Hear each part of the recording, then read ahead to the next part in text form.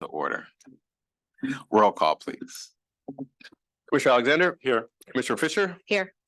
Commissioner Lamb. Commissioner Matamidi. Commissioner Sanchez. Here. Vice President Wiseman Ward. Here. President Bogus. Here. Thank you. And we will also just notice that as the new norm is for the board, all the public comment will be held earlier in the meeting tonight. It'll be under section F. This will be public comment for agenda and non-agenda items. You will be asked to turn in a speaker card before public comment if you like to speak. And with that, we will move to item B, closed session. At this time, before the board goes into closed session, I call for any speakers to the closed session items listed in the agenda. There will be a total of 5 minutes for speakers. Are there any public speakers? There are none for in-person. For our virtual participants, if you'd like to speak to any of the items on our closed session, please raise your hand and we will call on you. Seeing no hands raised for this item. Okay, seeing no public comment, I will note that the board will take a roll call vote on the recommended student expulsions when we reconvene to open session. And now I recess this meeting at 5:03.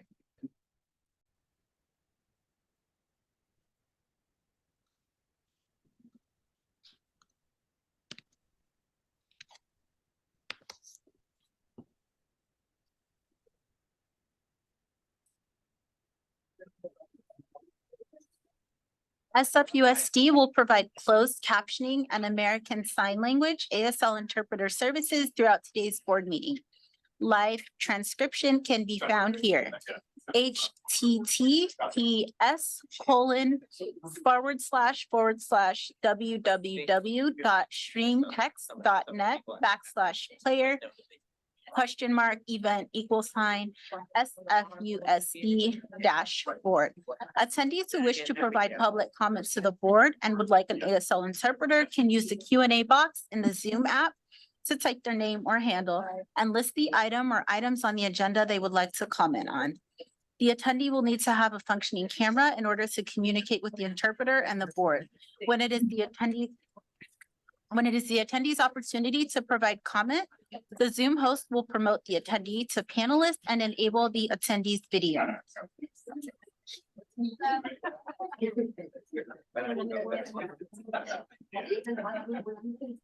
Translation, go ahead, please. Thank you. SFUSD is offering interpretation services in Spanish and Cantonese. If you need interpretation, please dial the following phone number. After dialing, please introduce the PIN number. This message will be repeated in Spanish and Cantonese. Buenas tardes, el Distrito Escolar Unificado de San Francisco ofrece servicios de interpretación en el idioma español. Si necesita interpretación por medio de Google Meet, por favor marque el siguiente número telefónico seguido de la clave de acceso. Disculpe, 1-319-382-9676. Por favor, introduzca la clave 665-996-976, seguido de la tecla numeral. Gracias. Cantonese interpreter, please. Thank you. 各位家長晚上好，我哋將會為今晚嘅會議提供廣東話傳譯服務嘅。若果你有需要的話咧，請致電熒光幕上面嘅電話號碼，電話號碼係1484-854-3328，然之後輸入密碼721-609-895井字。唔該 ，Thank you。Thank you. That concludes our translation services.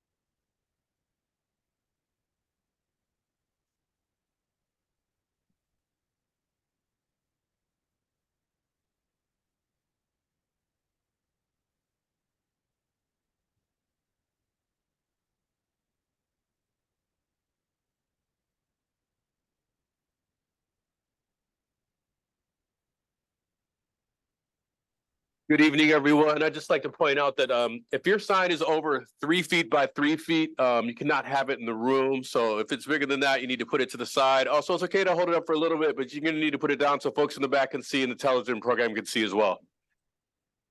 Thank you.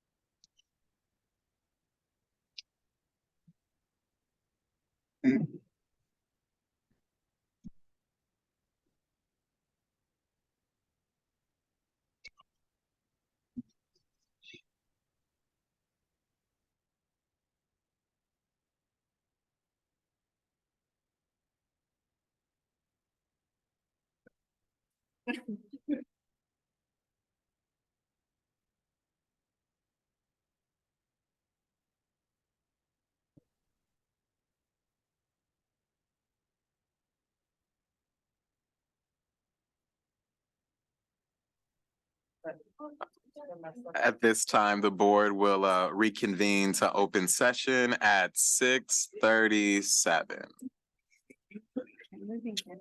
We're gonna start with voting on student expulsion matters. I move the stipulated expulsion agreement of one high school student, matter number 2023-2024, number 6, from the district for the remainder of the fall semester 2023 and at a county program, and be suspended for the spring 2024 and be suspended for spring 2024. During the suspended expulsion period, student will be placed at a district high school. Can I have a second? Second. Roll call, Mr. Steele. Thank you, President Bogus. Commissioner Alexander. Yes. Commissioner Fisher. Yes. Commissioner Lim. Yes. Commissioner Matomedy. Yes. Commissioner Sanchez. Yes. Vice President Wiseman Ward. Yes. President Bogus. Yes. 7-0. I move approval of the stipulated expulsion agreement. One high school student, matter number 2023-2024, number 7, from the district for the remainder of the fall 2023 semester and the following spring 2023 semester. Following spring 2024 semester through June 4th, 2024. Can I have a second? Second. Roll call, Mr. Steele. Thank you, Commissioner Alexander. Yes. Commissioner Fisher. Yes. Commissioner Lamb. Yes. Commissioner Matomedy. Yes. Commissioner Sanchez. Yes. Vice President Wiseman Ward. Yes. President Bogus. Yes. 7-0. Thank you. I move approval of the stipulated expulsion agreement. One high school student, matter number 2023-2024, number 9, from the district with a suspended expulsion status for the fall 2023 semester. During the suspended expulsion period, student will be placed at a district high school. Can I have a second? Second. Roll call, please. Commissioner Alexander? Yes. Commissioner Fisher? Yes. Commissioner Lamb? Yes. Commissioner Matomedy? Yes. Commissioner Sanchez? Yes. Vice President Wiseman Ward? Yes. President Bogus? Yes. 7 ayes.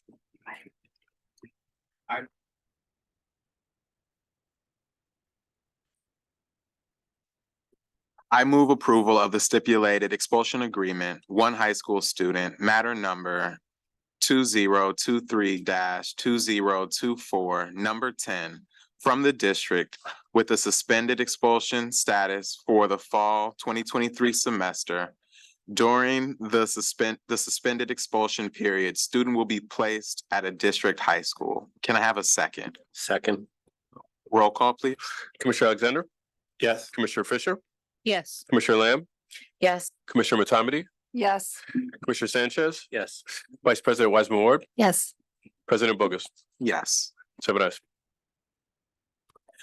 I move approval of the stipulated expulsion agreement, one high school student, matter number 2023-2024, number 11, from the district with a suspended expulsion status for the fall 2023 semester and spring 2024 semester through November 1st, 2024. During the suspended expulsion period, student will be placed at a district middle school and allowed to attend a comprehensive high school during the fall 2024 semester. Can I have a second? Second. Roll call, please. Commissioner Alexander? Yes. Commissioner Fisher? Yes. Commissioner Lamb? Yes. Commissioner Matomedy? Yes. Commissioner Sanchez? Yes. Vice President Wiseman Ward? Yes. President Bogus? Yes. Thank you. Moving on to the report from closed session. In 3 matters of anticipated litigation, the board, by a vote of 7 yeses, gives direction to the general counsel. In the matter of student KO versus SFUSD, OAH case number 2023-09-0364, the board, by a vote of 7 yeses, gives the authority of the district to pay up to the stipulated amount. In the matter of student BT versus SFUSD, OAH case number 2023-08-0241, the board, by a vote of 7 yeses, gives the authority of the district to pay up to the stipulated amount. The board unanimously approves the recommendation of general counsel in a matter number Superior Court Case CGC -22-601451. And that concludes the report and the readout from closed session. Pardon me, President Bogus, we did have one more number 11 needs to be voted on as well. It's the last one just prior to the closed session readout. But did I read it out and we didn't vote it? We didn't vote on the number 11. Sorry. Okay, so can we have a roll call vote, please? Yes. Commissioner Alexander? Yes. Oh, actually, I'll need a second on it as well. You need to move it and we'll need a second on it as well. Okay, can I have a second? Second. Thank you. Commissioner Alexander? Yes. Commissioner Fisher? Yes. Commissioner Lamb? Yes. Commissioner Matomedy? Yes. Commissioner Sanchez? Yes. Vice President Wiseman Ward? Yes. President Bogus? Yes, 7 ayes. Thank you. thank you. Okay, and with that, we'll move to item D.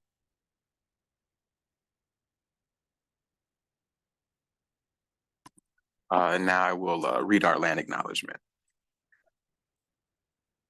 We, the San Francisco Board of Education, acknowledge that we are on the unceded ancestral homeland of the Ramaytush Ohlone, who are the original inhabitants of the San Francisco Peninsula.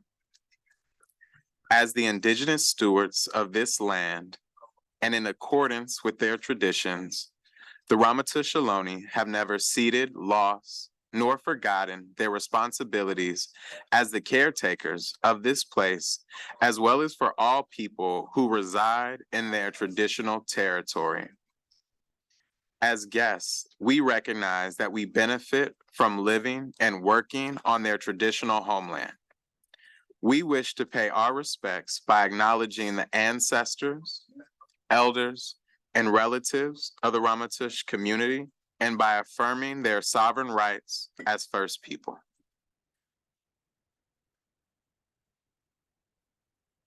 Thank you. And now we'll go to approval of board minutes for the regular meeting of October 10th, 2023, and the workshop meeting of October 24th, 2023. Can I have a motion and a second on these minutes? So moved. Second. Are there any corrections by commissioners? Seeing no corrections, roll call, please. Thank you. On the minutes. Student Delegate Simpson. Here. We're doing a yes or no vote on the minutes? Yes. Yes, thank you. Student Delegate Toe. Yes. Thank you. Commissioner Alexander. Yes. Commissioner Fisher. Yes. Commissioner Lamb. Yes. Commissioner Matamati. Yes. Commissioner Sanchez. Yes. Vice President Wiseman Ward. Yes. President Bogus. Yes. 7 ayes. Thank you. Hey, and with that, we will go to our next item, which will be D5, which is the superintendent's report, and I will pass it to the superintendent for his report.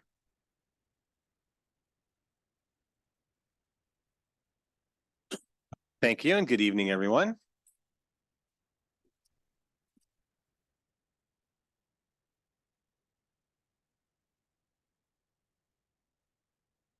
Let's see.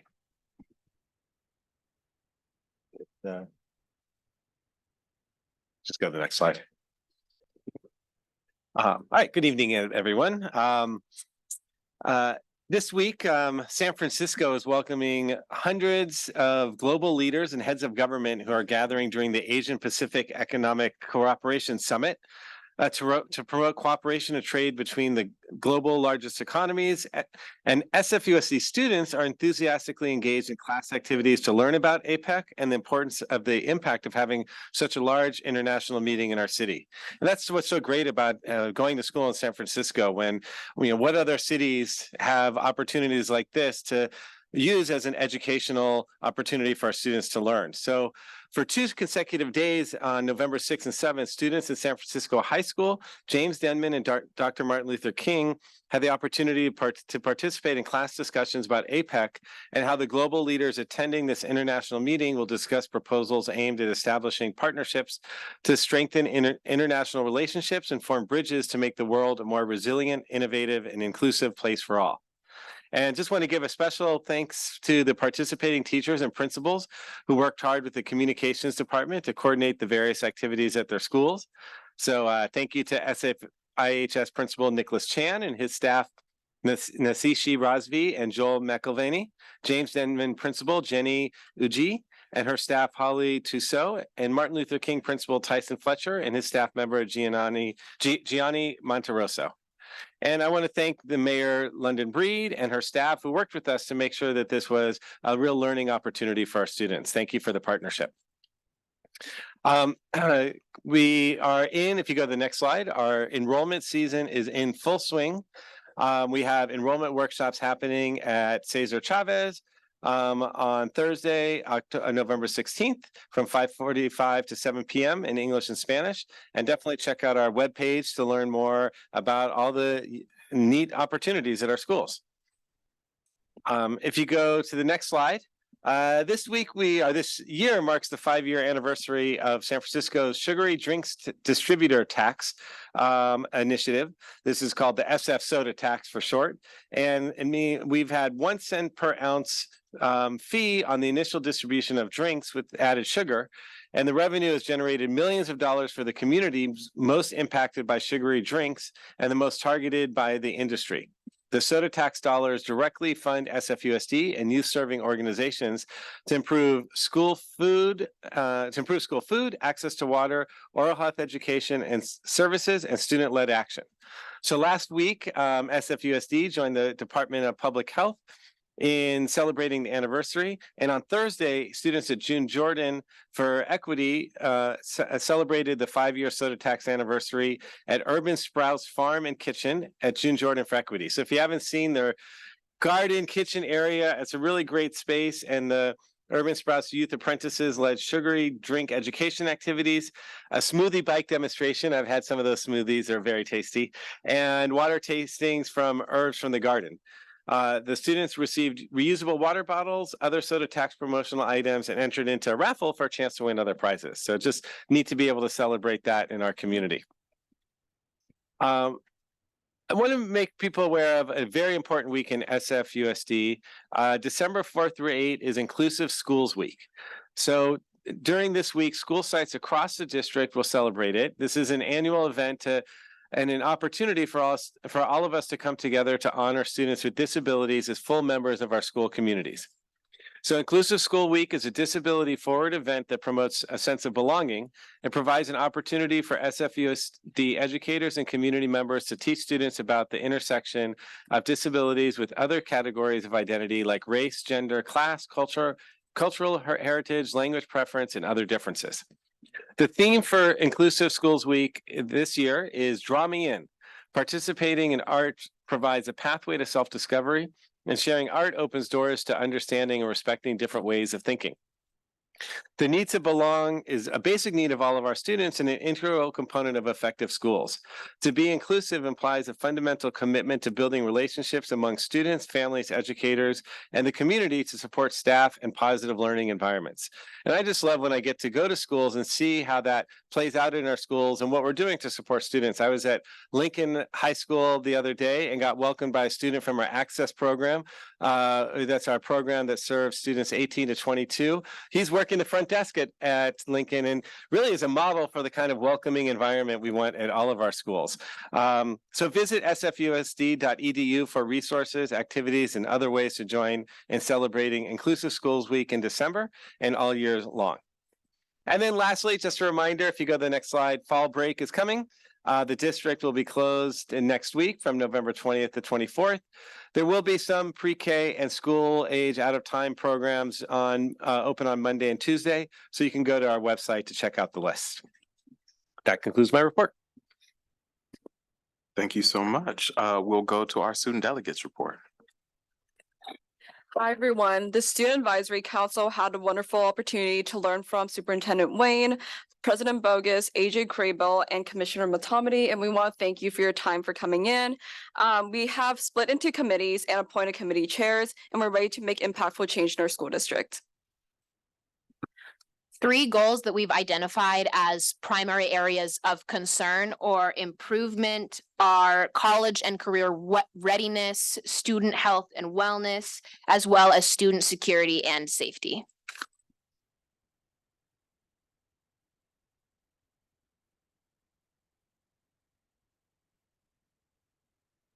Thank you.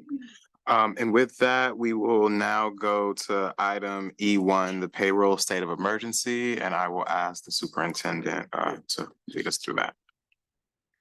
Thank you. Good evening again.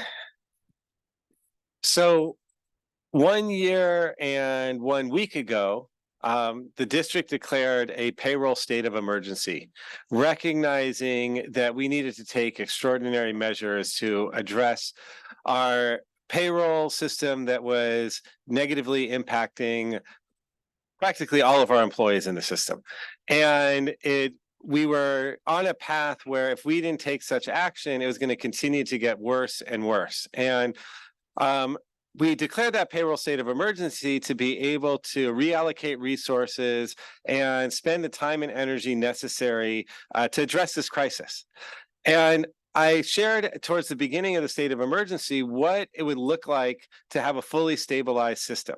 And while we're not there yet, we are in a very different place than when we were a year ago. If you go to the next slide, first of all, we really have remediated many of the systemic issues. We're able to resolve challenges when they occur. So when we started the payroll state of emergency, if someone did have a pay issue, they might need to wait weeks or months before being addressed. But now we have systems where if there is a problem, it could be addressed.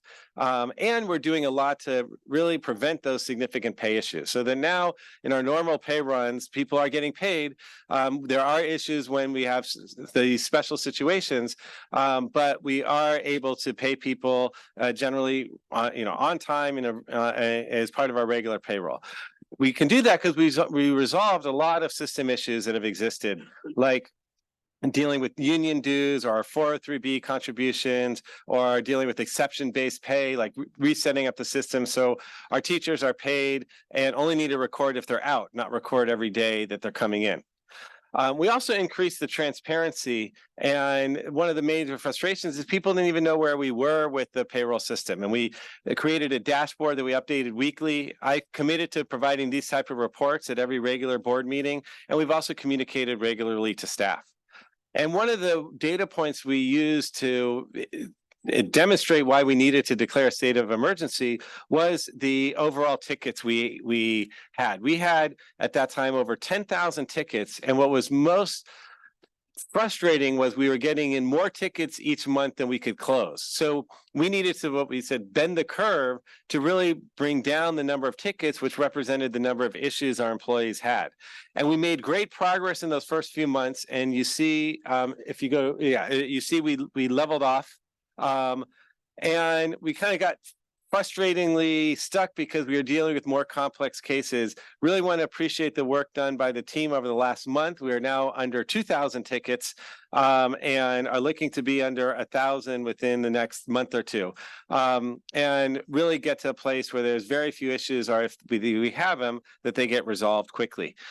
So as I said, we're in a different place, but if you go to the next slide, I've shared at the last two updates, we're not on target to meet full stabilization by the end of 23-24.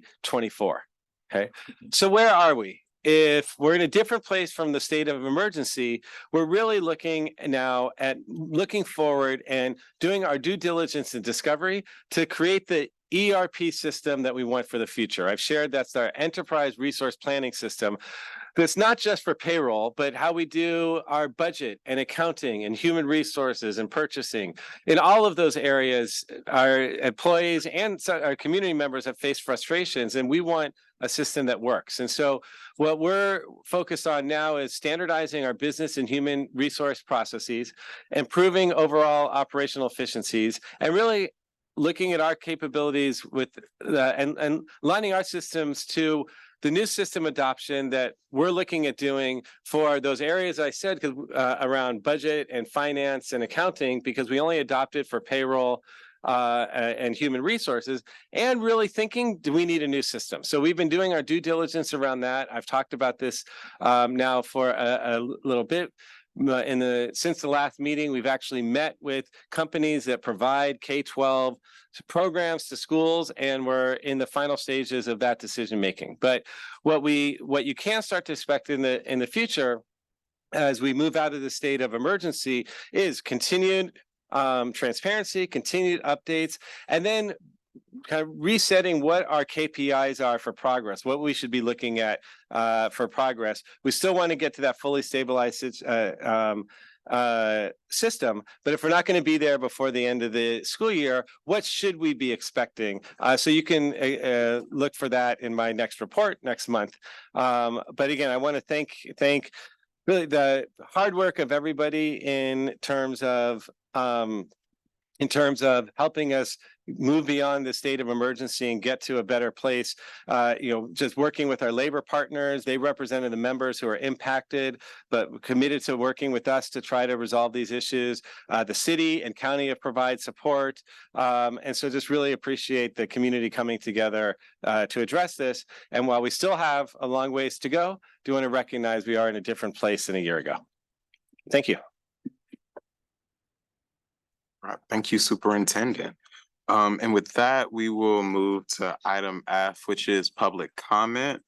Just to make sure everyone is clear on the process of public comment, we will be having all public comment occur under this item F, there won't be a public comment after each of the individual items that we have on the agenda.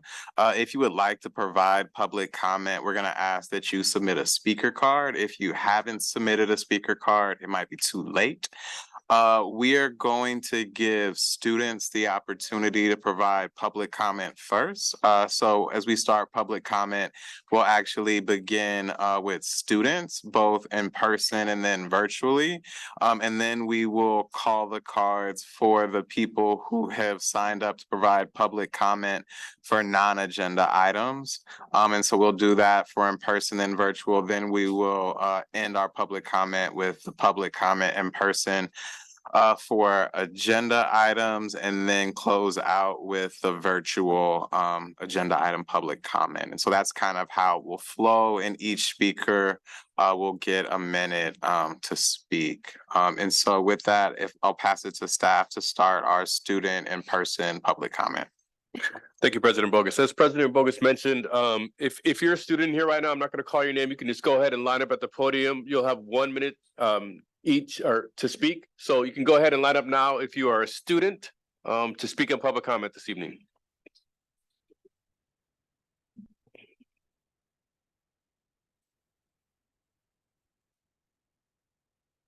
One more time, are there any students in the room who would care to speak?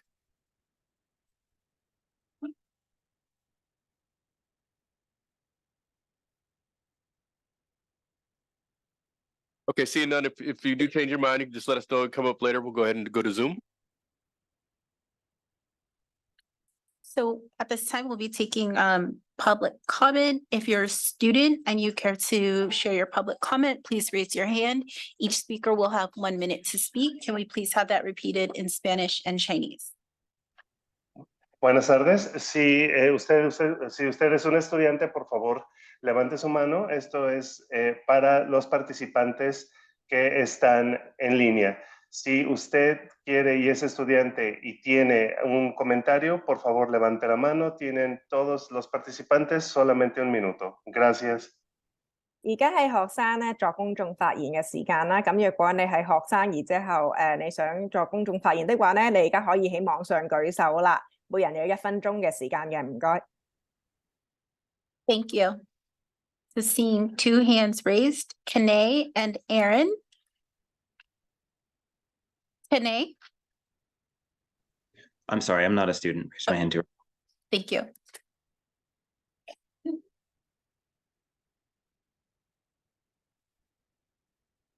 Aaron?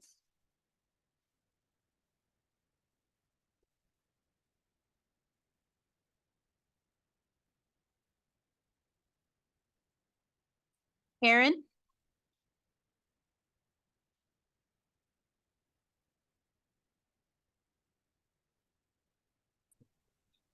That concludes our virtual. Are you able to hear me? Yes. Aaron, are you Oh. just confirming that you're a student? Oh, I apologize. No, I'm not. Sorry. Okay, thank you. That does conclude virtual public comment. Okay, great. So we're gonna move on to non-agenda items. So most of the folks here are speaking to agenda items. So, but I will call the ones who are non-agenda items right now. It's a smaller group. You can just go ahead and line up at the podium. You have 1 minute each. If you do need translation, it'll be 2 minutes. Francis? Okay, I'm sorry. Can we repeat that in Spanish and Chinese, please? Buenas noches para todos aquellos que quieran participar. Por favor, vayan al podio y pongan su tarjeta. Si usted necesita interpretación, le podemos ayudar. Gracias. 各位好，咁我哋而家咧就係就住呢個非議程項目嘅公眾發言時間去發言嘅。咁若果你係咁我哋而家會叫名啦。咁我知道好多人今晚係嚟係講議程項目嘅，呢啲我陣間會叫嘅。咁我而家叫名嘅人咧，你可以去前面嗰個講台嗰度排隊，唔該。每人有1分鐘嘅時間嘅，唔該。Thank you. So Francis, Karen Rodriguez, Mary Colap, forgive me if I'm mispronouncing, Brenda Cordova, Maria Martinez, Carolina Sequera, Margarita Solita Sorto, Daisy Kame, and Geraldine Adriana Mejas Castillo.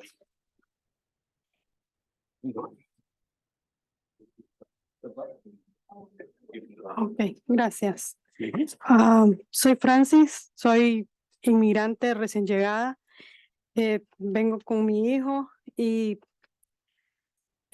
nosotros estamos pasando una situación bien difícil porque estamos en un shelter. Y pues lo poco que nos brindan en el shelter es para nosotros de agradecimiento, pero también necesitamos más espacio, más tiempo en las duchas, y por favor un shelter más. Gracias. Hello, everyone. My name is Francis, and I just recently came into the country, and I have a son, and it's been a very hard situation for us. I've been in a shelter, but the conditions in the shelter are not particularly good, and so I am here to ask if we can have the opportunity to be in a different shelter. Thank you.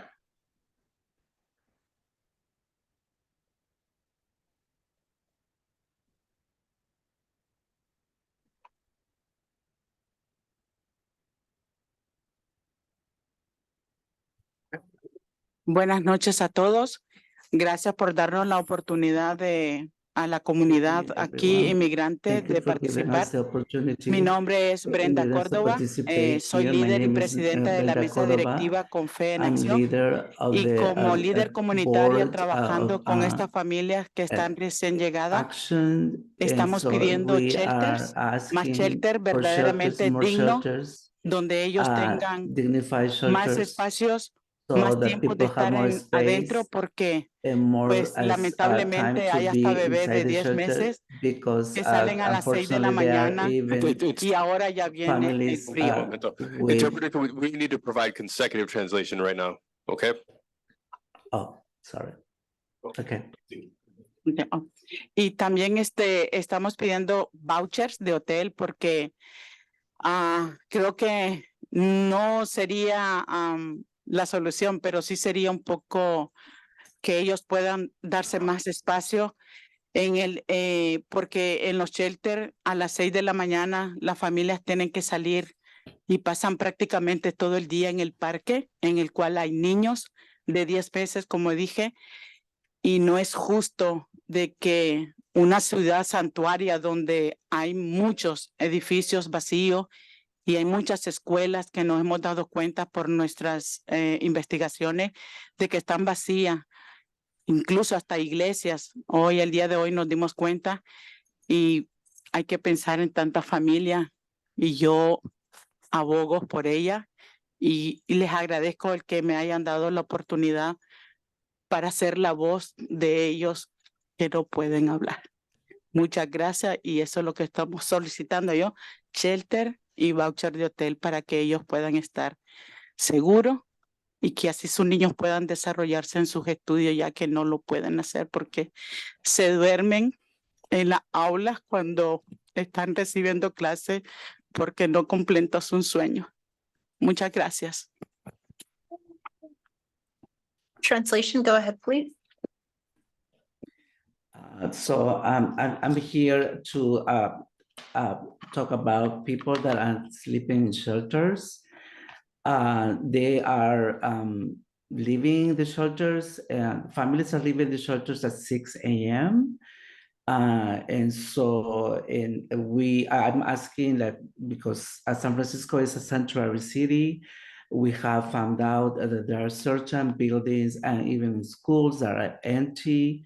And so we are asking if they could perhaps receive vouchers, hotel vouchers, so that they can go to another location, so that they can stay longer, because students are going to school and they are, and they are not able to stay awake in classes. They're falling asleep.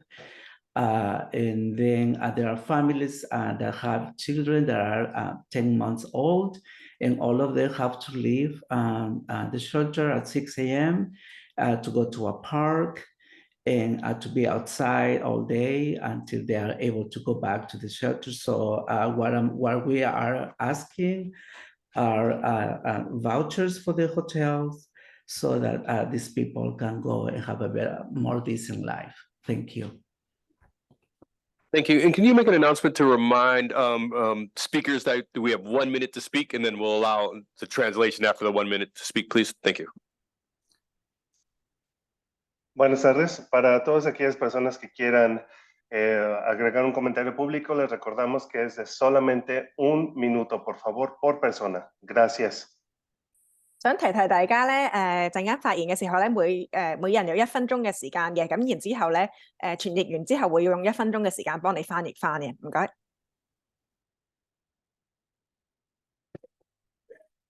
Muy buenas noches a todos. Mi nombre es Margarita Solito. Soy líder de Fe en Acción y soy madre migrante de El Salvador. Mi situación es, tengo 4 hijos, ¿verdad? De las edades de 5 años, gemelitas, de 10 y 13 años, y estamos en el shelter Buenavista. Es una escuela básicamente, donde tenemos que salir todas las mañanas a las 6 de la mañana en el transcurso que va, ¿verdad? Para que ellos se incorporen a sus clases, es a las 8, nosotros tenemos que hacer tiempo en la calle, en un parque, ¿verdad? Esperar prácticamente que inicien las clases. Ellos pues no están teniendo un buen desarrollo por el hecho de que tienen que levantarse temprano, y le quiero compartir aquí a la persona aquí encargada unas fotos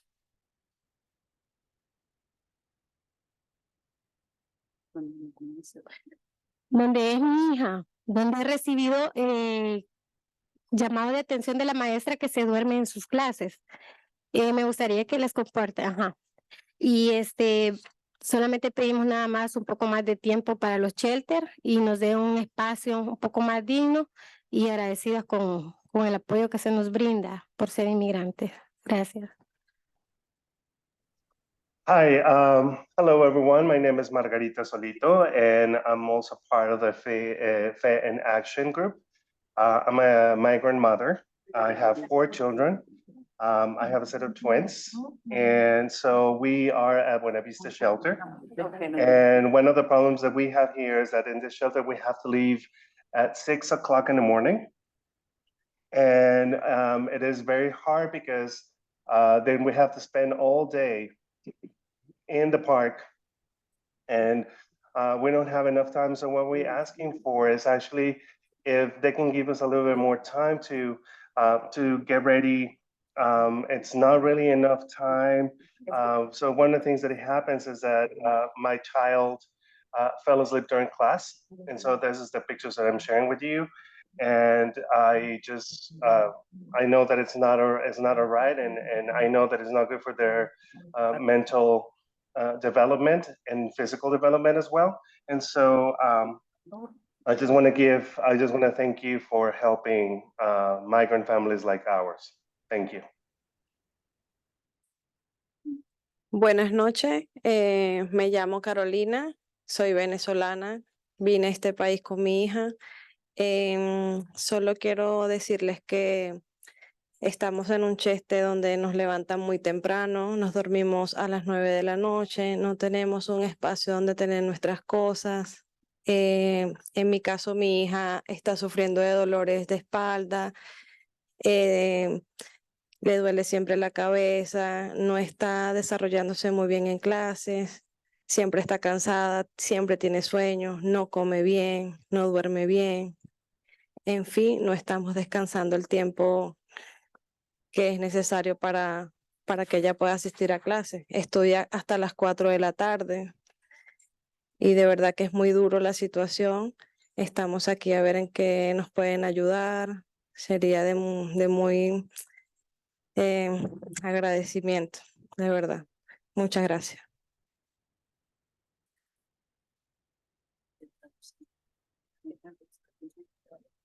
Hi, hello, my name is Carolina, and I am from Venezuela.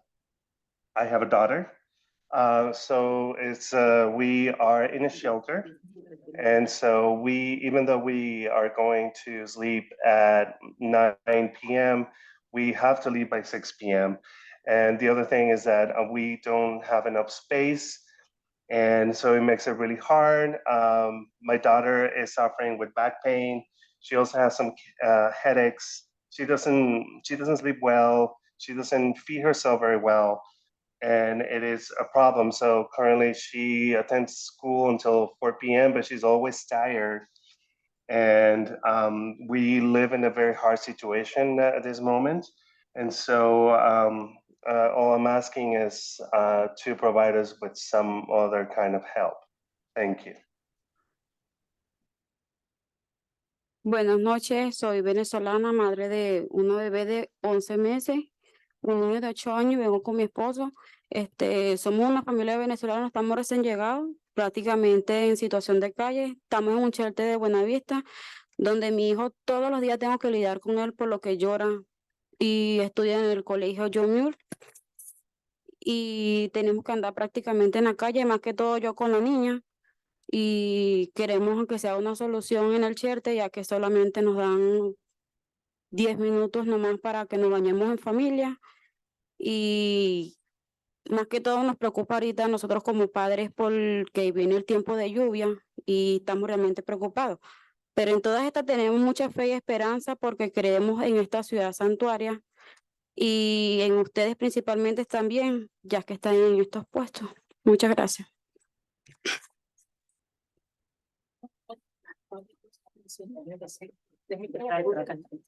Hello, I am all from Venezuela.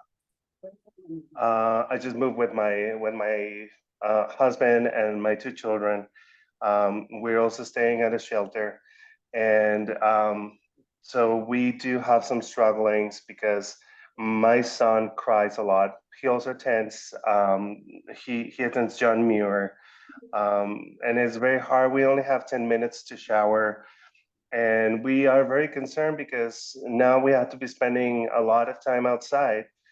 And as you know, rainy season is coming, and so we are very concerned about what is going to happen to us. So I am here to ask you to help us out. I know that we live in a sanctuary city, and I know that people here are gentle. So if you can provide us with any help, thank you. Buenas noches, mi nombre es María Martínez, líder de FENACCION, y como líder estoy viviendo de cerca la situación de estas familias. Nunca me imaginé que los shelters fueran administrados en forma tan inhumana. Levantar a un niño a las 5 de la mañana para que pueda estar fuera del lugar a las 6 de la mañana es injusto para una persona mayor. Ahora para un niño que tiene que estar alerta en clase es más difícil. Se necesitan lugares que no se utilicen durante el día para que estas familias tengan lugares más seguros y no estén en la calle esperando el tiempo de ir a las clases con sus niños. Los niños tienen que ir alimentados y descansados, si no, no pueden hacer nada en sus clases. Y Margarita les pasó la foto de una niña que se está durmiendo en su clase. Todos creo que aquí somos padres y nuestros hijos están viviendo una situación diferente. Entonces quiero que se pongan la mano en la conciencia y que puedan ver el lugar que pueda ser adecuado para ellos. Yo vivo en el distrito de Excelsior y era una escuela que tiene lugar para esos sitios. Gracias. Hello, my name is Maria Martinez. I'm also part of Fe in Action group. It is very hard to listen to these stories and to see that how the shelters are actually managing in such inhumane way. So waking up children at 5 a.m. in the morning when they actually need to be well rested. And it's not fair that they have to be suffering and going through this pain. If it's hard for seniors, can you imagine what it's going to be for little children? I know that there's a lot of empty spaces in the city, so they can actually be there. And it's terrible to see that these families, they have to be waiting outside before sending their kids to school.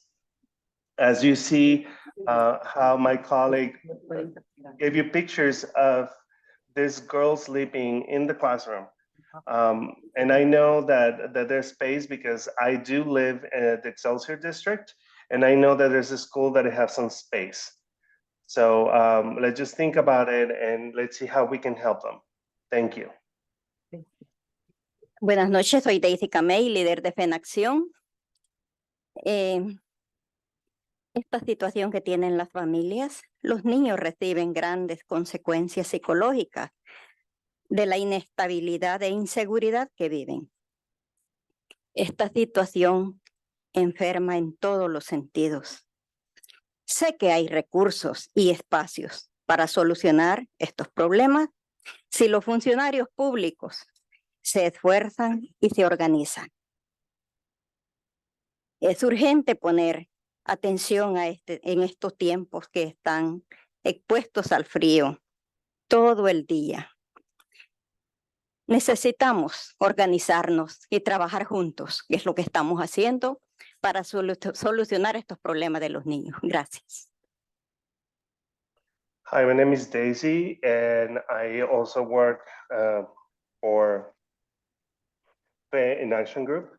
I know that the way that these children are living their lives is psychologically damaging for them, and it's not just physical, but it's their minds, and they have to live under these conditions when they feel vulnerable. I know that if the city and the people who work in the city, they can organize themselves, and I know that there's resources and there's spaces to shelter these families and have a better way for them. It is urgent to pay attention, and especially now that winter is coming up, so we can help them out and giving a more humane living. Thank you. Buenas noches. Okay. Buenas noches, mi nombre es Violeta, soy organizadora comunitaria con FENACCIÓN. Estoy aquí con todas las familias, hemos vivido muy cerca con ellos, todo lo que ellos sufren. El día que llovió, yo tuve que salir a las 6 de la mañana de mi casa porque estaba Geraldine en el parque con el niño y eso afecta en su educación. Ahorita, con todo respeto, nos vamos a tener que retirar porque ellos, si llegan tarde al shelter, los castigan sin comer y sin bañarse. Eso es inhumano y es injusto. Y creo que todos aquí somos padres y madres de familia, somos abuelos, somos tíos. Y esta noche, cuando vayan a dormir y mañana que se levanten, quiero que se acuerden de estos niños y que los vean reflejados en cada uno de sus hijos. Porque es inmoral. Esto es inmoral. Hay muchas cosas que son leyes, pero son inmorales, y más en una ciudad santuario que fue declarada en 1989. Regresemos el sentido de ciudad santuario a San Francisco. Gracias y que Dios los bendiga. Hello, my name is Violeta, and I also work with FEN Action Group. So this is something that we've been living closely with a lot of these families that they've been in the shelters. And it's just the way that we see them, and it's so inhumane. Not too long ago, a woman called Geraldine, I had to pick her up, like I had to get up my house and help her because it was raining. She was with her child. And so I know that this is, it's just as terrible. I know that these laws are immoral. They're laws, but they're immoral. They're not really helping. And so at this point, we have to leave after this, because if we don't leave at this point, these families are going to get punished in the shelter. And so how they get punished? By actually not giving them access to food or to shower. So this is inhumane, and it shouldn't happen. Thank you. Thank you. I believe that concludes this group. We do have one more non-agenda item, speaker, Dr. Amos Brown, Reverend Brown.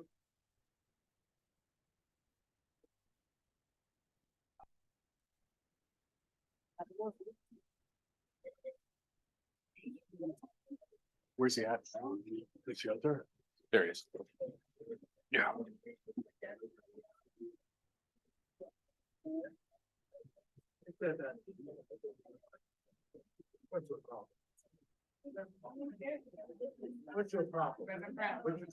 We're gonna ask members of the public to stop commenting during the board meeting, please.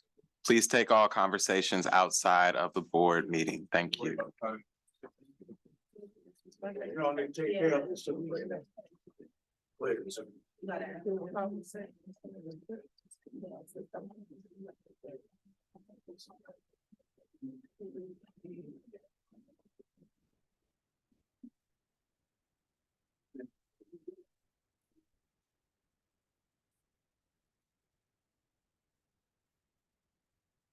Mr. Chairman, members of the board, ladies and gentlemen. I'm here as president of the San Francisco branch of the NAACP. I'm begging you and I'm beseeching you to not kowtow to the divisive, negative, mean-spirited politicking that is excluding us from having civil, peaceful conversation. And we just saw a classic example of it from this person sitting in this audience. Secondly, around the issue of Lowell, I use the words of Rodney King. Why can't we just get along and sit down around the conference table and stop this exclusionary politicking? We have not been included, members of the board. So let's deal with it. Thank you, Reverend Brown. That's your minute. You're sick. Want to encourage members of the public to not call out during the board meeting, or you will be asked to leave. You don't deserve being here. Just move on. Okay. All right, I'm going to call the first group here, please. We have virtual public comment before we move forward, right? Yes, we. This is. Yes, we do. Thank you. Alicia, non-agenda items?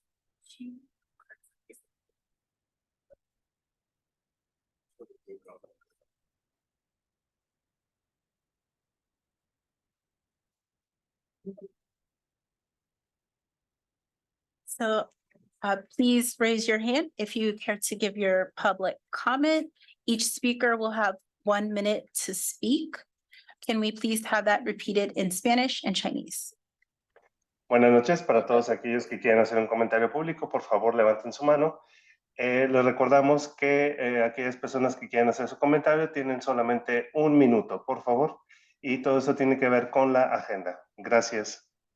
而家咧，大家可以就住非議程項目發表公眾發言嘅。若果你有想發言的話咧，你而家可以網上舉手啦。每人有1分鐘嘅時間去講嘅，唔該。Thank you. Aaron?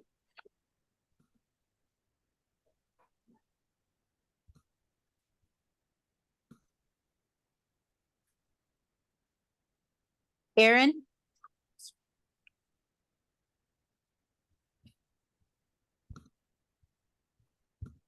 Karen?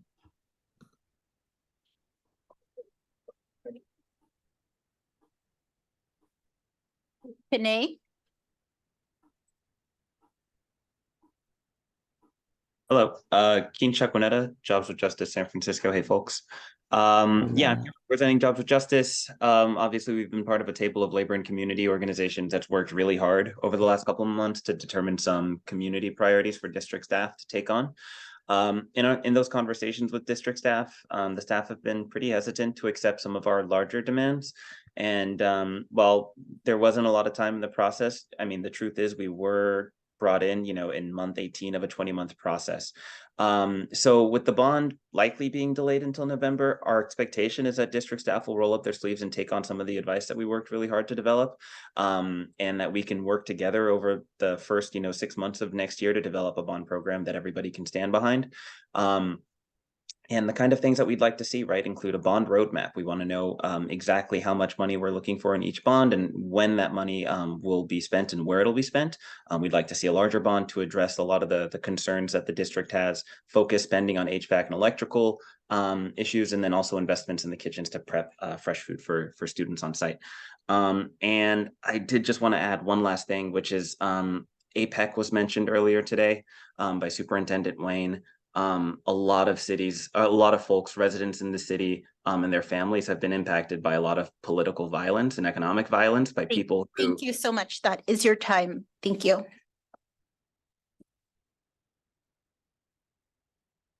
Tom? Hi, yes, my name's Tom. I'm a parent and teacher in the district. It's weird that some rules are being upheld, like the time for speakers, but then the signs are not being put down. So are you gonna not, you said that earlier that, you know, it's okay to put the signs up for a second, but not just to block, and then they keep doing it. But I guess, you know, certain groups are allowed to do whatever they please. Dr. Wayne, I feel you're being very dishonest as a parent, as a teacher. Your email earlier, you know, about a month ago or so, saying that you were, the district was bargaining in good faith. I was on the bargaining team. That was just a lie. You made school staff and us really upset, and you still have not come to Dolores Huerta. I don't know what it will take to get you there. Maybe you can go to Buena Vista, check it out as well, and see what the issues are, instead of going to the same 3 or 4 schools to get your picture taken and be in the news. You're failing because you are not helping support non-white families. And I don't think you really care. One person that is affected by the payroll is one too many. So when you say we're stabilizing Thank now, you, Tom. I'm no, sorry no, to no, have it's to not interrupt fair. you. That is your time. Just a gentle reminder, everyone will have 1 minute to speak. So at the 1 minute mark, I will mute you, and that's so that we can allow for everyone to have time to speak. Can we please have that repeated in Spanish and Chinese, that everyone will have 1 minute to speak? Les pedimos a todos, buenas noches, les pedimos a todos, por favor, nuestros escuchas, que aquellos que quieren hacer un comentario público tienen solamente 1 minuto y 1 minuto solamente. Gracias. 溫馨提示大家，每人只係有1分鐘嘅時間去講嘅啫，咁樣咧，我哋先可以俾多啲機會咧，其他個發言者去發言嘅。唔該。Thank you. Chris? Hi, I'm Chris Klaus, a SPED teacher at Washington High School and a rank and file member of UESF's bargaining team. I'm calling in tonight to ask a very important question. SFUSD has recently reached tentative agreements with UESF and SEIU. While SEIU is still in the process of ratifying their agreement, with their vote closing tomorrow, UESF ratified the agreement last week on our end. Why are neither of these tentative agreements on the agenda for tonight's Board of Ed meeting? After making both of our unions wait for these agreements and only being moved to reach them after decisive strike authorization votes, why is SFUSD again slacking off on its homework? UESF was trying to reach an agreement in May. Our TA alone is months past due as it is. Why are you waiting a single day longer than necessary to ratify it? When will you truly prioritize our students by meeting the needs of the educators and service workers on the ground serving them? Thank you. Thank you.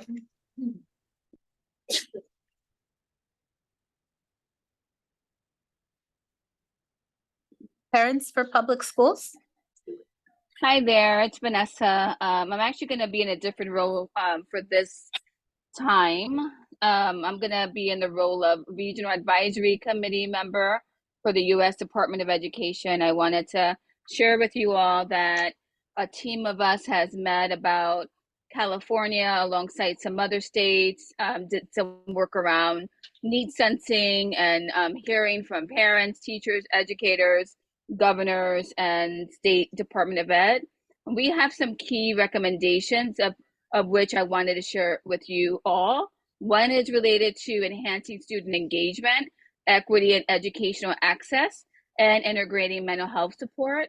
And the other is focused on personalized learning, support for students with disabilities, socioeconomic impacted populations, and to strengthen family and community engagement.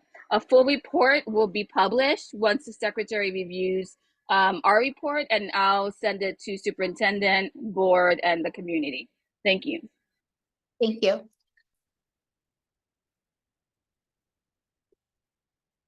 Yolanda?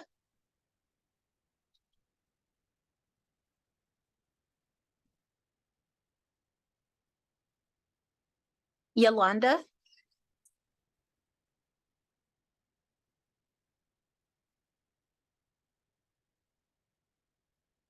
Rianda? Good evening, Board Commissioners and Superintendent Wayne. My name is Rihanna Batiste, and I'm a very proud APAC parent leader, and I'm calling in tonight just to implore the board to ensure that we have equitable access and resources and rigorous instruction throughout every public school within SFUSD. The failure to have rigorous instruction throughout the entire district has created this environment that you see right now of elitism and racism, and it has to be dealt with. No family should have to, I'm sorry, I'm getting lost for words, but the board needs to be a supportive environment for everybody. And the policies need to be in place to ensure that everybody coming to the board needs to be supported and feel engaged. No one group should be able to allow special privilege to make others feel uncomfortable. Thank you. Thank you.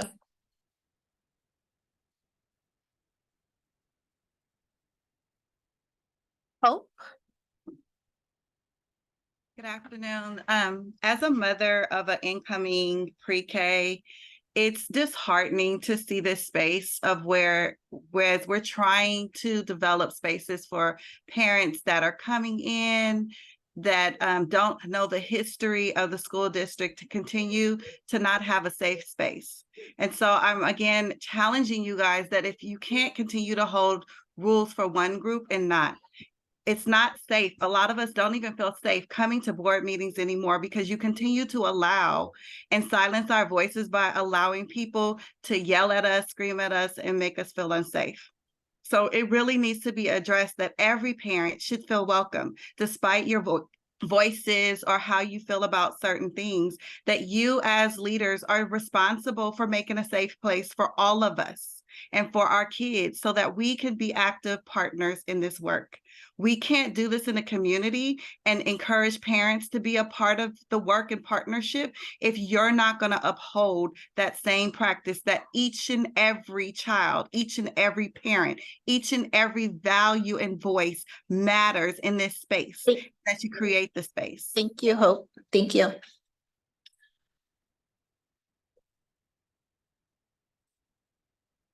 Tracy? Hi, can you hear me? Yes, we can hear you. Great. Good evening, Tracy Brieger here with Jobs with Justice San Francisco on behalf of a coalition of labor and community groups who want to see a robust school bond. To gain widespread public support, the bond proposal must include key priorities, including upgraded HVAC and electrical systems, on-site kitchens, transparency, accountability, and equity provisions, and strong labor standards for construction. The district's facilities improvement plan is a long list of necessary improvements, but it doesn't contain a long-term plan for how to actually complete these improvements. It makes each bond cycle a Band-Aid without any plan to stop the bleeding. We urge you, the commissioners, to instruct district staff to develop a long-term facilities improvement roadmap by June 2024.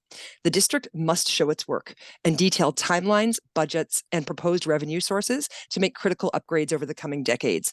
With this, we can design a large enough school bond on the November ballot that inspires confidence and keeps us on track to make critical upgrades. The longer we wait, the more it will cost, and the more student and educator health and safety will be compromised. Thank you. Thank you.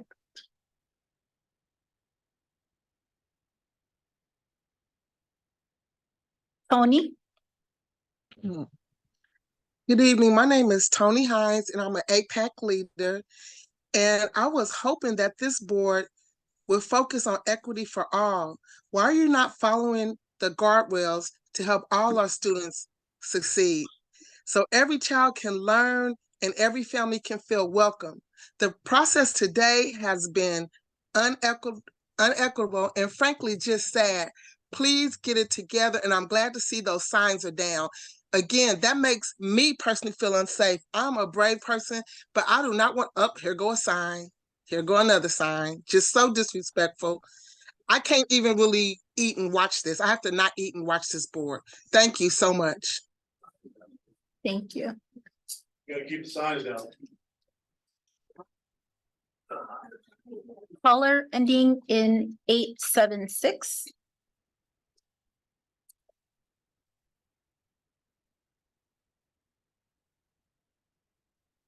Caller ending in 87. Hello. Hello, Yeah. can you hear me? Yes, we Oh, can. wonderful. Thank you so much. I'm an alumni and an employee of SFUSD, and listening to the presentation by Superintendent Wayne, that was quite upbeat to the board to portray the ongoing payroll fiasco, which one might also call wage theft, as moving into a non-crisis state. I want to point out that staff have never been asked if this is our experience.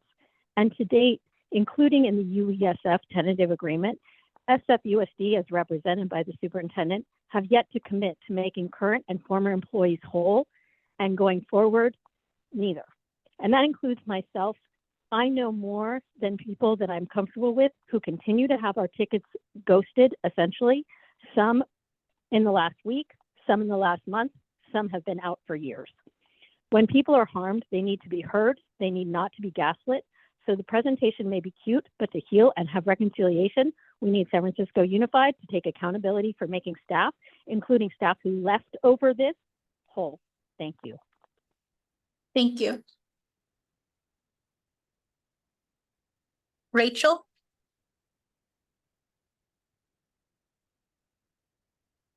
Oh, hello. My name is Daniel Alcázar. My daughter's name is Rachel.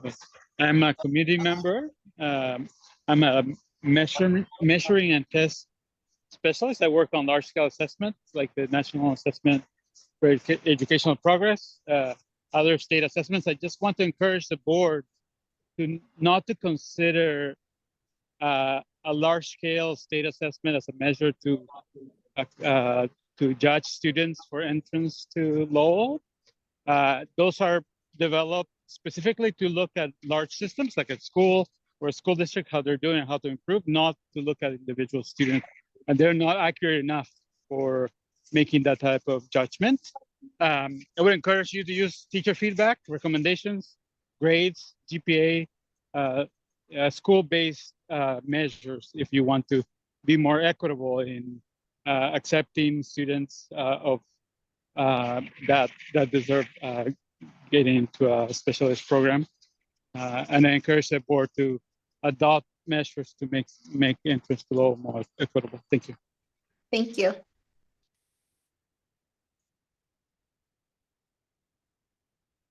LaShawn?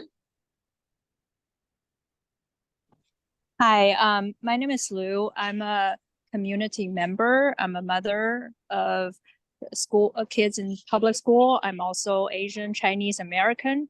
I want to encourage the school board to really think about what San Francisco stands for. San Francisco stands in this country as a beacon of hope, of bringing equity and diversity and inclusion for the rest of the country. Are we doing enough at the school district level? And my children can definitely benefit from a more diverse environment. So I would really encourage you guys, when you're thinking about Lowell admission policies, are you doing enough to make it less stringent and setting up hurdles to prevent Black and brown children from entering and enriching our children's educational environment? Thank you. Thank you.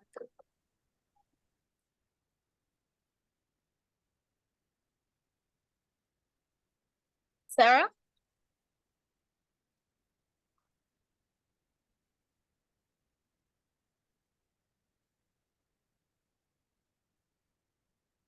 Sarah? Hello? Hi, yes, this is Sarah. Go Hi, ahead. can you hear me? Yes. Hi. I just want to speak out on potential changes to Lowell and SOTA admissions. My name is Sarah Stetler. I'm the mother of an 8th grader Sarah, who I'm is. I'm sorry to interrupt you. This item is on the agenda, so Thank you. I'll wait. Okay, thank you.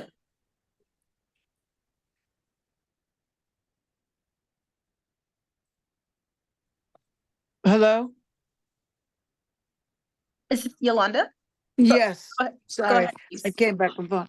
I just wanted to say that as a former Lowell graduate, it is my hope that you will consider This is a new also process. Yolanda. Yes. I'm sorry to have to interrupt you. This item, right now, we are speaking to non-agenda items. So items that are not on our agenda are what we're speaking to now. When this item Okay, comes up, thank you. raise your hand again, please. Thank you.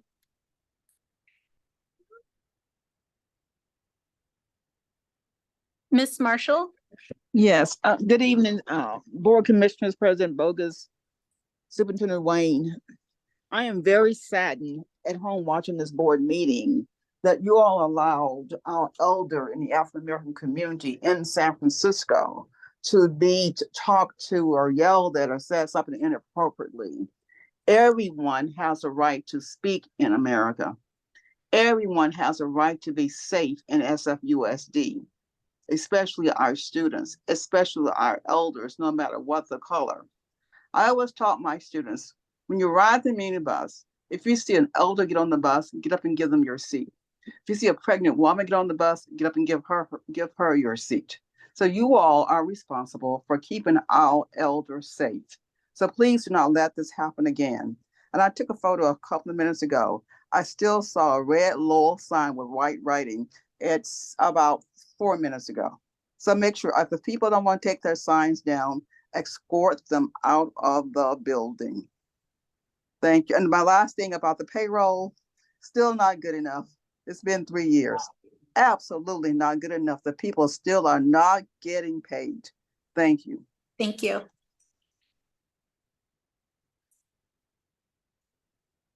Allison? Yes, good evening.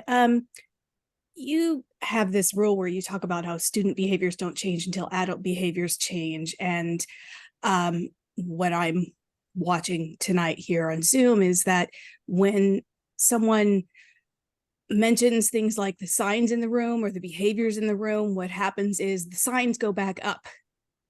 I currently can see 4 signs here on Zoom.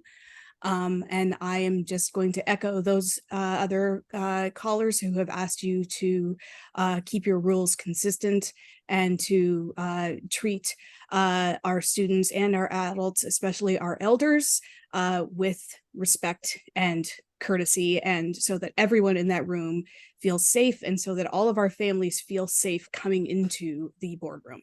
Thank you. Thank you. The signs are on the seats. That does conclude virtual public comment.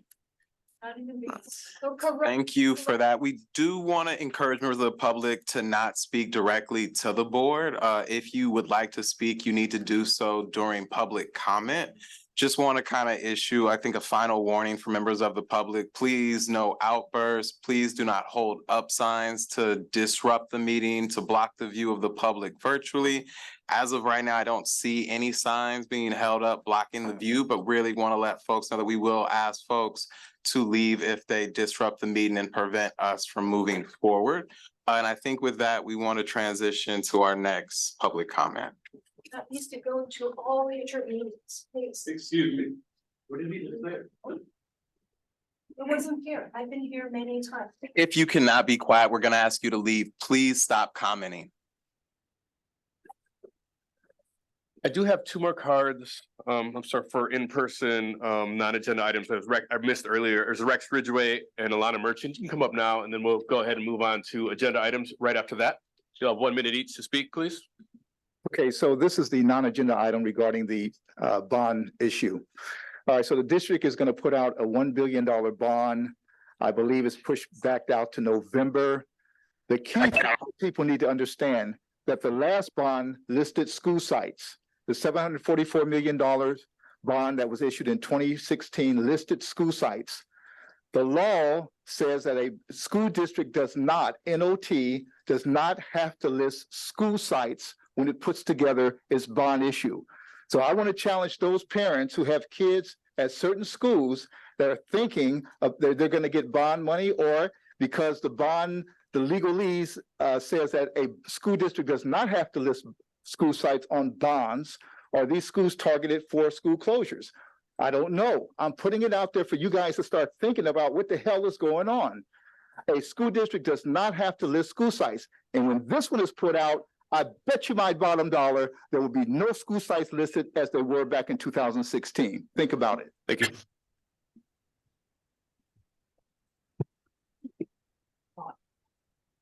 Hi there, my name is Alana Merchant. I teach at Roosevelt Middle School. I'm here for a few different reasons today, mainly all around the feelings of disrespect that educators and staff members across SFUSD continue to feel daily. I personally am owed money from being paid wrong for many years. A year ago, I was promised back pay when I did finally get my pay stub fixed, and I have still not seen a cent of that back pay despite many help desk tickets. As some other public commenters have said today, the fact that the board is not voting on our TA today continues the feelings of disrespect. You are now waiting over a month to vote on a TA that we already approved. 86% of those of us who voted approved it, and our contract expired in June. And finally, I'm here for my school because we have an elevator that is constantly broken, and that is deeply affecting everyone in our school, from students to staff who have mobility issues. And every time we ask to get it fixed, it breaks within 24 hours or 48 hours. So I have a petition here from my school site around our elevator. Thank you. There's one more. I have a colleague who's with me. Go ahead. Thank you so much. I'm Ashling Prang. I'm also from Roosevelt Middle School. A little more about the elevator issue. I've worked at Roosevelt for 8 years now, and the elevator has not once in that time been reliable. Students and staff have both gotten stuck in the elevator many times over the last 8 years. It's known you don't go in there without a cell phone. This issue impacts our special education students as well as teachers who have legal accommodations to use an elevator. One teacher had to switch her classroom this year so that in the middle of the year so that she could get to class on time. We have filed Williams complaints with no real reply. We were told that the elevator is working now, and within 24 hours it was broken again. This is unacceptable. If someone were to get hurt at school, they would have no access. Finally, I also have not been paid correctly in the last 10 months. I've put in 20 help tickets and no response until a week ago, when my response was still not helpful or timely. Thank you so much. Thank you. So that concludes all of our non-agenda items. We will be moving on to agenda items. I'm going to call you 5 at a time. So please line up at the podium. You'll have 1 minute each. There are a lot of speakers, so please try to be concise. If you did list several items, I would prioritize which one you'd like to speak to, because we're not going to be able to speak to unless you could do it in less than a minute. Yes, please repeat that in Spanish and Chinese.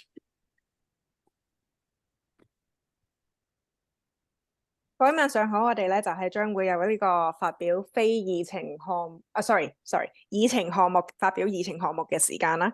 咁然之後咧就係總共有咁我就係會五個人咁樣叫出嚟嘅，每人有1分鐘嘅時間嘅。咁如果你有好多嘢講嘅先的話咧，請你優先諗，即係你諗優先講邊一啲啦，因為我哋每人只有1分鐘嘅時間啫。唔該。I'm sorry, this is the Spanish interpreter. You were cutting off. Can you please repeat it, and then I'll do it in Spanish? I'm so sorry about this. No problem. I'm sorry. We are moving to agenda items. Each speaker will have 1 minute to speak. If you have multiple items on you want to speak to, I would prioritize one of them because there won't be likely enough time to speak to multiple. En este momento vamos a comenzar con los comentarios que están relacionados a la agenda. Les vamos a pedir de favor a todas estas personas que solamente tienen 1 minuto para poder hacer su comentario. Si tiene diferentes rubros para esta agenda, por favor priorice el más importante. Gracias.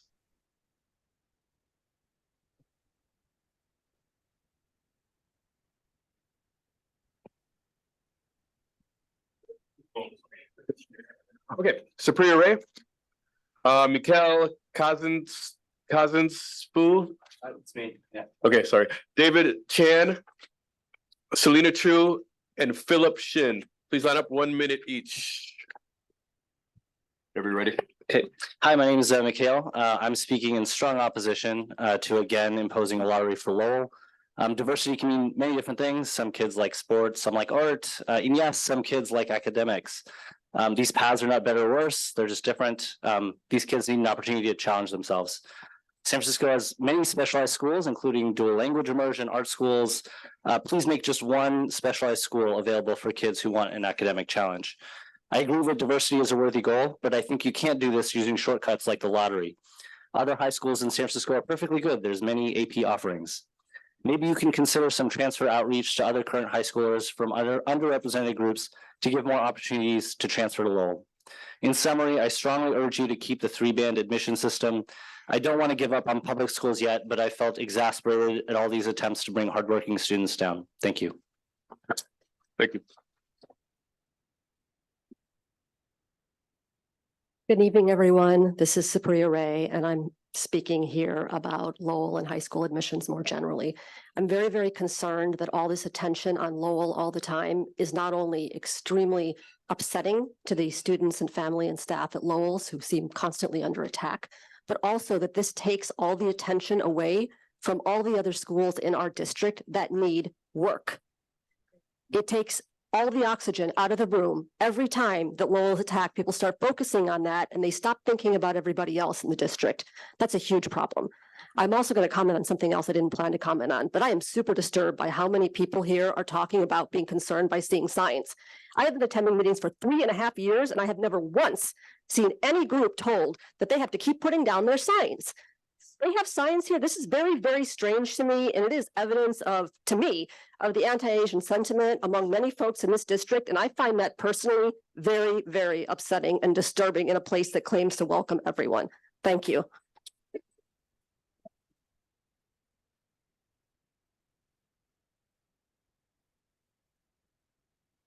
Good evening. My name is David Chan. The number one recommendation coming out of the high school task force's work should be that the district needs to ask for a refund of the $500,000 paid to Keller Force Consulting, the leader of this wasted opportunity. Keller Force was hired to obtain input from the community, but they left out asking for input from the Asian community, which is more than 30% of the district. They presented no insight on colleges, universities, and San Francisco's vast business community, despite the district having a 2027 goal of graduates being college and career ready. To get from here to there, Keller Force was asked to summarize the current portfolio of high schools as a starting point. They plain didn't do it. Ignoring their own 10,000 response survey, which showed that students, families, and staff want merit-based admissions at Lowell High School, they used ideology rather than facts to justify recommending lottery admissions. They had an entire year to generate valuable information and recommendations, but instead submitted a 5-page report citing no data and cherry-picking opinions of a few. In the normal world, this is breach of contracts and Keller Force would be sued. They have no right to benefit from the district's precious $500,000. Students and teachers should. Thanks. So my name is Selena Chu. I am a mom of 2 SFUSD students. One child actually goes to Lowell. She's a 12th grader. Since 8th grade, you've been attacking her school and people looking like her, Asian Americans in her school, nonstop, when focus should be all school. All the students in our school district deserve your attention. Why focus on one school? When I went to high school task force on day 1 and 2 meeting, still we're talking about one school. I have to continuously remind the organizer, please focus on all school. And we went into hours debating why. Why we're not talking about all schools? Still low. Merit. 89% of the survey that you saw, they asked to keep merit. Students like their school. I went to Washington High School. That was my choice. Okay, believe it or not, we love our school. Just fix it. Don't attack one school to match your failures at teaching. Thank you.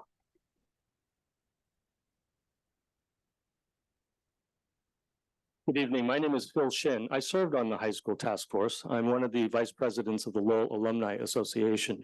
I wrote a 31-page set of recommendations to the superintendent. Over the past 10 years, some of the current and former members of the school board have tried to close the racial achievement gap in San Francisco, not by lifting up those who need the help, but by taking away educational opportunities and lowering academic standards throughout the city. This has caused untold harm to a generation of San Francisco students. In fact, if anything, it has widened the achievement gap between San Francisco and other districts, as well as between San Francisco's public and private schools. This is the opposite of what educators should do. The district spent $500,000 on a 5-page report.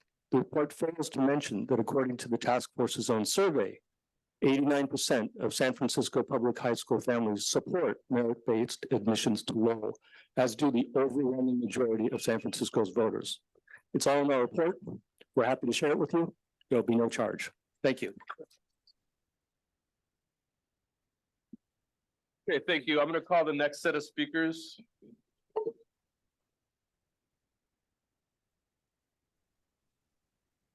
Boris Liu, Ann Shu, Roger Wong, Frank Chung, and Susan Dean. Please come up. You have 1 minute to speak. Hello。我係校區家長。三藩市校區忽略咗我哋嘅聲音，唔可以丟低校區嘅最大嘅學生群體而獨自前進。請保持諾威爾高中3段擇優同公平錄取嘅制度，提高所有高中嘅質量。請支持三藩市公校嘅學生，多謝。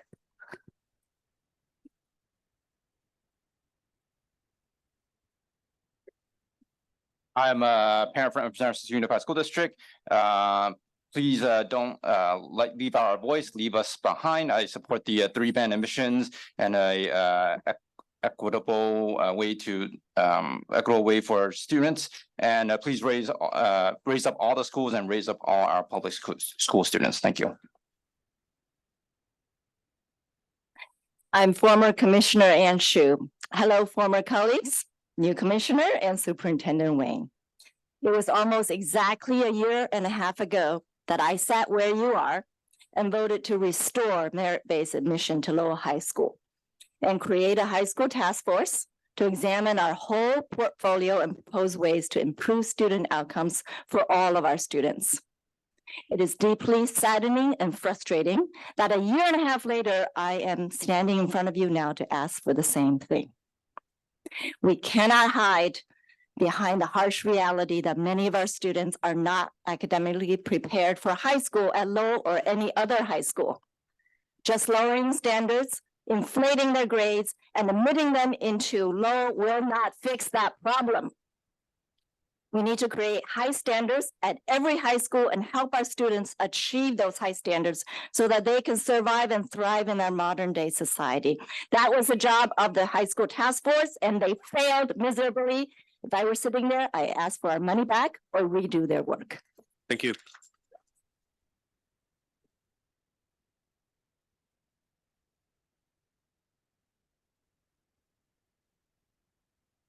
Hi, my name is Roger Wong, SFUSD alumni, parents of 2 students in the district.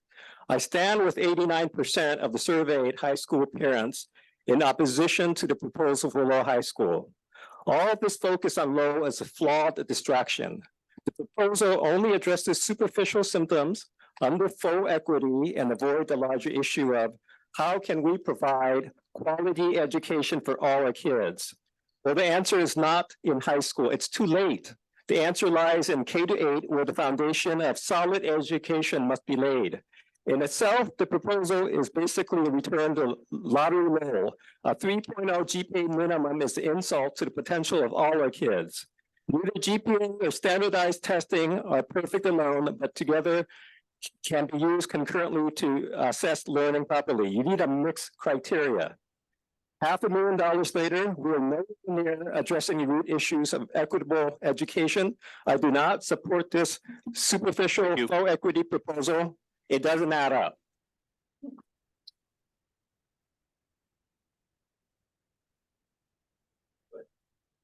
My name is Susan Dean. I'm a lifelong San Francisco resident, a Lowell. I'm sorry, Susan, you want to speak directly into the microphone? If you can, just not too close. There you go. Yeah. Just want people to hear you. All right.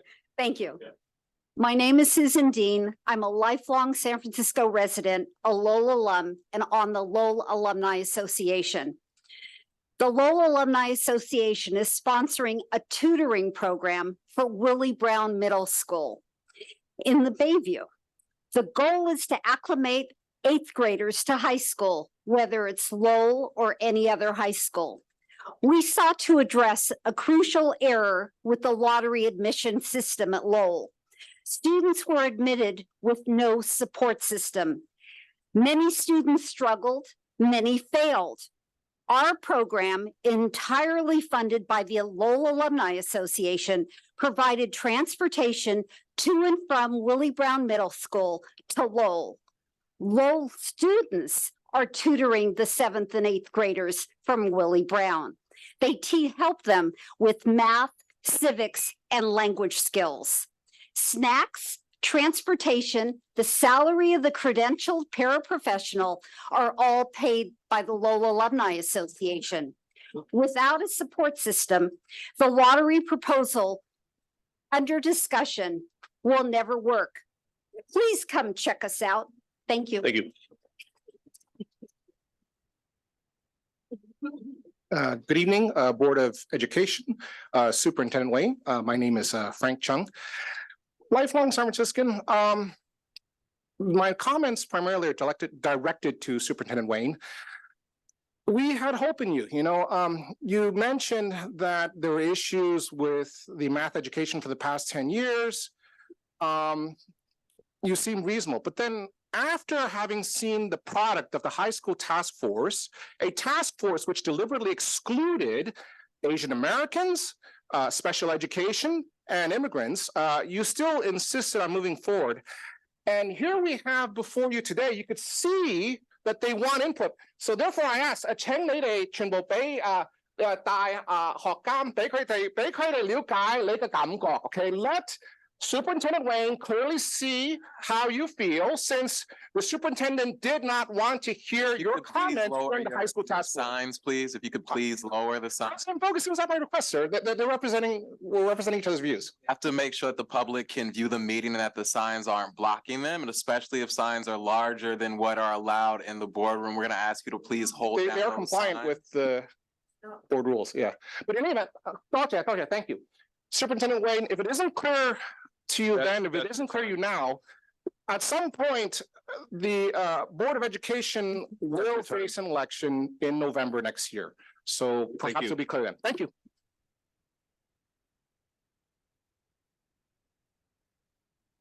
I'll call the next 5. John Transvina, Christine Lindenbach, Winnie Fung, Josephine, there's no last name, Lei Wan Han, I'm sorry if I'm mispronouncing, I can't read it. So go ahead and come on up.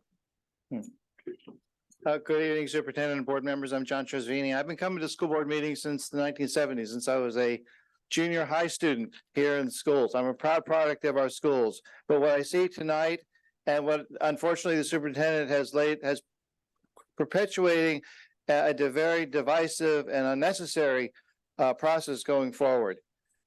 You spent $500,000 for a task force. The first priority of the task force was to find out what San Franciscans wanted and needed in their high schools. The people spoke, 89%, not just Lowell, non-Lowell parents. Majorities of students at Lowell and outside of Lowell said want Lowell academic admissions. You're now seeing a very spirited atmosphere. This should have been decided by that. The sound educational policy that you promised, Superintendent Wayne, is based now on something from the University of Chicago that doesn't say what you believe it says. So I urge you to go back and focus on all the kids in all the middle schools and high schools. That's what will bring San Francisco together. Thank you. Thank you.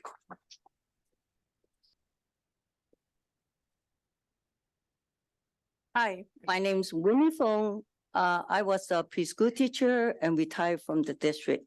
Lowell is a mercy school. It works this way for so many years.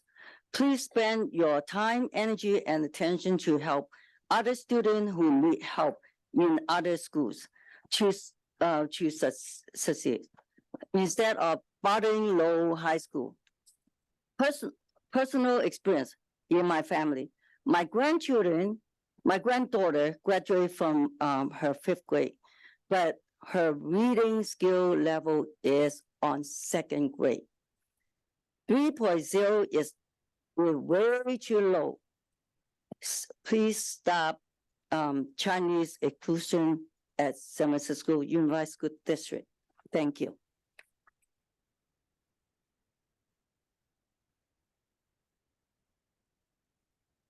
Hi, I'm Christine Linenbach from the Friends of Lowell Foundation. I encourage all of you to read the contract that your superintendent signed with Kelleforce Consultants. Because if your legal department doesn't sue Kelleforce to get the $500,000 back, we will initiate a taxpayer lawsuit and go after the $500,000 that this school district squandered of not your money, our money, taxpayer money that you continue to just throw napalm on. Lowell matters. Your school district has cancer, and you talk about Lowell like you're getting a nose job. For God's sake, fix education. Our African-American students, only 10% can pass the 8th grade admissions or the standardized test, and you're worried about Lowell. This is nothing more than woke anti-Semitism. Your policies are racist. You are disgusting, all of you. And this task force was a racist sham using our tax dollars. Shame on you. Welcome back from Tokyo, Commissioner Alexander.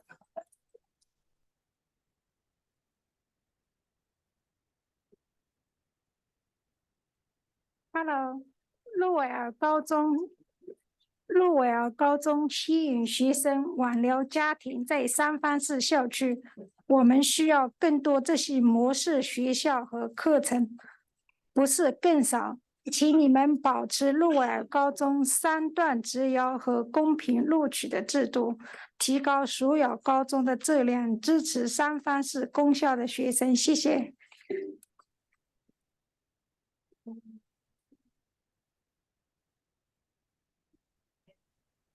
Hi, I would like to talk about Lowell High School. I hope that Lowell High School can keep its curriculum and the three bands admission process to provide an equity admission for our students and to improve all of the qualities for all of our high schools. Thank you. Thank you. I'll call the next 5. First name is N.A. Na Zhou. I can't read the first name. Last name is Lowe, L-O-W-E. Leanna Louie. Terry Hong. And Diane Yap.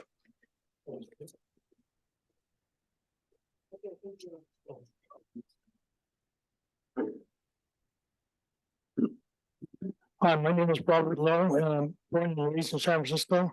So a lot of changes in San Francisco, some good, some not so good. Lowell's the most famous academic school in the nation, even in other parts of the world. You've heard of them. Why would you want to make Lowell an average school? Academically high achieving students need to be challenged and to be motivated, and Lowell is a place for these special academic kids. Leave Lowell alone and focus on other schools that need work. Like a sport team playing an under-par team, it's no challenge. They gotta be up to par or you can't play with them, the elite, top elites. I support 3-band, base merited admissions, no lottery. Thank you.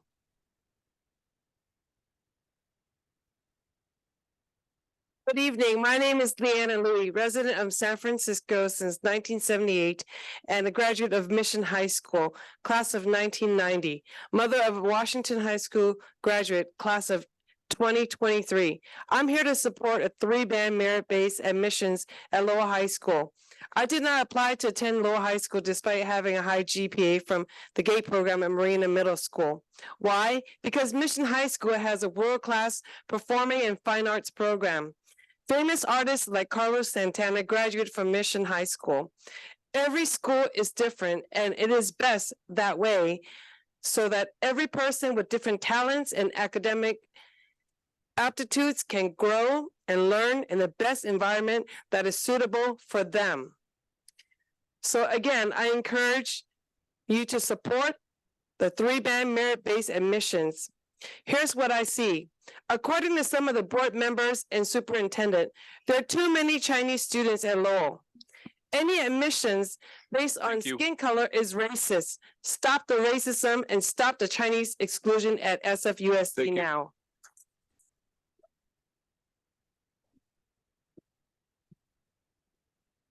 Hi, good evening. My name is Terry, and I have two teens in district schools.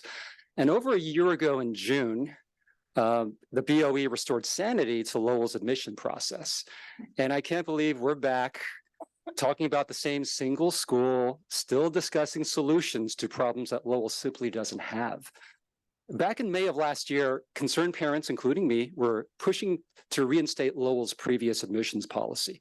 And I brought out this sign. It says, merit is not a four-letter word. I never thought I'd have to bring this thing back again, but here we are.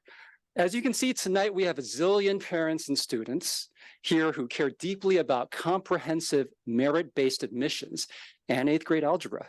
So instead of driving these stakeholders away, wouldn't it be great if we could build another merit-based school, a Lowell on the east side? And let's call it SOTA 2, so it's less controversial, okay? And now that's an idea that I think everyone can get behind. Thank you.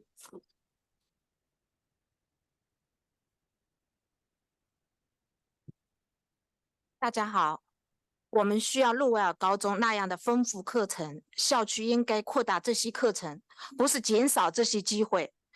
每所学校都需要有大学课程、途径、专业。请保持路威尔高中3段直优和公平录取的制度，留住学生和家庭，不离开校区。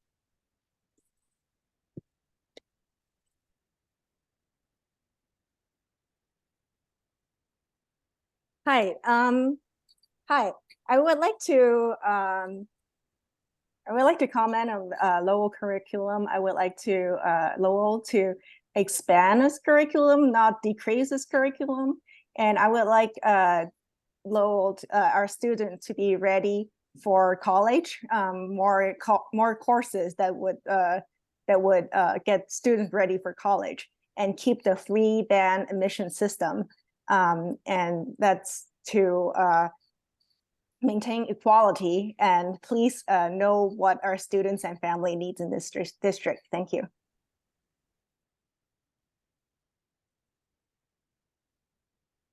Why change Lowell admissions? Diversity?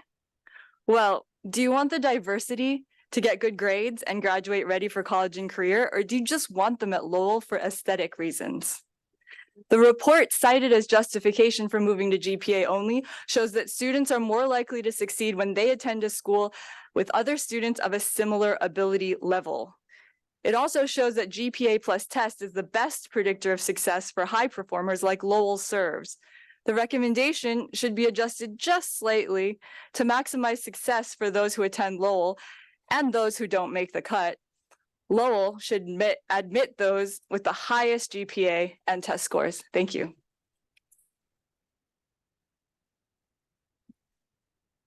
Okay, calling the next group, Peter Lee, Lai Ching Lee, Diana Liu, Su Ling Zhang, and Lee Si.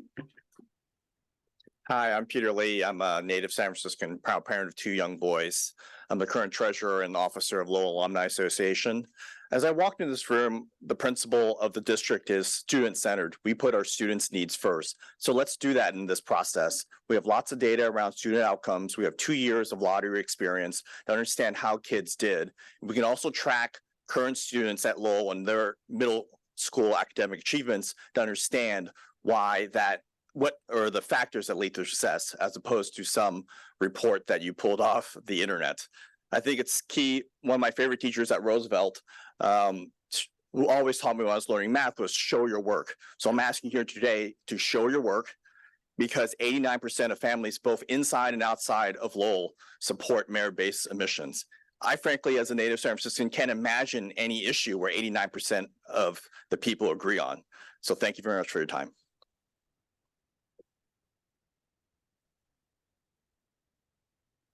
Hello, good afternoon. My name is Lai Chen Li.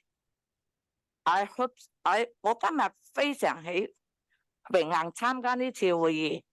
我就係依家提供依家教育制度越嚟越差，所以我哋三藩市好多高中冇辦法培養出高質素嘅人才，係冇辦法為咗我哋三藩市嘅高科技 IA 同埋專業技術，係冇辦法挽留我哋啲孩子，真係感到好遺憾。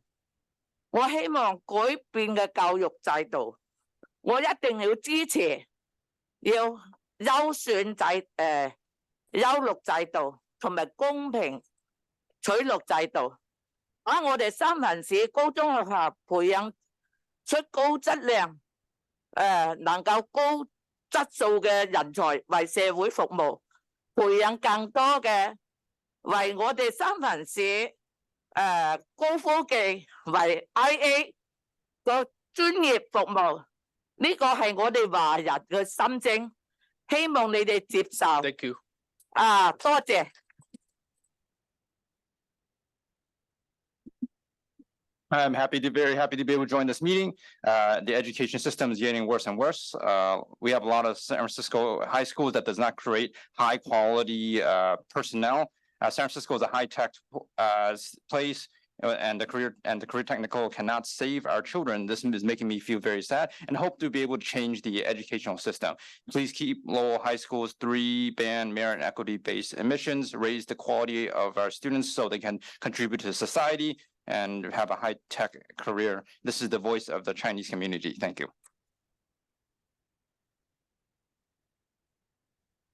Hello， 大家好，我就慳返啲時間俾後邊啲人講，我係講重點。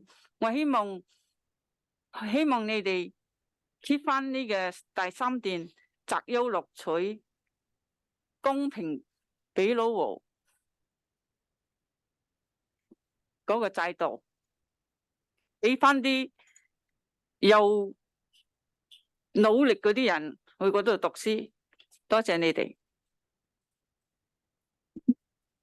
Hello, everyone. In order to save time, I'll talk about important points. I hope you keep the 3-band merit and equity-based admission system for Lowell. Give the space for the students that want to learn. Thank you.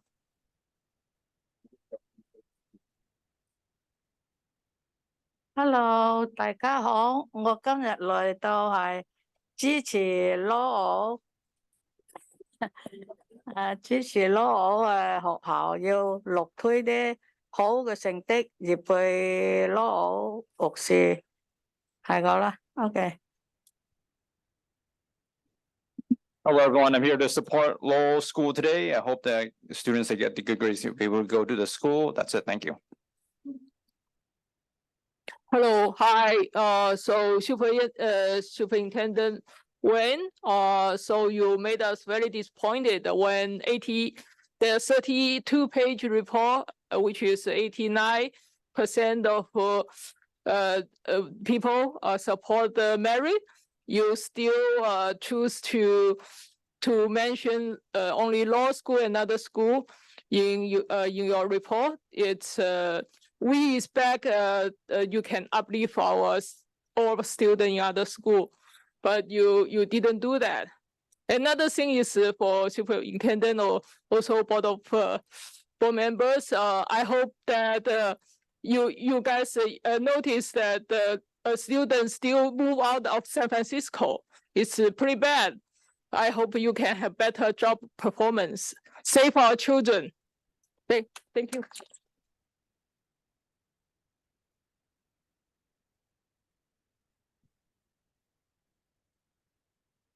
Thank you. I'll be calling the next 5 to come up. Sorry.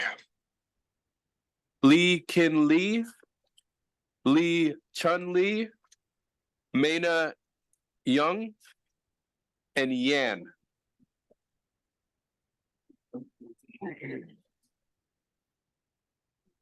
And Jian. Thank you. Hello， 各位領導，大家好。今日我好開心能夠有機會嚟呢度代表我哋三藩市嘅華人發聲。請支持三藩市公校嘅學生，請支持我哋Lowell學校，支持嗰個擇優錄取公平嘅制度，等提高嗰啲學生嘅質素，等啲優秀嘅學生能夠發揮佢嘅作用，選擇好自己嘅更好嘅學校去培養更好嘅人才，等係俾佢哋優秀嘅學生俾一個公平嘅對待。Thank you。Hello, leaders. I'm very happy to be here to be the voice of the Chinese community. Please support San Francisco Public School students. Please support Lowell's 3-band merit and equity-based admission system for higher quality schools for students to be able to select better in school and have an equal chance. Hi， 在座嘅領導同埋各位家長，Good evening。今日我好榮幸咧，到嚟個教育局咧，係所我哋華人嘅心聲，因為咧為咗社區嘅進步，為咗個科技嘅發展，所以咧我要支持個羅湖學校，保留嘅洛威爾嘅高中，支持三藩市嘅共校嘅學生，使佢哋更加有信心，學可習，為我哋為社會為乜嘢貢獻多啲嘅力量。所以大家哋唔好有歧視對啲學生嘅上進心同埋嘅情緒，等佢學可習。Thank you。Well, leaders and parents, good evening. I'm very happy to be here at San Francisco Unified School District. I'm here to speak for the Chinese voice for community advancement and high tech. Please support the Lowell's 3-band merit and equity-based support system. Admission system. Thank you. For support our public school students for them to give back to society. Don't be racist to students' learning and mental health, and let them learn. Thank you.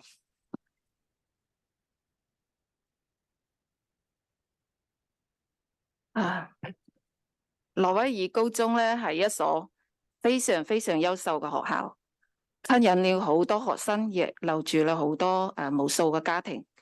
我哋需要更多即係好似羅威爾高中呢啲學校，請保持羅威爾高中公平和擇優錄取嘅招生制度，改善所有高中嘅課程。Thank you。Lowell High School is a tremendous school. Losing it will be losing a lot of students and families. We need more schools like Lowell. Please support the Lowell's 3-band merit-based and equity admission system, and please change and give better courses for high schools.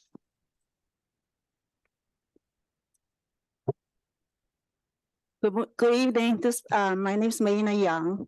From personal experience as a SFUSD alumni, every student is individual and has different needs.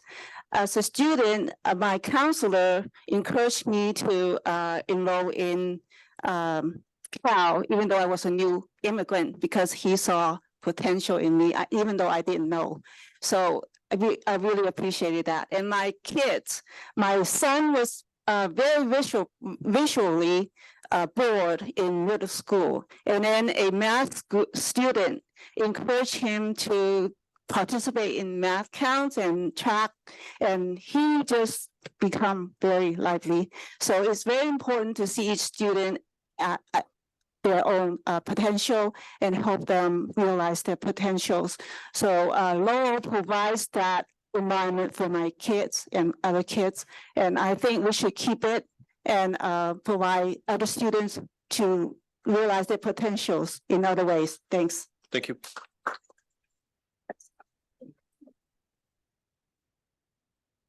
大家好，我係一名家長，也係移民。剛移民嚟三藩市嚟美國，我就聽到 Loho 同埋高登基 Bridge， 我將佢哋並排，因為咧Loho 同埋高登基 Bridge 都係我哋三藩市嘅榮譽嚟嘅。咁喺度咧，我懇請各位領導保留擇優錄取嘅制度，保留住三藩市嘅榮譽，唔好毀咗Loho。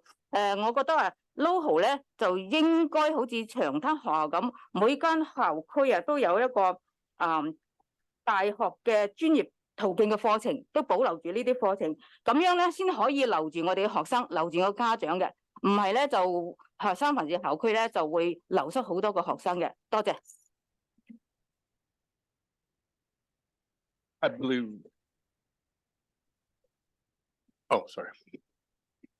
Hello, I am a parent and an immigrant, and coming to the United States, I heard two things about San Francisco, Lowell and the Golden Gate Bridge, and I put them together.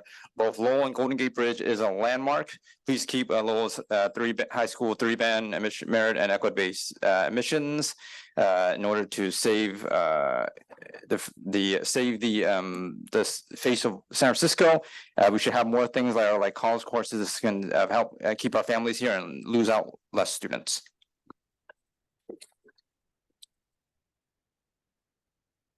I can't believe there's an announcement.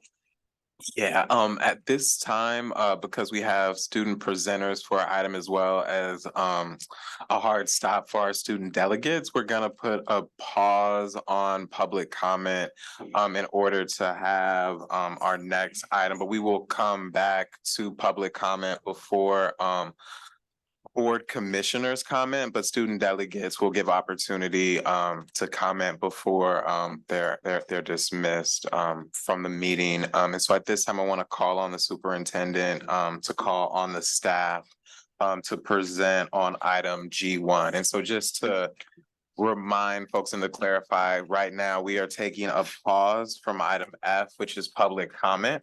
We still have, I want to say, around 30 people for public comment between online and the cards we have in person, give or take. There's 20 something in person. I And about couldn't tell you 12 what virtual online right is. now. Okay, and so we're gonna come back and we're gonna get all of those hands, but we're gonna pause that item and we're gonna transition to item G1, which is a discussion item on the high school portfolio recommendations, and I'm gonna pass it to Dr. Wayne.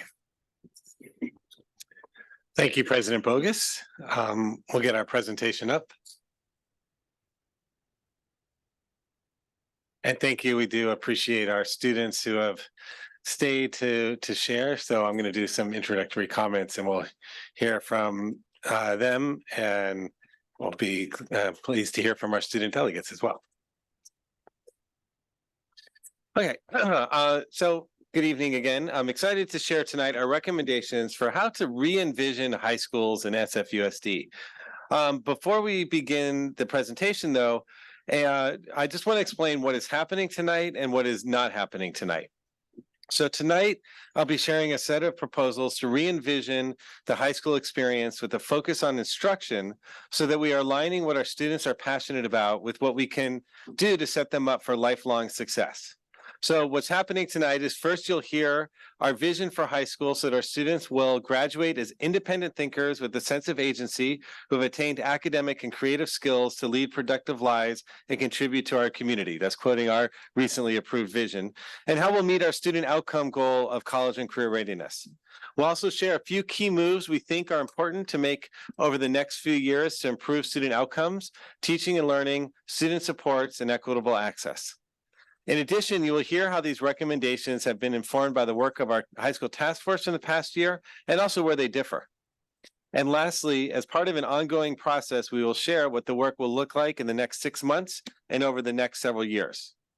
I also want to be clear on what's not happening tonight. So this is an information item or discussion item. The board is not taking action. We're not presenting a plan for the board to adopt, and the board will not be voting on or approving any policy changes. We're not presenting how our recommendations will be operationalized or implemented. You'll see that's part of phase 2. So if we are not asking the board to take action, why are we presenting tonight? We're sharing the information tonight to remain transparent, accountable, and responsive to previous commitments the district and the board have made.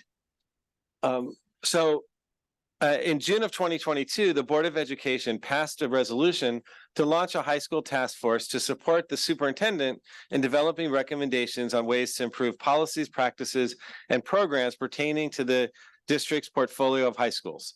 The resolution gave the task force 12 months to complete its work, At the end of September, the task force ended and district leadership has spent the last month developing our recommendations.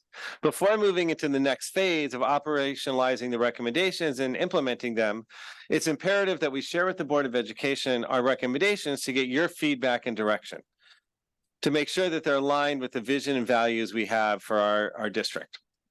So our objectives tonight are the following. Acknowledge and appreciate all community members, and particularly our high school task force members who spent their time and energy on this topic. Hear from high school task force members about their work and the process for developing recommendations. Present the superintendent's vision and recommendations for the high school portfolio, and then receive board feedback and direction to inform the next phase of the work with respect to our high school portfolio. So just as, again, a little background, you see on the screen the charge. No, you don't see it yet. Oh, I went too far. You see on the screen. Oh, actually, sorry. First, I want to share the appreciations. And I do want to thank the task force members who came out, the students and parents who participated in Looking at Student Journeys team work, and the community members and the staff who really supported this process, including Davina Goldwasser, our assistant superintendent of high schools, and Tammy Benau, our director of special projects. And really, it was a year-long effort of engaging the community and really appreciate again the countless hours spent on this project. And so again, the charge of the task force was to gather input from the community and to help understand our current portfolio and provide recommendations on policies, practices, and programs, as well as our admissions. And then it was very clear from the resolution and from the beginning, the task force is making recommendations to the superintendent, and then I would be presenting recommendations to the board that were informed by the task force, but ultimately considering what the task force shared, as well as considerations for where we are as a district, what our goals are, and how we would operationalize some of the recommendations. And so want to give a chance to have a few of our task force members share their reflections of the process and their participation in the task force. So I'm going to turn it over to Davina to introduce our task force members who will be sharing.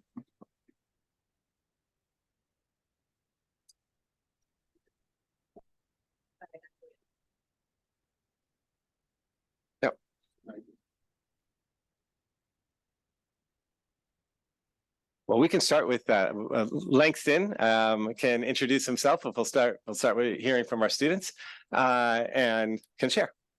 Hello, everyone. I'm Langston Montgomery. I'm a sophomore at George Washington High School. My experience with the high school task force really broadened my view of school districts and how they operate, and how in the future SFUSD can operate as a whole. And I say as a whole because I feel like we typically, when we think of SFUSD schools, we think of the ones that are most popular or the ones that they get most attention. And when I see the overall draft recommendations, I see topics that we as a task force discuss at length to really expand and better the entire portfolio of all of our high schools. I have hope and excitement for the future for all of our high schools as we continue to strengthen our entire portfolio, and that will continue to be the best way to address the issues of all SFUSD students, because all of our students are special and they all deserve the best. Thank you. Thank you. And our next student. Hello there. My name is Charlie Noel Tevis. I'm a current 11th grader at Lowell, and I was a task force member. So I'd like to also share Langston's message of I hope for the best of all San Francisco students, because all students are special regardless of who they are and what their abilities are. Granted, the work of the task force was not easy. I will admit that from the start. But from the many people who have helped us with the task force, from students who are very key and are very helpful with the work of the task force, to the staff and teachers who dedicated their time, and to the many parents who have helped us get us this far. With that in mind, I'd like to thank all of those who have helped us with the task force, and I'd like to share a bit of my experience. The task force would share data and share data from numerous sources along with many more people. And in that, of course, included members of the public standing right behind me. And of course, we couldn't have done it without the support of the people of San Francisco. And with that, I thank you. Thank you. And we want to hear from a parent participant on the task force as well. Good evening, Board of Education, Dr. Wayne, staff, parents, community members, students, all of you who have come out here to display just your support for the district and the importance of this work. My name is Orlando Leon. I'm a San Francisco native. I am also an attendee and graduate of SFUSD K through 12, and I've worked in public higher ed for about 15 years in the Cal State system and the UC system. I am a parent of a Hoover Middle School student, and in my second year supporting the SSC. I want to say thank you for this opportunity on the task force. It's been a blessing and it's been a big, big challenge. I think there were 22 meetings over the course of the year. I counted them, I believe, correctly this time around. I tried to attend as many as I could, and actually some of our community members here also probably attended most of them. So thank you for everyone who showed up, especially our staff as well. It was a great start, and I personally learned a lot. I would say I learned a lot more about our school district, even though I've been here all my life.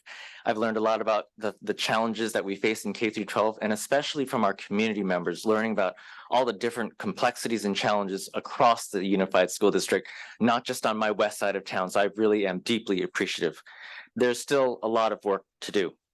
The group itself was quite diverse, although I would say it could have been a little more representative of our community. And looking at the charge at first, there was a really, really big ask. And I would say we didn't realize how much of an ask there was when we first started. And I kind of wish that we would have been able to consider P through 8 as well, because we asked that in meeting 1 and we're asked to stay in the scope. Now, the group itself, I would say, grew over time. We had good, healthy debates. I would say trust took some time, but we did grow over that course of the year. And there was a lot of good community input. At the same time, we hear some concerns that we could have been more inclusive. So again, challenges of trying to engage everyone at the same time.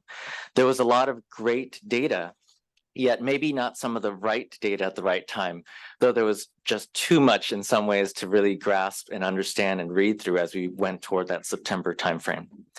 I am hopeful though. I see the work that the board is trying to do, all the really tough, complex and challenging conversations, and I urge you, yet I don't envy you at the same time. Same for you, Superintendent. I would say a lot of hard work, especially in your first months dealing with Empower. So thank you for all the work there. I am hopeful also because of the community and the passion behind us. While this may not represent all of our unified school district, I do think we are hearing a lot of people come out and being supportive of what's best and what we want. As I close, I just want to encourage the board here and our community. All feedback and all perspectives are valuable. It's hard to hear sometimes, but it is so valuable. Let's try our best not to close our hearts, minds, or ears as we especially hear the same things sometimes and maybe have not heard from everyone. How might we come together to find common ground and then work from there? And how do we do that in such a complex environment? So, but I do encourage you, this is the future. These are future leaders of the world. And so I encourage you as you work together. Thank you for your work, but also really, this is for our students and for our children. Thank you. Thank you. Yeah, let's give our 3 task force presenters a big round of applause. Yeah, and I appreciate you coming out tonight, but more importantly, appreciate you for the 22 meetings and speaking your truth at those meetings and giving us a little bit of an insight into what it was like participating. And so I think Davina is going to speak to, let me go to the next slide. You just go to the next slide. You heard some of these themes already from the comments of our task force members, and Davina will speak to the major themes that came out of the task force. Sure, thank you. So I want to say in my role, it was really a unique opportunity to have the luxury of hearing from so many students, current students, prospective students, and families. And it's not often that, it's a new role for me that I came into last year. And most people, when they go into a new role, they think about, how am I going to do a listening campaign? How am I going to learn about what the needs are and really understand, how I can help our system? And I really was given that unique opportunity that I'm so appreciative of. And I just want to, just emphasize how much work all of these community members and our students put into this, and also the work that went in at our school sites. And so every school site that participated had their own focus group, and they had their own task force. And it was just an opportunity to really learn, we hadn't looked at our high schools across the system, I don't know, as like a holistic group ever. And so that learning has been put, into action that you'll hear about. And it was just such a gift. So really appreciate that. And our key themes that we learned that the task force focused on was around equitable access. Students should have equitable access to the programs and courses of study that they need and want. Equitable instruction. Students should consistently receive instruction to acquire the skills they need to succeed in today's workforce and society. And equitable supports, that students should have the support they need to thrive. Thank you. And so from those themes have definitely informed our recommendations. And so I want to speak to then the recommendations that we're bringing forward tonight, and really talking about the path forward, because we've started a journey now with the work of the high school task force, and that the Board of Education launched over a year ago. And it is just the beginning phase of the journey. And if we're talking about re-envisioning our high schools, this is going to take so some significant time and energy and resources to do that. But first I want to speak to, what are we working towards? What's our vision for our high schools? And our vision is that every SFUSD student is enrolled in a high school that engages them in discovering their passions, supports their physical, emotional, and intellectual well-being, and ensures they graduate college and career ready. And so we are looking at this, what our vision is for our whole high school portfolio, recognizing that this vision is coming from what we learned from our students. So you heard Davina and our task force members talk about the Looking at Student Journeys work, where we really got to hear from students from every school. And we heard the students talking about wanting to have choices at their schools. They shared their frustration that there's not a clear baseline of what is offered at our schools. And that didn't just come out in Looking at Student Journeys. I was with our Student Advisory Council last night and heard the same thing. They want to understand, why are there some APs at some schools and not at another, or how one school can have a pathway while other schools don't. And so we want to talk about having some universal opportunities for our students in our portfolio, but still being to have the unique experiences that different schools might be able to provide. And then also we heard clearly that our students want to feel connected in learning communities, and they want to feel connected to their classmates, as well as they know that there are adults in the school who care for them and are helping them develop their plan for the future. And so we're talking about re-envisioning our portfolio and coming from a current state where we're not meeting our outcomes. We shared in our report we're significantly off track in meeting our college and career readiness goals. And one particularly where we're focused on supporting our students who are furthest from opportunity, and really realizing our vision that it's not going to be race or socioeconomic status or language ability that are predictors of success, but what our students bring and what we do to support them. And then focusing in on instruction and supports and access so that we have them done in a way that is helping support our students in meeting our goals. And so, as I said, we're at the beginning of our journey, and the feedback we're looking from the board is to make sure that as we continue forward, we're on the right track. And so we're putting forward some design principles for re-envisioning our high schools, okay? And re-envisioning our whole portfolio so that students have access to so that all students have access to a comprehensive high school. We need to define what that means and what that looks like, that prepares them to be college and career ready.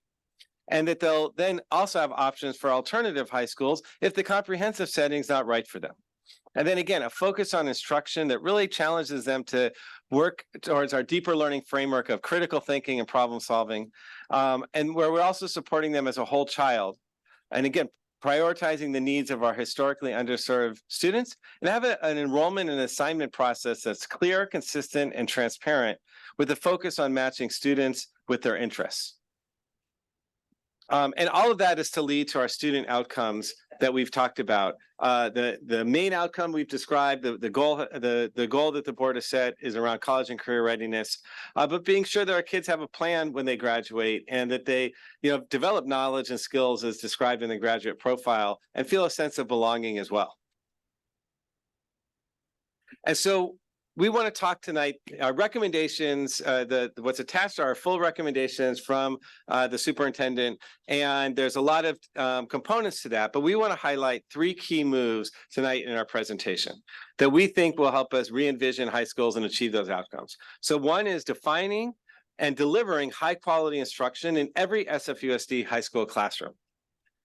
The second is really supporting our students to have a plan for post-secondary readiness that looks like a common set of artifacts and milestones to ensure that every student is ready for their future. And then third, create a portfolio that has universal opportunities by establishing a baseline of academic opportunities at our schools, while still having unique learning experiences to support students' interests and passions.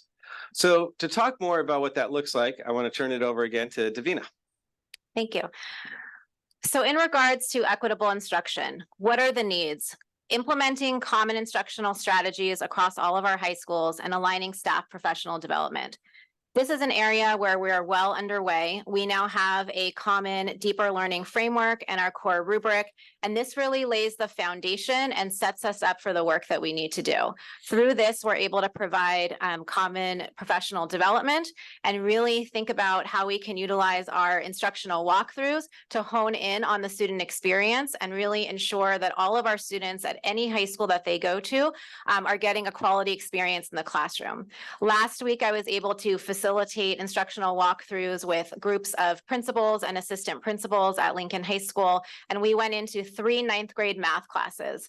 Every principal and assistant principal is in a community of practice where they are going and visiting regularly each other's sites, and this is to really open up and make public the practices that are happening in every single classroom and every single high school. We used our common tools, had great instructional conversations around what we saw, how the students were doing. It was a chance to tune into our focal students, then talk about what feedback the site leaders were recommending we would provide to those teachers to just continuously improve and make sure that we're meeting the needs of our students.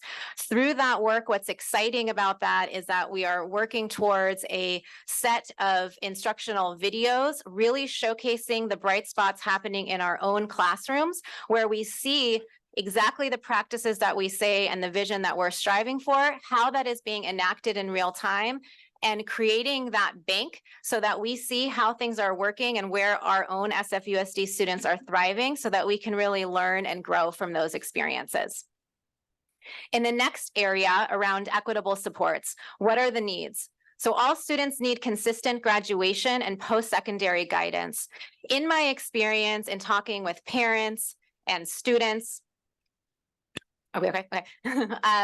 This is an area that there was a lot of wonderings about. So parents and students saying to me, I don't know which high school I should choose because I don't know which high school is going to prepare me the best for, what I want to achieve for my goals for college or for career. And I just feel uncertain and it's very unclear to me which high schools I should put down. What do you think I should do? Tell me what I should write down.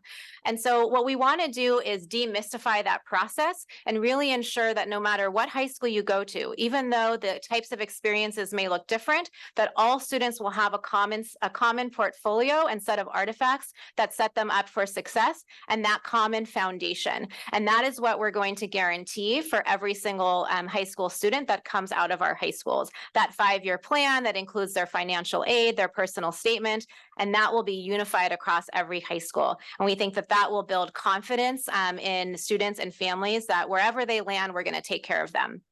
The other aspect is around communication about schools being inconsistent. this is an area where, I would share with students or families, oh, did you hear about marching band at Burton? Did you hear about, this pathway at Burton? And they said, that sounds great, but I never knew about that. And so no matter how much we, publicize that, there was still a gap between what our students and families were aware of that we could offer, and that disconnect was there. And so we have a variety of ways that we're going to be working towards that. We're really excited about our high school course matrix that for the first time really illuminates what are the courses being offered at every single school, so that it's not, this mystery, that you can really look through the matrix and you can see that these courses are being offered at this school, and you really understand what that program is. And it's not, something where you have to go to the website of every single school.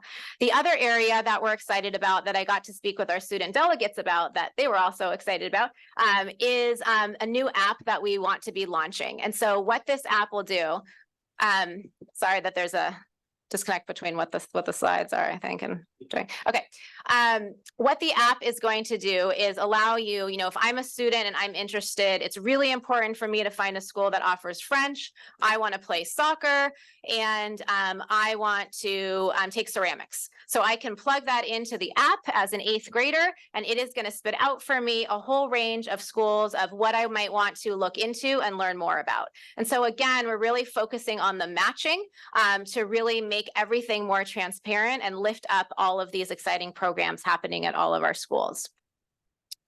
The next area around equitable access to courses and programs. What are the needs? So not all schools offer, which we heard about, pathways for college and career readiness. There's fewer courses in smaller schools, which can limit opportunities for mastery of content and advancement with multi-leveled courses. And in this area, this was really helping us learn through the task force during our transcript review. And when we looked through all of these transcripts, this was an area where we really saw discrepancies between course advancement being offered at different schools. And so it really allowed us an opportunity to dig deeper to figure out what was going on. And so to address this approach, we really want to be innovative. Our solution is not around creating the same programs at every high school, but it is really looking at things through the student experience. And so not that every school is going to have everything, but how can every student have the experience that they want to have, regardless of what high school they go to. What that looks like is if I am a student at Galileo High School and I want to take Arabic, I may take that course last period at my own school online, connected to my peers across all San Francisco schools. It might look like if I'm interested in the health sciences, more opportunities to engage with the Mission Bay Hub and be provided access that way. It may look like, City College courses. So the idea is for us to be really in tune with what our students are asking for and to be planning around that and using our resources effectively and not creating, all these different programs at different schools that we can't financially sustain or staff. So it's really taking that different approach. In addition, it's looking at 2 of our alternative schools of choice and really diving into a revisioning process to ensure that we are planning for unmet needs that our students have and that we're hearing about in order to address what it is that they're bringing to us that they want. Okay. No, thank you. I know this will take a few more minutes to wrap up, but that really appreciate the highlight. Those are the 3 key moves are focus on high quality instruction, focus on post-secondary readiness, and then creating a portfolio that provides some universal opportunities while also having unique experiences at our schools. And then just to end, the other charge for the task force as well as the superintendent was to look at our policies around comprehensive and selective admissions. And overall, we saw, I think what came out clearly is that our process for getting into high schools, while people appreciate that there's choice, that process can be confusing and frustrating. And so, and that families aren't feeling like that they're getting access, their students are getting access to the choices that they want. And so, we also bringing forward some recommendations for how to re-envision high school admissions and really looking overall at the experience as well at our comprehensive schools as well at our selective schools. And can you go to the next slide? And so, looking at having students just need to fill out one application, and working on our assignment process, and more students get their top 3 choices and really their top choice, because that's where we see that students are then most excited to attend. And then trying to have a more standardized process for the Resota admissions process. So it's clear, again, how students are getting into that program, and still maintaining the criteria for that program, as well as maintaining criteria for Lowell's admissions, but shifting the criteria to be focused on establishing a minimum GPA. I do want to clarify, and there's a note here that I shared earlier, an example of what a minimum GPA is, but we want to look at what we think would be the most effective criteria to ensure that students are successful at the school, while again, making sure that it's a clear and straightforward process for how students can get into the schools. And so those are our recommendations. We've already started the high school enrollment process for 24-25. So none of these would go into place until next year. And before talking about the phasing, just if you go to the next slide, I do want to highlight one. May I interrupt you? Our students do need to Yes, leave okay. at 9. Would it be all right if is there a good stopping point? I'll do the last 2 slides in 20 seconds. So just recognizing that we do need to do more around intervention supports for our students. And if you go to the next slide, that's just how we're laying out the journey, as we said, that we would have, we finished phase 1, moving into phase 2 to operationalize the recommendations, and then actually work on implementing and making the changes. So with that, I know our students are coming to their time, and we're eager to hear from them. So we'll turn it over to them, if that's okay. Board President. I really appreciate the high school task force and all their efforts to really involve the student voice, especially with like equitable instruction. These are really innovative ideas, and I really believe that having these universal course offerings will bolster the entire student's experience, because at many high schools, even basic like AP classes that correlate to like STEM acceptance with like majors and such. Because when I'm researching colleges, and I definitely want to be a STEM major, I see that it's definitely like a component to being a competitive applicant to have access to like AP biology and AP physics, which my school has neither of. So definitely having these classes online for us to take after school will definitely give us a advantage when it comes to applying to colleges.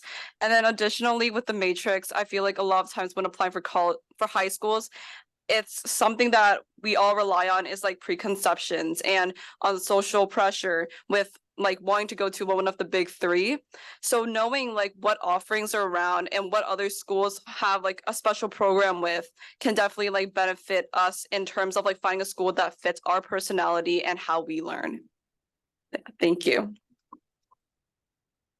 I think I can do my best to speak to the recommendations regarding Ruth Asawa School of the Arts. I don't speak for all SOTA students because that would be literally impossible. But as a SOTA student, I definitely agree with the fact that the application process and the audition process has to be way more transparent, because working that audition process, I see a lot of students very scared and very confused. And I can attest that on my own audition day, I was terrified, and a lot of the support they get is from the students at SOTA, and having a more streamlined process for that support would be super beneficial to kids who are really just looking to achieve their dreams, and they think that can be at SOTA.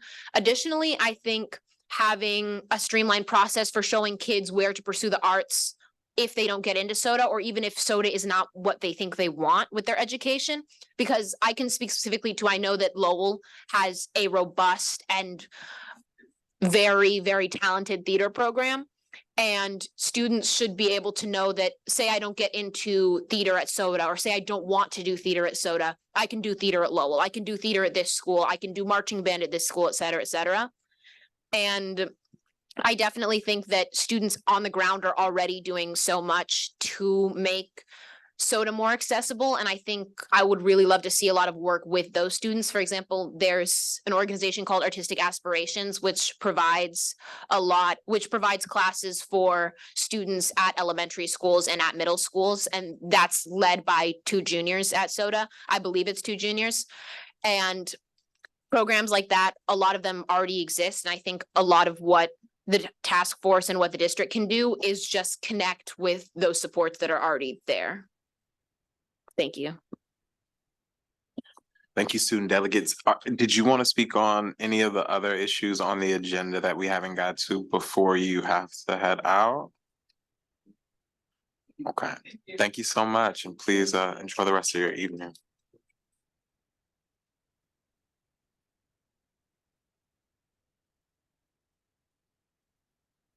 Okay, and so with that, we are gonna pause this item and go back to finish out our public comment. I think what I will ask for staff to do is if we could make the announcement to our virtual participants, and let's start with the hands there, then we'll finish up with the people in room if that's possible. So at this time, we will resume our public comment for agenda items. Each speaker will have 1 minute. We're going to start with our virtual participants. Can we please have that repeated in Spanish and Chinese? Oh, and people have, please be sure to raise your hand. Entonces, en este momento vamos a empezar con la participación virtual. Las personas que desean participar van a tener 1 minuto y por favor levanten la mano para poder verlos para que puedan participar. Gracias. 咁我哋而家重新返到去嗰個議程項目個發言時間啦。咁每人有1分鐘嘅時間發言嘅。咁若果你係網上上公眾發言的話咧，你而家可以喺網上舉手啦。每人有1分鐘嘅時間，唔該。Thank you. Miss Marshall. Thank you so much. Thank you. We asked you not to comment. There are 2 separate agendas, there's a non-agenda item and there are agenda items. Ms. Marshall spoke of the non-agenda, she'll be speaking of the agenda item now. Thank you. Oh my God. Thank you so much, these on-call for cheerleaders. And thank you so much, Mr. Superintendent, Board Commissioners, and I want to applaud these 2 young student delegates who are always on task, and I love your comments and your tenacity. Thank you so much. Mr. Superintendent and Board Commissioners, on behalf of the African American community and the NAACP, we support your recommendation. We do support the idea of GPA and not testing. Testing is against the law in the United States of America. And what I always say, that every school should be an excellent school and the students should have a choice. For me personally, I did not want any of my children to go to Lowell High School, not one of them. And the counselors always calls me, Ms. Marshall, I think this child, that child should go. And I said, absolutely not. And what I want to also say that every school should be an excellent school. Wherever you go, wherever you choose to go, with your parents or a decision on your own, every school should be an excellent school in the city at the SFUSD, so every child can graduate with and be able to go on and get a good education, college or vocational school, or start their own business or do whatever they might want to do. And I'll say the last time, Lowell is not a sacred cow for a certain ethnic group. Thank you, Ms. Marshall. Thank you. I get it. Too many Asians. Rianda. Good evening, Board Commissioners and Superintendent Wayne. My name is Rianda Batiste, and I'm a proud APAC parent leader and also a former member of the high school task force. I'm calling in tonight as a mom who is wholly committed to equitable access for each and every student within SFUSD. I heavily... Oh, I'm so sorry, Rianda. I'm pausing your time and I accidentally muted you. Okay, that's okay. Go ahead, please. Sorry about that. Do you know where you last heard? No, but so I'll start again. I'm calling in tonight as a mom who is wholly committed to equitable access for each and every student within SFUSD. I heavily encourage this board to be bold and courageous and honor the year-long process of the high school task force. Lowell should never have had an admission test from the beginning.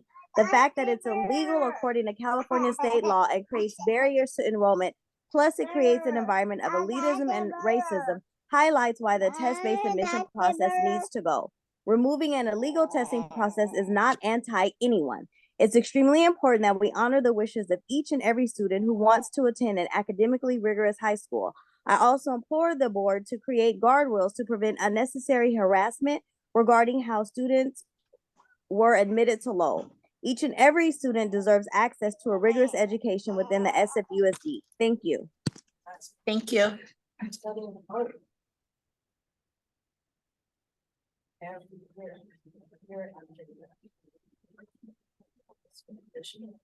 Tony?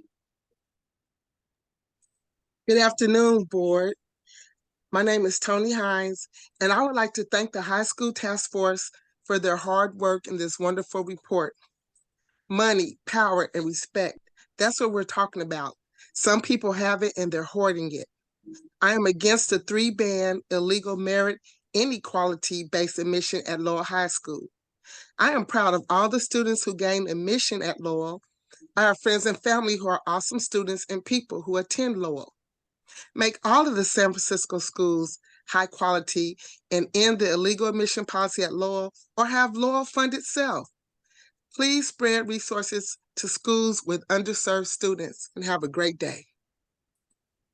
Thank you. Sarah? Yes, hello. Hi, my name is Sarah Stetler. I am a parent of an 8th grader and a graduate of Lowell and a lifelong resident of San Francisco. We are one of the families that fled SFUSD for private school.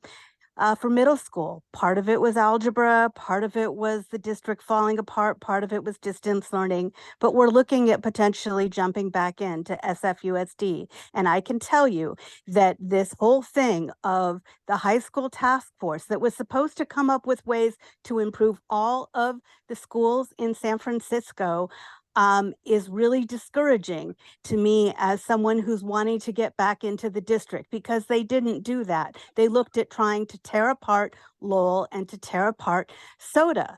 The very study that is cited by Matt Wayne shows that you need a 3.7 in order to have a good chance of getting A's and B's in any high school that you go to. You need a 3.7 in middle school. So that should be the bare minimum admission for Lowell. Because Lowell is a school where people who need an accelerated education and are ready. I'm sorry to have to interrupt you. That is your time. Thank you.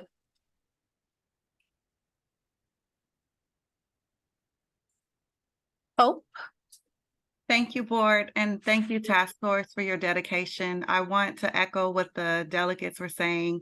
As a parent of an alumni that went through that process of high school and enduring that same process of where is the right school, this is a great opportunity for every kid. I agree that the ban should be taken away from Lowell, and that there should be opportunities. That, as the delegate said, having more opportunity for arts needs to start in elementary schools, so that each and every child has the opportunity to be able to explore their potential. I ask that you, as this is a first start, that you look at the GPA process. Please don't penalize a number of kids that are still recovering from COVID and distant learning. We are still in that process. So as you're continuing this journey, look at the GPA, definitely eliminate the application process. Don't penalize the students that, despite what was going on, they did their best. They showed up and they tried. But I think that this is an excellent opportunity to really think about every child and echo the words that would say, having a safe, inclusive, hope, value, heard, being seen, and every voice valuing. Those were the words, even though they were not saying it for each and every student. I know that this represents every student. Thank you. Sorry to have to interrupt you. Thank you. Vanessa? Hi, good evening. My name is Vanessa and I'm the Executive Director of Parents of Public Schools of San Francisco, and I was also a high school task force member. I'm very proud of the members for working on the high school task force, looking at all the data, hearing from community, and I'm proud of my team for contributing as well. I wanted to just surface a little bit of care related to the selection of the district alignment council or advisory council. I'm gonna send superintendent a larger letter which details it, but I'd like you to look at representation because it appears that representation is off and that students, families for underrepresented groups are not really at the table for the selected folks that you have. So thank you. Thank you.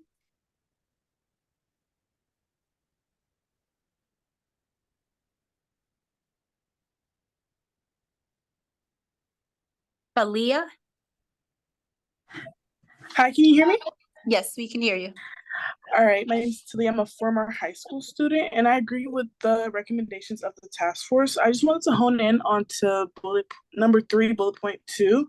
I would hope that the admissions go based on not as GPA, but like the consistency of the student. I don't feel like standardized testing is useful for that because, as we know, those testing are not. It's not equitable for Black and Brown students to get, assistance and, tutoring for those testing. And I just, overall, with this whole meeting, I found it utterly disgusting and embarrassing to see those Save Lowell signs. We need to admit students based on their continuous persistence to their education, not just because of standardized testings that benefit white and Asian students. SFUSD, do better, please. Thank you. Thank you.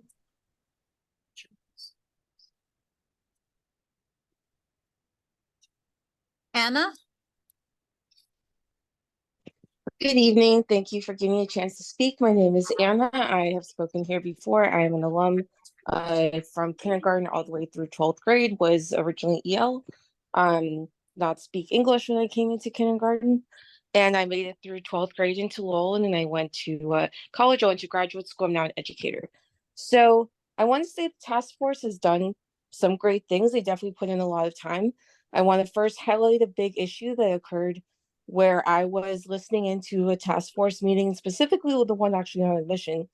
And after listening, I believe that was the one where this happened. After listening for a long time, we finally get to the public comment, and the moderator tells the task force members that they're volunteers and they can go home and that he will record it for them. Now, you tell me, that sounds to me like a Brown Act violation. Either that or we should just cut out this entire comment period right now and just have people record their voices and have board members listen to it on their own time. So I'd like that to be investigated. I would also like to speak on behalf of the 3-band system. That is your time. Thank you.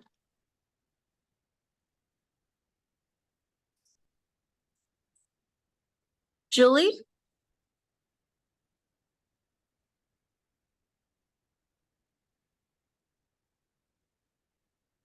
Julie? Can you hear me? Hello? Yes, we can hear you. Okay, thank you. My name's Julie Roberts Fung. I'm a parent of a middle school student, and I want to challenge the idea that expanding the admissions process at Lowell is an attack on the school. Improving the diversity of a school like Lowell and ensuring that it supports the needs of a wider variety of types of learners improves the school. Education is about learning and change over time. If you can only ensure the success of students who are selected because they have the same markers of success that you're measuring, I'm not sure that you have a good school. I am sure that a research project testing an intervention with that methodology would be challenged for having a selection bias in its sample. Please pass the resolution tonight as a measure to improve Lowell and bring it closer to a legal and equitable admission system. I'd also like to say, as someone calling in online, there's chatter in the boardroom, which is very distracting. It's hard to hear what people are saying. I also find it very disrespectful. The first time that I saw that happen at a board meeting was when Stephen Cook became president of the board of supervisors, and Lowell community members, white Lowell community members, were disrespectfully Thank you, Julie. screamed from I the do dais again. apologize to have to interrupt you, but that is your time. Thank you. Thank you.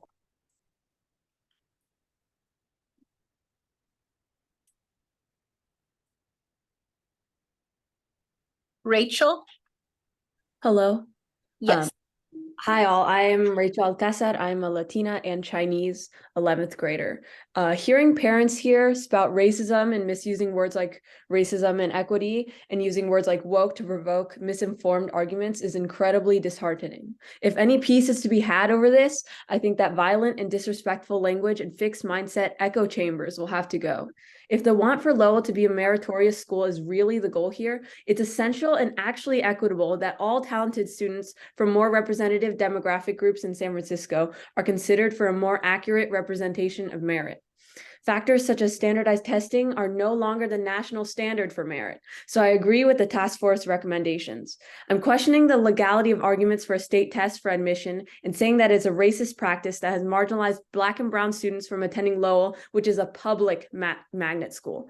Increased diversity and chances for meritorious students of all races is not losing Lowell, anti-anyone, or tearing apart anything that currently exists. Thank you. Thank you.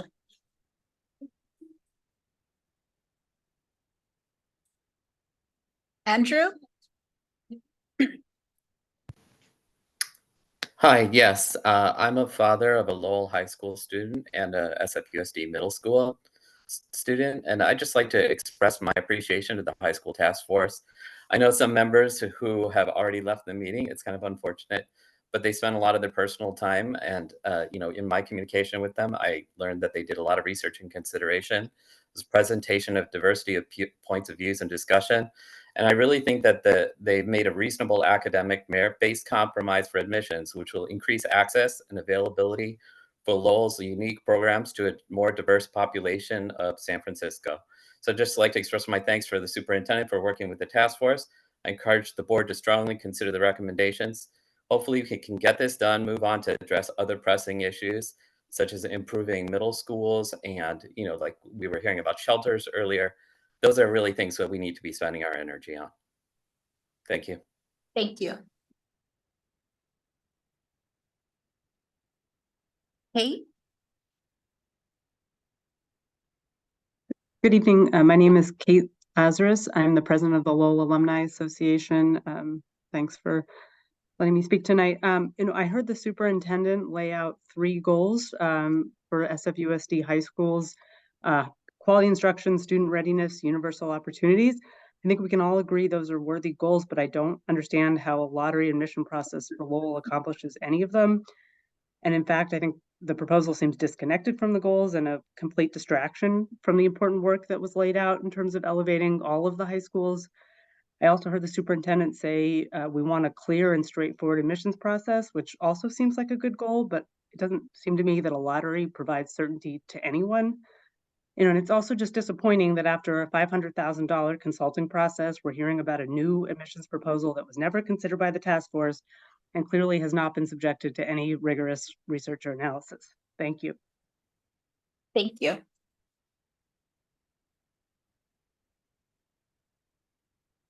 Winnie?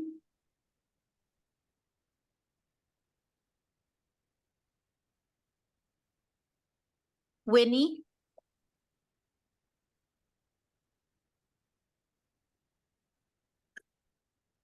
Frin? Oh, hi, can you hear me? Yes, we can hear you. Yes, my name is Trin Green, and I'm a Lowell alumnus, class of 1992. I'm here to implore you not to go along with Superintendent Wayne's proposal. I benefited tremendously from the academic rigor that was at Lowell when I was there, and it drastically changed my life from my beginnings as a Vietnamese boat refugee. We are not going to have that kind of academic rigor under the superintendent's proposal. Please listen to the 89% of your constituents who want to keep merit-based admissions. Please think about the kids who are academically focused but will be deprived of a school where they can thrive. And please don't discriminate against Asians in the name of increasing diversity, because that is racism. Thank you. Thank you.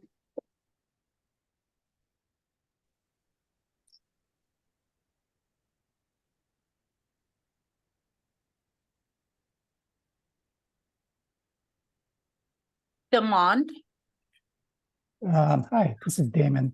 It's a quick call for me. I was trying to wonder if there are any videos of the task force meetings. I heard from a couple of meetings back that they were all recorded. I couldn't find any of them, except for some that maybe some of the community members took. I also have another question, which is regarding measuring interest. So how would that be done? I mean, wouldn't applying for a school already be showing interest in that particular school? That's it. Thank you. Thank you.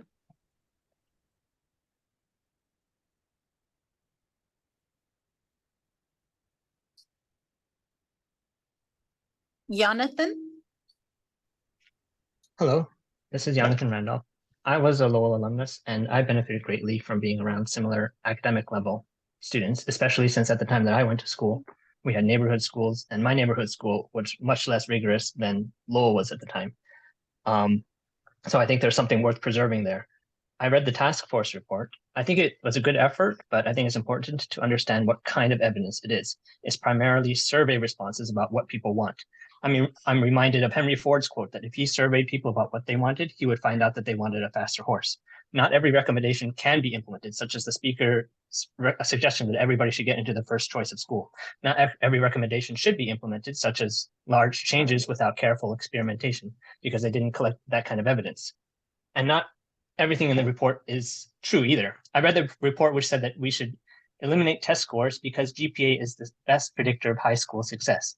But if you click on the source and scroll to Appendix E, you see that the GPA is only this best single predictor. If you look at the test and grades in combination, that's an even better predictor of high school success. So the evidence is for the opposite of the recommendation. Speaking generally, I think that there are reasons to preserve. Jonathan. I do apologize to have to interrupt you, but that is your time. Thank you. That does conclude virtual public comment. Okay, we'll continue with in person. I'm going to call the next 5 members. Please line up. You'll have 1 minute to speak. Kent, Wendy, Sylvia, Jessica, and Amy.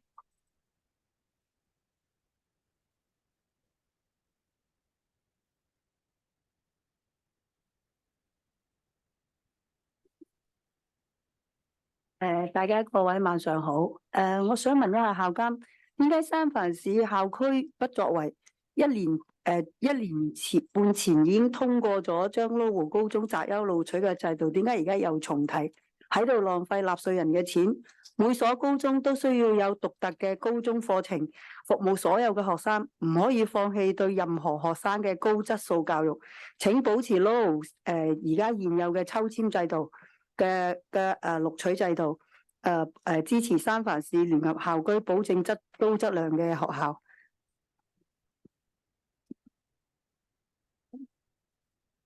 Good evening. I would like to ask the superintendent, 1.5 years ago, we already had the decision to go to the merit-based admission system. Why are we talking about this question about this again? This is a waste of taxpayer dollars. Each high school should have high quality courses, and please keep Lowell's high schools 3-band merit and equity based admissions and raise the quality of all high schools to support the students.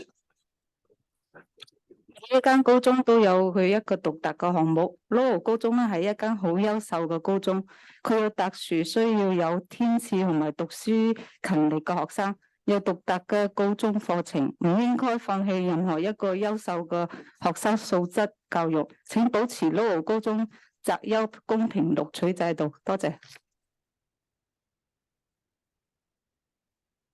Each school is specialized. Each high school is specialized in their own way, and Lowell has their own specialized school, and they have very hardworking students.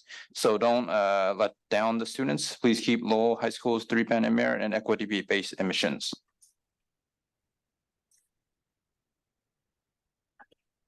Hi, I must speak it. English is not my first language, but I still want to speak in front of you. My personal experience, I had 3 kids. 2 kids, the older one is from Lowell, graduated from Lowell. Now she is in really good college. My second one is the senior now in another school, not in Lowell, but make a lot of difference for both of kids, even though in the same family, same parents. So my youngest one is in middle school. I hope you keep the Lowell as the merit-based and equity merit case for our kids. My younger ones need more opportunity for that. Thank you. I support the 3-band merit admission system for Lowell High School. Equity is not about holding students back. It's about meeting every student where they're at, including smart and talented individuals.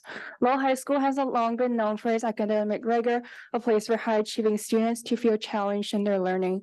The merit admission system in place serves to keep Lowell as an academic center of excellence. Data from recent Lowell lottery admitted low classes demonstrate a decline in academic performance, showing the steep consequences of discarding academic ability in order to meet diversity goals, as a news report stated. So instead of wiping out Lowell as an option for academically driven individuals, the focus should be to bring other high schools to the same level. Continue merit-based admissions to Lowell, improve the level of high school, and improve the level of education to SFUSD schools as a whole so that all students can be met where they're at.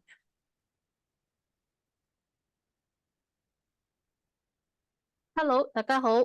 我認為校區要服務所有學生，從特殊需要嘅學生到有天賦、有能力同有驅動力嘅學生。你哋唔可以放棄對任何學生嘅高質教育。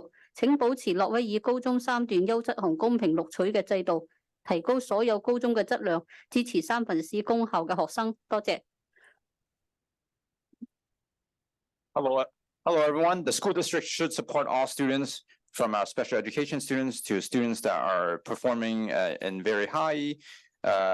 We should have high quality schools. Please keep Lowell High School's 3-band merit and equity-based admissions, raise the quality of all high schools, and support all San Francisco public school students.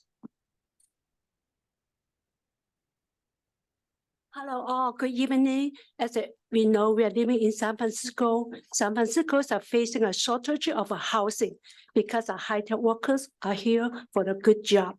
Also, San Francisco has the highest paid job in the world. But somehow our own children are not qualified for those jobs and they have to move out for job. And because they are not qualified for California UC, so they have to go out, move out for colleges. Why? So as you know that because San Francisco United States District, because San Francisco USD is not good enough. So compared with other district schools. Also tonight, I'm supporting Lowell High School's 3-band merit and equity-based admission.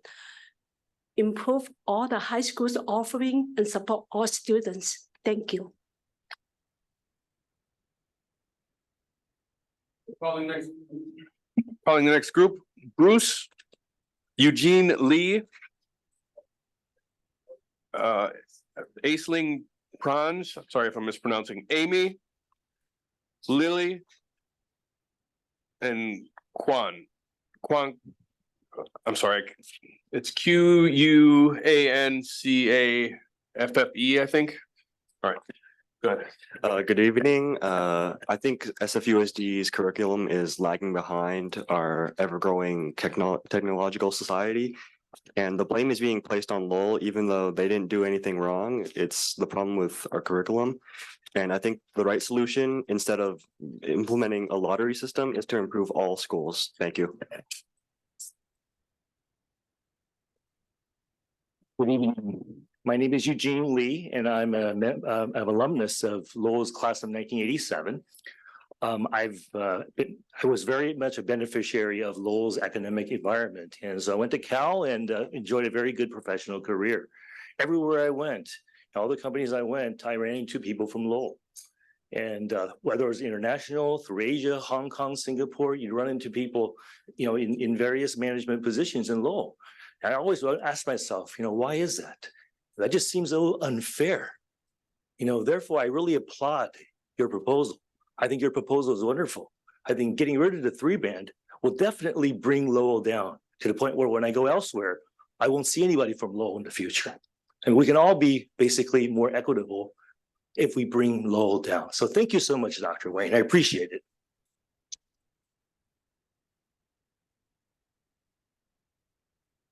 Okay, I'll call the next group. Jackie Zen. Shaitan.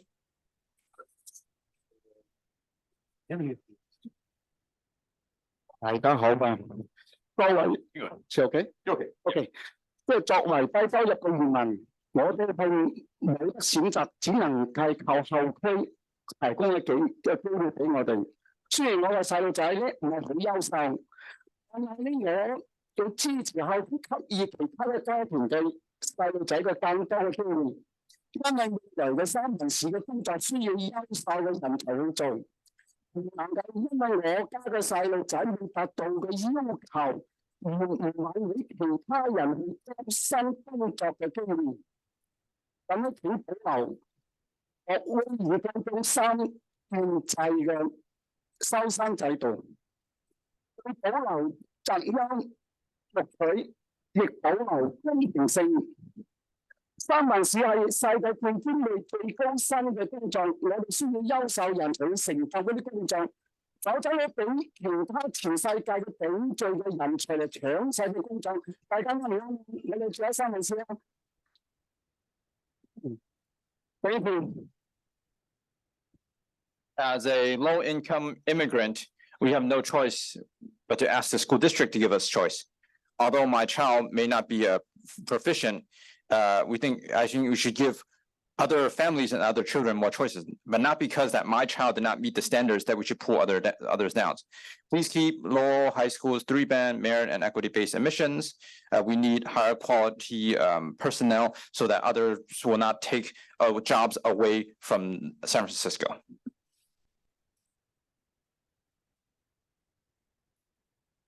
This is Josephine. It's a wasted opportunity for SFUSD to take down Lowell High School instead of focusing on uplifting all high schools. It's a wasted opportunity for SFUSD to learn what Lowell means to many low-income families in the marginalized community. High School Task Force excluded the voice of Chinese community, and it has been a pattern of SFUSD in the past few years. It's not okay to move without us. Our graduates are not competing among ourselves, but the highest paying jobs in San Francisco. And when SFUSD is not doing its job, our city is suffering from housing crisis because we have to import skilled professionals. It is disappointing when we advocate for merit and equity. We were told it's unsafe speech. It is okay for people to say Chinese exclusion and anti-Asian words. Those are safe speeches. It is disappointing that SFUSD always operate in a dichotomy and a scarcity model. We want an abundance model so that students of all talent can thrive. Let's support both equity and excellence.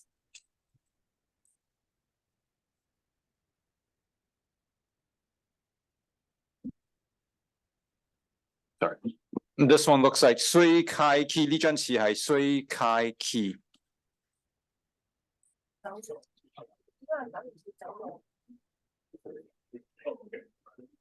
That concludes an in-person public comment. Okay, thank you everyone for providing public comment and for showing patience kind of as we allowed everyone the opportunity to speak who submitted a card. At this time, we will end public comment on non-agenda and agendized items, and we will resume the already started discussion in G1 around high school portfolio recommendations. And we will start with questions, comments, clarification from commissioners, and I'm gonna ask if commissioners can hold off on follow-up questions as much as possible. But is there anyone who'd like to start and get the conversation going? I can go then. That's great. I'll call on myself, then we'll have other commissioners go. I want to thank the committee, the superintendent, and all the folks who went to the meetings and participated in some way, shape, or form.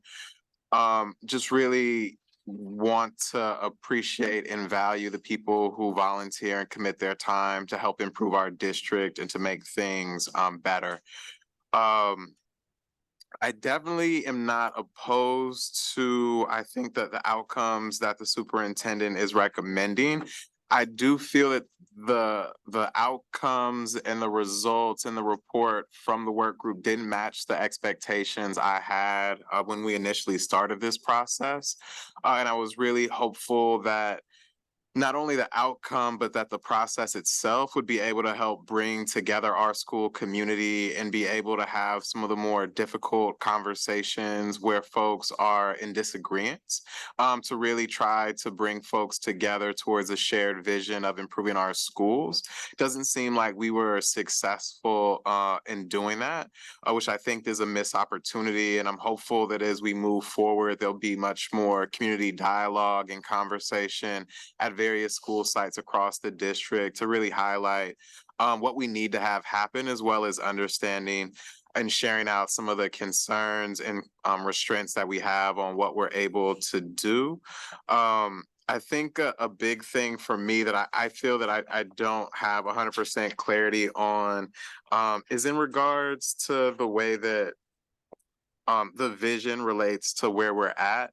And I was hoping the superintendent could talk a little bit about staff's analysis and on kind of like why things are so far from where we want them to be right now, and how that fits into kind of our plans to address them, understanding our goal around seeing all of our students to be successful and to have access to the best options, and just, I think, having more of an answer about kind of why we're falling so short in this moment, and how that reflects the directions and the shifts that we're going to make. And so if you could speak to that some, Superintendent.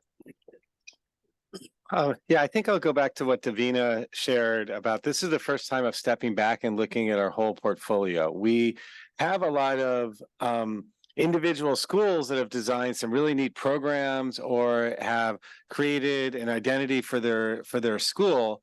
And those seem over the years to have been driven by work being done at the school, but not stepping back and say, as a system, what kind of high school portfolio do we want? So what ends up happening is now we have a portfolio that's less, the whole portfolio is less by design and more by circumstances than that have evolved over the years. So in terms of the number of students we're serving, in terms of the available, funding for different programs, in terms of the different focus areas. So I think that idea of having the design we're talking about is having some universal opportunities for kids so that, again, families can have confidence and students can have confidence. If I'm going to enroll in one of our schools, I'm going to get what I need to be ready for the future, to graduate college and career ready, but then recognizing that we need to have some alternatives and for our students, and that every school is not going to offer exactly the same thing, but they will offer, each one will have some different unique experiences that students can pursue. But I think it's that idea of looking at the whole portfolio, the whole system, that is the shift we're making, rather than thinking just school by school, how each school will develop. Thank you for that response. I think the only thing that I would add is I think viewing the difficulty in actually implementing that because of the variation across our district. And I think just really wanting to get clear about how we will kind of fulfill that vision, knowing that this is kind of the first time that we've done this collectively. It does feel really reminiscent of a lot of other efforts the district has done previously to address some of these issues that have fallen short of their goal and haven't really for me, really captured the hearts and the vision of our school community and got that buy-in. So I'm really hopeful as we move forward, we can learn from the lessons in the past and some of the mistakes that we've made and really figure out how to both solve this problem from an implementation standpoint, understand that we kind of have an idea of what the best practices are and what will work. And also if we can figure out how to do a better job of engaging our school community and city around this conversation and discussion, and really having an opportunity for everyone to kind of share and learn and understand each other's perspectives and really depoliticize this issue to really can center around students. Thank you so much. Are there other commissioners who want to comment? Commissioner Matani. I have a number of clarifying questions there, in reading through the reports. I didn't hear in the presentation. First of all, thank you. I also want to acknowledge, before I ask my questions, I want to acknowledge the amount of pain that we heard in this room and on the phone tonight. It's really unfortunate. This was truly set out to be focused on the comprehensive high school, the portfolio of programs and how we serve all of our students. We have 4,000 incoming high school students just about every year. They don't get airspace. And so I also want to thank my board members for not speaking to the media, for being holding the line and upholding the behaviors we've all committed to and coming together and giving the district space to do the work that they need to do. And I want to acknowledge that there were unfortunate interviews given in the public that created an atmosphere where we reverted to where I very much never wanted to go again, to where we were about a year and a half ago. It is unfortunate. So I want to say, my focus is the 3,200 kids who have had zero airspace and focus. So my clarifying questions are really around what we're doing, what the game plan is for all the other high schools. We know that the top demanded high schools are the comprehensive schools. We have outstanding demand for, I have numbers in front of me. For Lincoln has a weight pool of 180 kids. We have Wash with a weight pool of 100 kids, Bal with weight pools and Galileo with 90 kids on the wait list. So what is the time frame to be responsive to this demand, to meet the demand that our students are telling us? Our students sitting here tonight didn't really want to talk about Lowell. They were interested in equitable outcomes. And so I didn't hear in the presentation what we're doing to serve the demand that we're seeing at our large comprehensive high schools, which do the best job of providing the widest amount of opportunities for our kids. So can you please speak to that, and at the same time speak to the suppression that has been administratively put in place to give access to where we are leaving space at schools when there are wait lists, so that we are not serving the demand that we see? So what is the timeline to really focus on the comprehensive schools and do the things that you prioritized in your presentation? Yeah. Okay. So the first thing that I'll say is kind of what I started with, was that every comprehensive high school and alternative high school really did have this opportunity of a deep dive into what was working at their school and the areas that they wanted to improve. That process that they went through was very intensive. I think many of you were able to witness that and come in person and see how students engaged in that opportunity to take a deep dive into all of the transcripts across their school, make connections with other students, and really for the first time, get to talk with students at other schools and learn about, oh, your school has this. I didn't even know that was possible. And so I guess I want to reiterate that really those learnings really were deep learnings for us and illuminated things that we hadn't seen before, and provided that level of conversation that Commissioner Bogus is talking about, that were cross-school conversations and also within school teams. So where a school team got this information from a focus group and then decided, you know what, just like our student delegate said, we really need to boost up our college and career readiness, and we're going to invest our resources in hiring an additional counselor because that's the data that we got immediately from our student focus group. So I will say school by school, each school made plans in order to implement things along the way. And then we made plans of what we could take action on right away, such as, you know, the matrix, and such as improving our enrollment fair, all kinds of things, data that was coming to us right away. And then the opportunity for students across all of our schools are some of the innovative ways that we're approaching that around course access for all students. And so, you know, looking at different modalities for learning, like I mentioned, and really thinking about what is it that students are asking for. So right now, you know, we may have tomorrow students saying, we really want an AI pathway. Well, we haven't created that yet. So how are we going to work with, you know, community college then to get students in that? So it's dynamic. Can I just am not clear, like after a year later, like when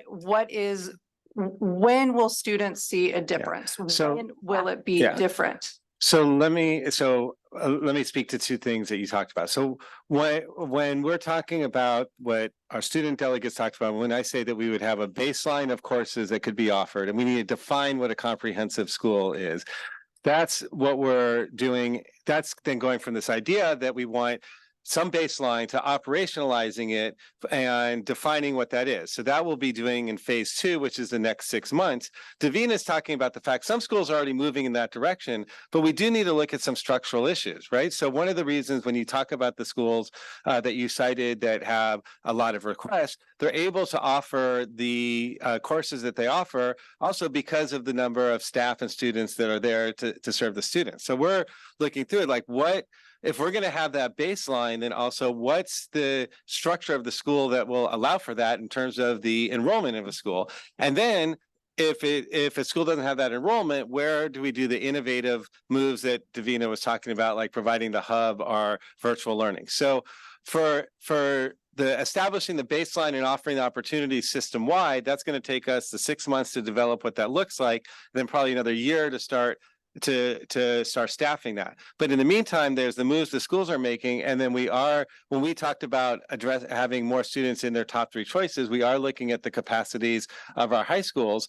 And what you were talking about in terms of suppressing is saying, are we filling the schools to capacity that students are requesting? We want to get towards having more students at those schools and having, again, more students being able to be accepted into their top 3 choices. So that can happen. That is happening for next year as we go through our enrollment process. Okay, because I also wanted to follow, I thought the high school task force, it was very illuminating to see the statistic that about 35% of our students who do not get their first choice high school leave the district. And so I think it does behoove us from a retention and a recruitment standpoint in SFUSD to consider how we can do both a better job of communicating and offering our, equitable or what students are asking for. And I think so much of the pressure on what we've heard tonight is because of the lack of transparency and the lack of sense that there is a commitment and there are going to be courses consistently offered and pathways consistently offered. It's not just that it's not transparent, it's just that it's totally inconsistent year to year. So I want to emphasize that. And then the other question I have is, I looked at I went through the data. We look at 60% of our kids coming into kindergarten are kindergarten ready. 60% of our graduating 8th graders are high school ready. 60% of our graduating high school kids are UC and UC, CSU eligible or have established a career path. And so this is, or a career pathway. So it's really, really essential that we look at the entire system and how we're preparing kids. And so how is that we can't get mad at what's happening in ninth grade or 12th grade without looking backwards and looking at the commitments that we're making all the way through and the interventions that need to be in place. So how is that part of the coherence? So the last slide I was sharing was to recognize that what isn't in the recommendations to much any level of specificity is what for students who are coming into high school who aren't prepared or aren't at grade level, what are high schools doing to support them? Now there are interventions happening at each of our high schools, but this again has been when it's left to schools individually to decide that. We need to have in place more system-wide, like what are we doing across our high schools to ensure that students are getting additional support? Like what are the agreed upon intervention programs and tutoring? And even before that, yeah. So, but the charge was not about what's happening K-8. What's happening K-8 is what we're addressing in our work towards our goals for student outcomes, right? And ultimately, this is why the recommendation that the superintendent put forward emphasize instruction as the first. Like it was actually very intentional to say focus on instruction, focus on support, and then focus on access. Because you're right, if 60% of kids are coming in at grade level readiness, and then only 60% of them are entering high school, we're not having that impact that we need. And our best opportunity to have that impact is in the classroom, in the time the students spend there. And so that's where the focus is in all of our other work around our student outcomes. Okay, then I could go on, but can I do one more and then I'll let other people talk?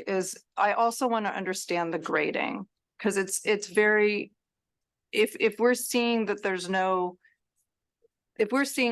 we're graduating, 90% of our high school kids are graduating, yet 60% of them have already only completed A to G or have completed a career pathway. And we're considering grading alone. My understanding is the district does not have a proficiency-based grading policy or practice. Can you talk to me about what is grading reflective of in our district? Yeah, and I want to just thank you for the question, because I do want to distinguish the difference between a grade and a grade point average, right? And so you are correct that individual teachers are doing grading in their classroom, and we have not, there's not necessarily a standardized expectation around, here's what this grade means in this individual classroom.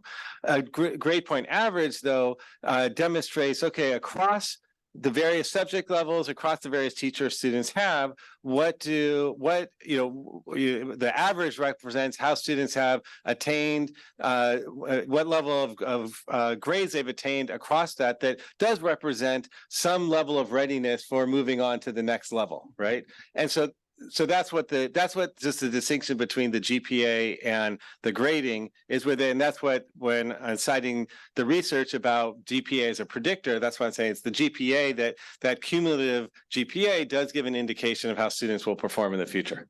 I guess I would like greater clarity about how we're assessing students, so we know so that they know what they can do and have a good sense of what they need to work on, and also that our educators can help support them to be successful and achieve their potential if it's not based upon actual assessment of proficiency in any sort of consistent way. I'm baffled.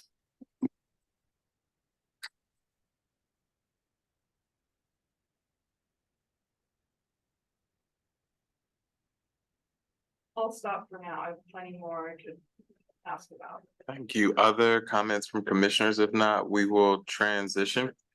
We'll go, Vice President Wiseman Ward, then we'll go Commissioner Lamb, then we'll go Commissioner Fisher, and then we'll go Commissioner Alexander, and we'll round things up. Thank you. And thanks for all of the folks that participated in the work of the task force. I know that for those that participated regularly and consistently, it was a lot of hours. So appreciate that, and appreciate the materials that Dr. Wayne, you and staff put together for today. I had a question. First, I want to echo Commissioner Matami's point that and I think what was the one consistent thing, no matter where folks were on a specific school issue, was we want better schools across the board. Like that was, we hear that was consistent from everybody that spoke, no matter what your thoughts are on Lowell. I also want to note that I appreciate that of the entire presentation, there's only one page that even mentioned a specific high school. So again, I want to bring back that I see the work that we're doing here focused on our high schools and what we're doing and what we need to be doing to make sure that we are not operating from a scarcity mindset and that students feel like they have access to as many opportunities as possible. So my question relates to, it's a slightly different version of the timing question that Commissioner Matamati mentioned. So on the slide that talks about 3 key moves to re-envision high schools, the first one, high quality instruction, says define and deliver high quality instruction. So that feels a little bit vague. And I think the defining is probably the easier thing to do. And then when it says deliver, I'm just wondering, what does that mean? How does that match onto, in terms of timing, goal 3.0 and the 2027 dates? Like we're almost to 2024. So we can't start delivering in 2026 and expect to be meeting our goals in 2027. So I'm wondering if, and maybe this is part of the ongoing work, but really would feel a lot more comfortable with some more details about when we're going to see these changes.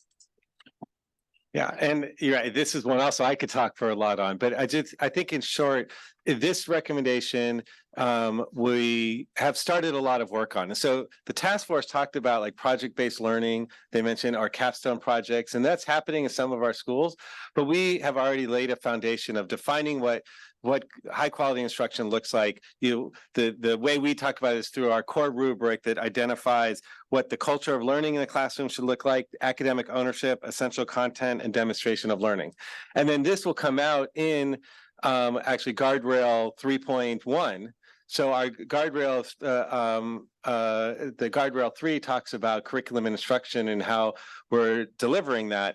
And so we're actually, Davina talked about, we're visiting high schools and going through really like learning walks to understand what does that what are we seeing in the classrooms and how are we defining that high quality on a rubric. It's not just what do people think, and then what support is needed to help ensure that kind of instruction is happening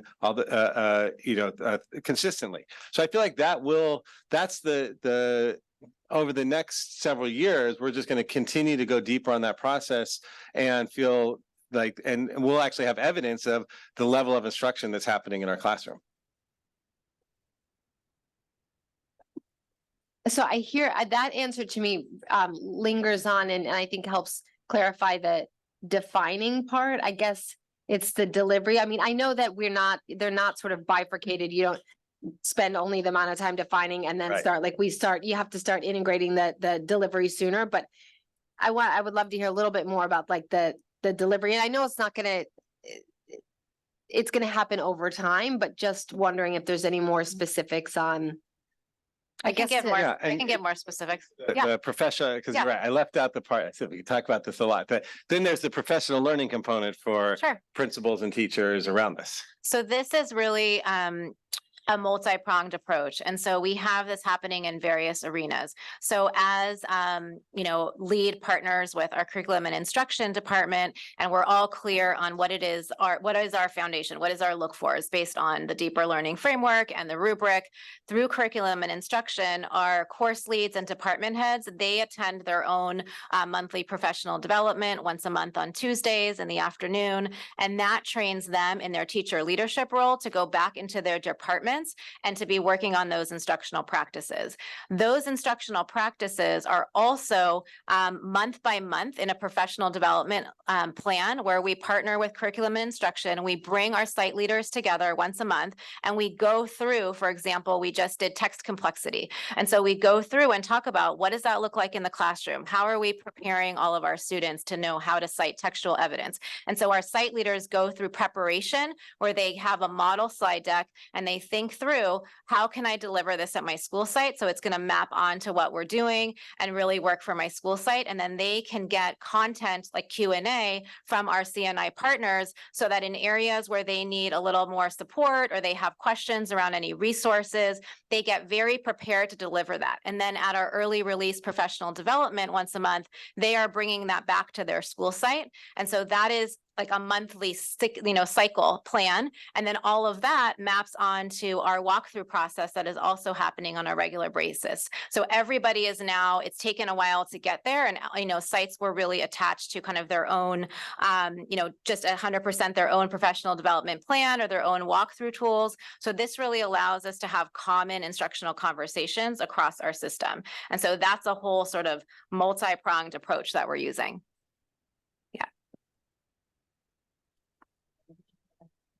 Go ahead, Commissioner Fisher.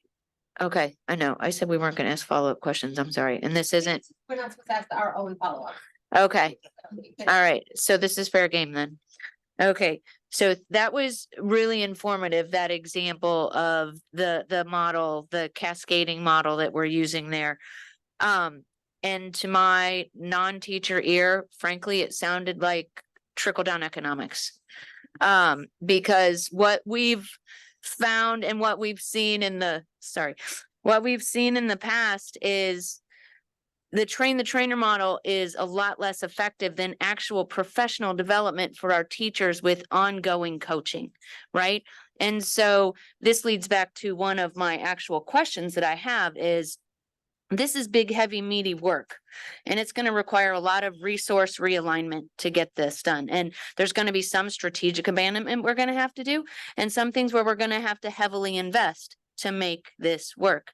We've got teacher shortages.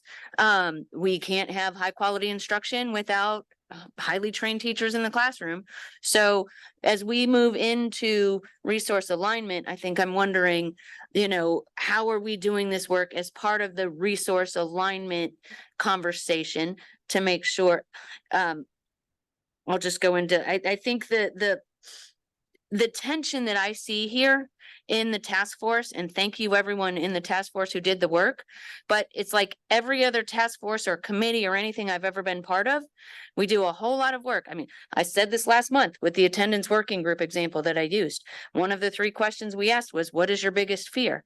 And without fail, everyone said that all this work would be for nothing. We'd spend a whole lot of time gathering information, putting together a presentation, and then not aligning the resources to actually make it effective. So that's my big overarching question here is resource alignment. And particularly love the highlights of the planning for unmet needs. It's great to hear the SAC's priorities tonight about college and career readiness, student health and wellness, student safety and security. Like, how are all these pieces fitting together? And what's the strategic plan with that? And just in case that isn't enough, I'll stop there.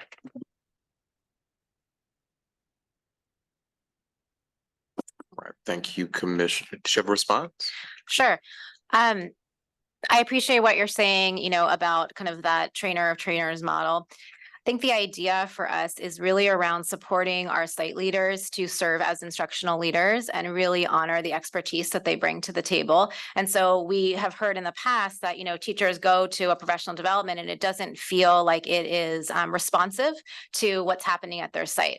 So I think of it less as a trainer of trainer models as like, let's agree on a common foundation of what kind of we want to see across our system. And then let's think through in a responsive way, how we're going to, address this at our school site. So we're going to do textual evidence, but if we're a project-based learning school or we have a pathway, then we're going to design our professional development to look at a text that relates to what we're doing in our classroom, in our community of practice. So it's kind of more in that way of how we're looking at that trickle down economics.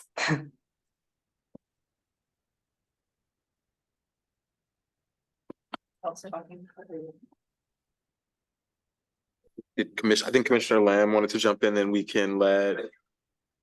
Okay, so we'll let Commissioner Lamb jump in, then we'll see who's. Okay. Thank you. Thank you to the high school task force and to the team. I know it's been a tremendous lift. When we put forward the policy and approved, we really truly wanted to embark on a deeper vision for our high schools. I ran on that. My second school board run was for a clear vision for our high schools. My questions have already been put forward by my colleagues.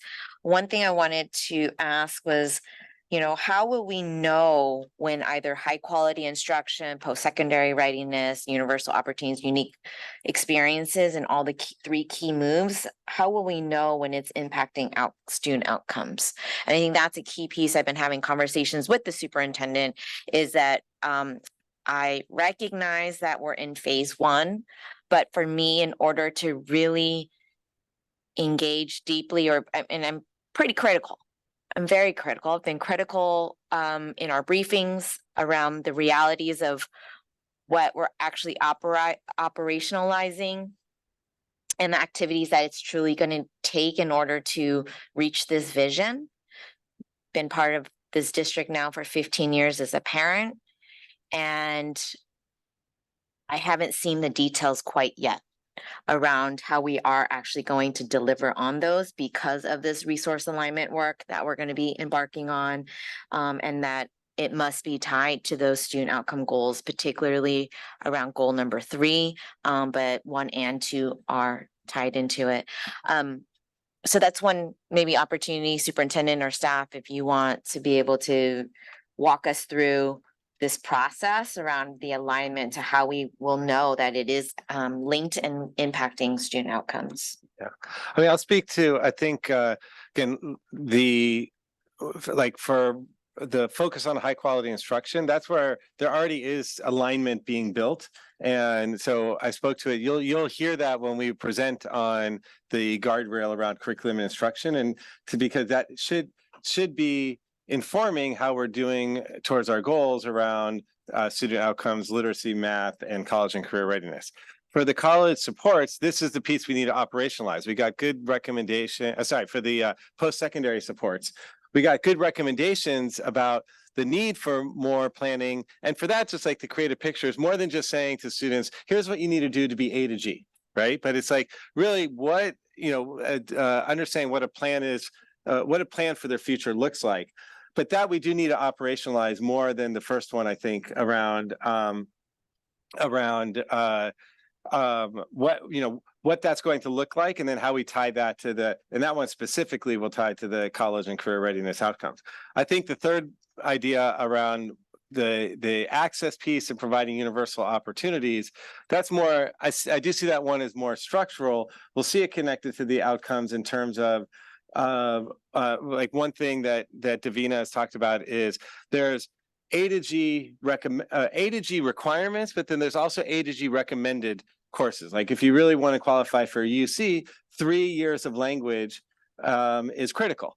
And that's also one of those indicators for college and career readiness. So while that's a structural piece, when she's describing the ways we're going to create more access to those sort of courses, we should then start to see the outcomes change for students in terms of being college and career ready.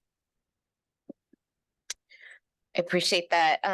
I think overall, around the equitable supports, I've actually seen it with my own student, being able to understand as a student embarking on their interests and their passions. And to your point, superintendent, like how do you actually build that plan for that student? They themselves need efficacy. They need skills building to actually even think about, okay, if I'm interested in STEM, yes, I have the guidance of the flyer of what courses I need to take in order to fulfill my units for high school graduation. Sure, I have the guidance of the UC and CSUs, but if we looked at the dashboard of the number of slots that are being, accepted for STEM across the UCs or CSUs, they're so impacted. And so how do we then make a connection between, and I want to, y'all know this, I say it every time, I'm 100% college ready person. First thing I say about, getting ready, our students ready for college, and then folks bring up, well, there's CTE, there's this and this, and other students have passions for, yes, and every child, when they're ready, should be college ready. So I think that's my question as we're thinking about those equitable supports, how are we making the connection between that post-secondary goals for that student and how we're actually making it a reality, not in their junior year, but day one of their 9th grade year. Because right now, the high school experience is, now don't worry about that till your junior year. And that's going to be too late already for that young person to get ready, particularly for a STEM or a highly impacted major like business administration is an example. Those two are the highest right now impacted in our public universities. So that's one point. I also just want to name around the admissions, re-envisioning high school admissions. I do just need to put on the record, I do not support a solely GPA for our admissions. I'm in support of a comprehensive academic admissions based upon the work, looking at the different reports. It is, recognizing the complement of not just GPA, but also other academic considerations like assessments. So I just wanted to note that and being able to be clear about where my position is and has been consistent since I've served on this board since 2019. And that is why I ran on raising our comprehensive portfolio of our high schools, because we have not given the opportunity for our young people at each and every high school that they deserve in this district. We're going to go to Commissioner Alexander, then Commissioner Sanchez, and then we'll go to see if any other commissioners have final comments. Thank you. I'm going to echo probably some of the themes that my colleagues have already raised. Just first in terms of thanking the task force and staff for this really comprehensive look at all of our schools. I think that part was really solid, and it provides us with a great foundation, both the report itself, but then the staff analysis. I particularly like slide 13, the design principles, which I think lay out a really powerful vision of what our high schools could look like. But like some of my colleagues, I think my concern is, how are we getting there, and how are we getting there relatively quickly, because we're so far from where we need to be. And I think, so we're in a crisis moment, but it also, there's that saying that the crisis actually is an opportunity, right? And I think there's a lot of openness right now. Folks recognize that we're not where we need to be, right? So I think there's openness for new approaches. And my concern is that some of the specifics, and I shared this in the briefing too with staff, that I feel like they're not going far enough to actually match this vision. So I want to give two brief examples, not to be prescriptive, but just as like thought experiments. So the first one, to address the trickle down economics comment of my colleague, which I thought was a great way to put it. As an educator, when I think about, and I love instructional walkthroughs, as Davina knows, we've actually done them together. We did them with students years ago when I was a principal. So I think that's a really powerful strategy. And if it's like done by the principal once a month, or the once a month staff training, and then kind of going through, infrequently, it could be very surface level, right? So I know that's not the intention, but just as we think about culture shift, how is that going to be embedded in teacher practice? How are classroom teachers going to own the process, right? So I'll give a counter example. Somebody welcomed me back from Tokyo, which was very nice. I was with an SFUSD delegation looking at schools in Japan around their elementary math instruction and something called lesson study. Lesson study is an intensive professional development methodology where teachers teach research-based lessons to their colleagues. At one school we went to, the whole faculty of the school was in the first grade classroom watching the first grade teacher teach a lesson, and that teacher had selected the research question based on school and district research themes, right? So if we're trying to improve instruction in X area, the teacher actually gets to pick that theme, but they don't do it alone. They do it with their colleagues, partnering with a university professor who's a mathematics expert, and they say, I'm going to tweak my lesson in this particular way tomorrow in this research lesson. Not tomorrow, they prepare it weeks and months in advance, and they have a lesson plan that's very detailed. Then they teach the lesson in front of all these people, and then there's a 90-minute long debrief, including their colleagues, including the university professors, and everybody learns, right? So a teacher obviously only does that maybe once every couple of years because he rotates through the whole school, but everybody in that process learns, and it's an incredibly deep process that the teachers themselves have to own, right, and have to run.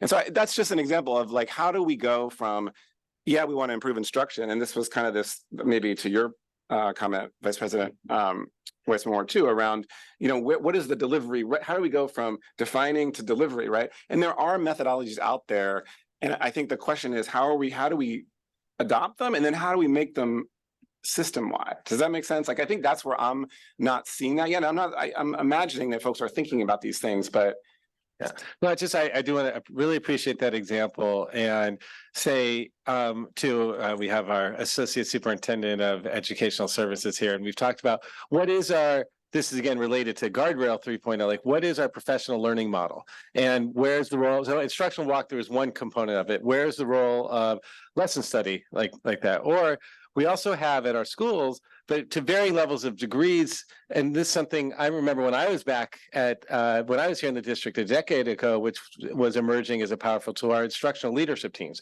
Because in reality, in high schools in particular, it's going to be department leaders and other leaders, because they know their content much more than any single administrator could know. So yes, your point is well taken that we need to be in these next 6 months, we need to be defining what's our professional learning model, what are the various ways in which that professional learning can happen. And if it can't just be, you know, a top-down way, it's got to be, I mean, Davina's right. We need to put some guardrails around, like, where's our focus, but then what's the learning that really happens among the professionals to support their practice. Yeah, and so part of that for me is also just being real about where we're at, right? Because high schools, I mean, this isn't SFUSD, this is American high schools. Teachers are very isolated. They operate in their classrooms. They have a lot of autonomy in their classrooms, right? There's a culture of teachers kind of doing what they want or maybe listening to their department head. So let's be real about that and say, if we really want to get at instruction at the high school level, we've got to do things differently. And it can't just be a few walkthroughs. Like, it has to be, you know, so another example would be around enrollment. Several of my colleagues have mentioned this, and we heard tonight, I think, a lot of fear, right? There's this part of the issue here is the scarcity model that one of the public commenters said, right? So you got folks who are like, well, the only place that I think my kid is going to be safe and challenged is Lowell. Like, there are people who feel that way. Now, those of us who know the district well know that's not true, but that's a real feeling, and it is on us to change that. And part of the problem is the enrollment model, because if my kid doesn't get into Lowell, where are they going to go? I don't know. I'm going to apply to 9 schools and I might get one or another. And I don't know. I probably won't get Lincoln because it's really hard to get into, and I probably won't get, you know, so like, that's the experience of parents and kids. And it's really stressful, right? So I've brought this up before too. Could we look at feeder patterns for high school? Is that the right thing? I don't know, but I want to think outside the box.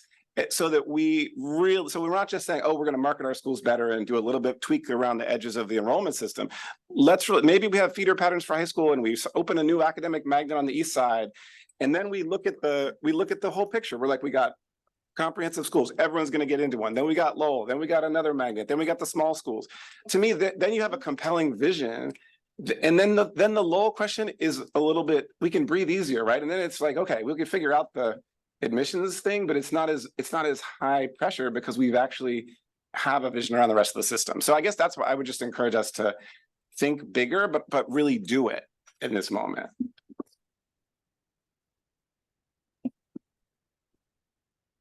Commissioner Sanchez. Thank you. I as well want to thank the task force and staff for the work, and the superintendent. Thank you so much. I just want to, maybe this won't be a lecture. I don't want to be Mr. Grumpy Pants tomorrow with my 4th grade students. So I know this meeting is going to go late, but I'm going to put my 2 cents in around the history of Lowell as I see it.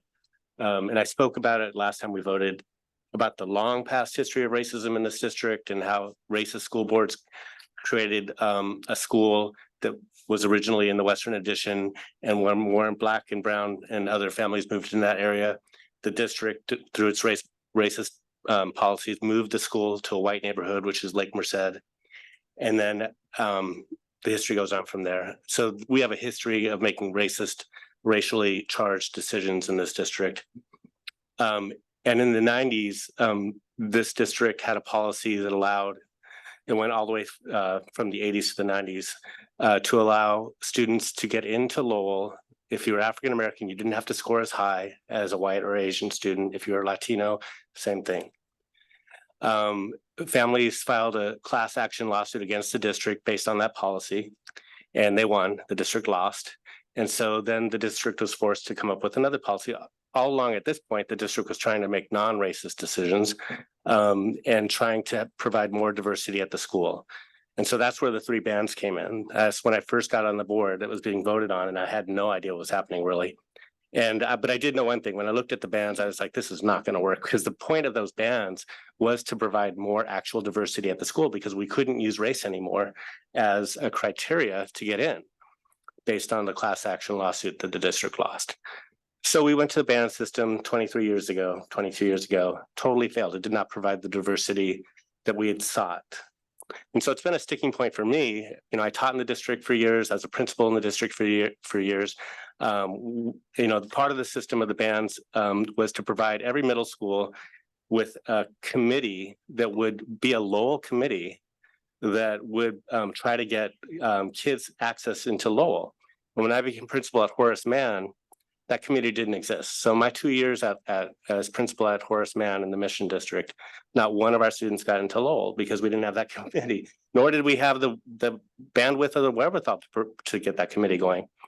So it's been a failure, the bands, because the point of the bands was, again, to create diversity. So now here we are again. We had the lottery system for 2 years based on what happened with the pandemic, basically. A lot of anger, grief over that, clearly. And now we're back with the system that we've had for the last 22 or 3 years. And now we're trying to do something different, again, to try to provide more diversity at Lowell. In my mind, that's a good thing. We should be trying to provide more diversity at the school that has the most resources of any school in this district. Maybe save raw soda, which is another issue, obviously.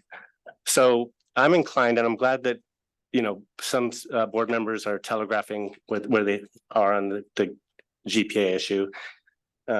Commissioner Lamb is clearly uncomfortable with just using GPA. I'm actually uncomfortable because I still think that that breaks the law. I think that does not comport with the state law, which says that comprehensive high schools cannot use academic requirements or athletic requirements for entrance. However, I'd prefer that than what we have right now. So my question is, if we are going to land on GPA, how, Superintendent, are you and staff going to decide on what that GPA is?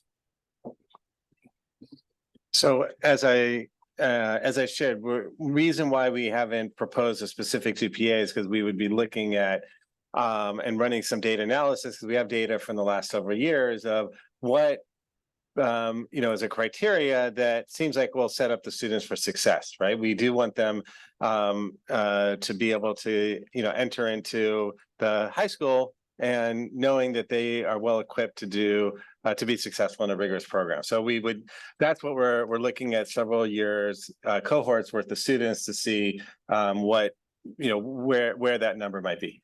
Okay. Last thing I'll say is part of the history of the district also, people might not be aware. I think President Bogus is aware of this because he went to Thurgood Marshall. He attended Thurgood Marshall, graduated from there, and Thurgood Marshall and Burton had higher requirements to graduate up until 2002. So they were supposed to be the Lowell of the East Side. And so you had to have X amount more credits to graduate from those two schools. They never actually attained the status of a Lowell, but clearly they had higher criteria because you had to have more classes to graduate in 4 years. And it's something we probably should consider moving forward even for Lowell, and just get rid of all criteria and just say you're going to have X amount more classes to graduate. And just so people know, the reason we don't have those programs at those two schools is because we closed McAteer in 2002. And we knew at the time that the majority of McAteer students that hadn't graduated from McAteer were going to go to those two schools because they had room, and that they wouldn't be able to graduate with that criteria. So the district unilaterally wiped out that requirement unilaterally. The superintendent did it with, and so got rid of that criteria. So we didn't have any more the Lowell of the East Side. Showing my age. Mine too, Commissioner. Thank you.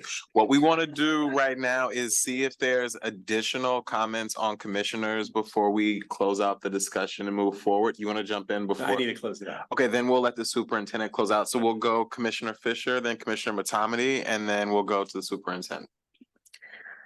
This has been a wonderful conversation. I did forget to thank the task force earlier. I do thank you very much for all the work. And especially the volunteers who showed up at a pay grade of 0, and knowing that this was going to be a contentious issue and still being willing to jump into the work. I have to say the meetings I attended, like for example, the March 11th meeting at Mission High School, it was really informative. And I really appreciated, and I have pictures of them on my phone, the posters that were put together by the schools, the students, and it was all distilled down into great ideas, you know, things that the students want, next steps, things like that. And a lot of that was actually really actionable. And so I'm wondering, I don't see any of that student voice actually reflected here. And I would love to see more of that, especially as we move forward into operationalizing. And the other thing too, going back to the planning for unmet needs, we have a huge problem with chronic absenteeism. You know, we have, and so when we talk about programs that we don't have and that we need to build, we have an amazing program in Independence High School, right? I'm wondering, are we looking at other ways to re-engage students who haven't been able to come back yet, like virtual programs, more space at Independence, more programs, like we have some counseling enriched programs in some of our schools. And again, not to be overly prescriptive, like you mentioned earlier, Commissioner Alexander, but I'm just wondering if we've really, you know, when we talk about building out programs and our guardrail around serving the whole child, if we've taken some of these other social emotional needs into account in our planning. I would say one key example of that is the redesign of 2 of our alternative schools of choice. And so their school communities, basically high school task force ended and then they got to work right away. It was almost, I don't know, it was like a month after the task force recommendations or days after that those teams convened, all grounded in that data that emerged from the high school task force. And so those 2 schools are planning 100% on unmet needs, gathering that data, figuring out what it's going to take to reach students differently, what is their community telling them, but then also tapping into our incoming students and engaging with them at the enrollment fair. What do you want to see? What don't you see in the portfolio right now? And their entire program, that they're designing around is based and grounded in that. So that's for those 2 schools. I mean, then there's, the voices that we heard around college and career readiness and all of that, that is kind of our whole next work stream around how we're boosting up those counseling supports, what that's going to look like. There's a platform that we're going to be engaging with post-secondary success that, allows students to go in and see all of those requirements for college. That's going to be standard, once we resource that across all of our schools. So I would say that was a big surprise to me, that no matter what school students were coming from, that was a key thing that came up in the focus groups, was that they wanted more on the college front. And that, I didn't realize how much that cut across all of our schools. So I would say, their recommendations were definitely embedded in that, but we need to, operationalize, all of that and dig in, because what the task force provided was that information source for us and that engagement. But their recommendations came at the end of September. So at that point, we now need to kind of in that phase 2, we know which staff, what teams we now need to convene to dig into like the real specifics of how we're going to deliver and get into all of that. But we first needed to collect all of that information, which was the role of the task force. Commissioner Matomedy. So I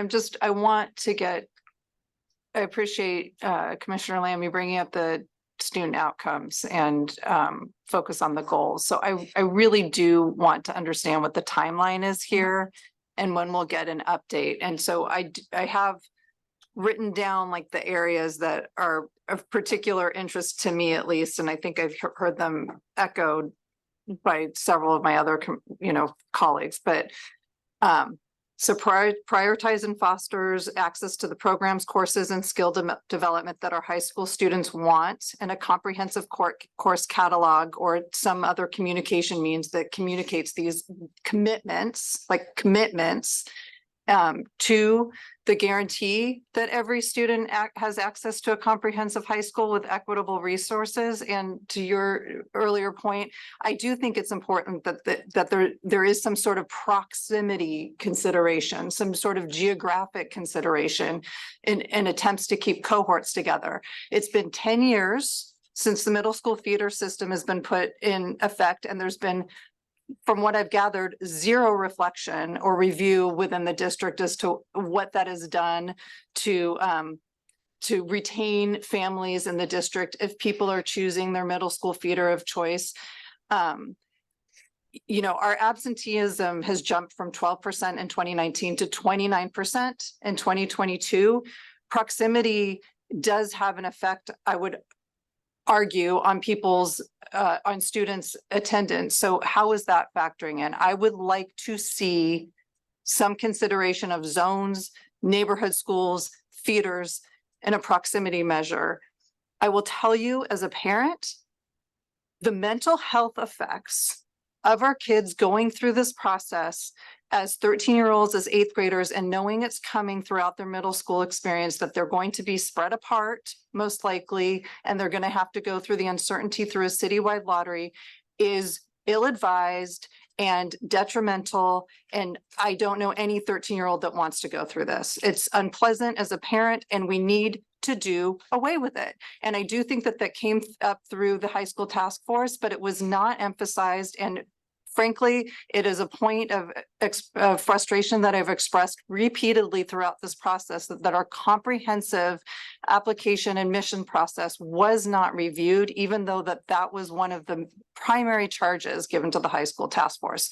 So I would like to understand the timeline and consideration, and I don't want anything coming back without some thoughtful response to that.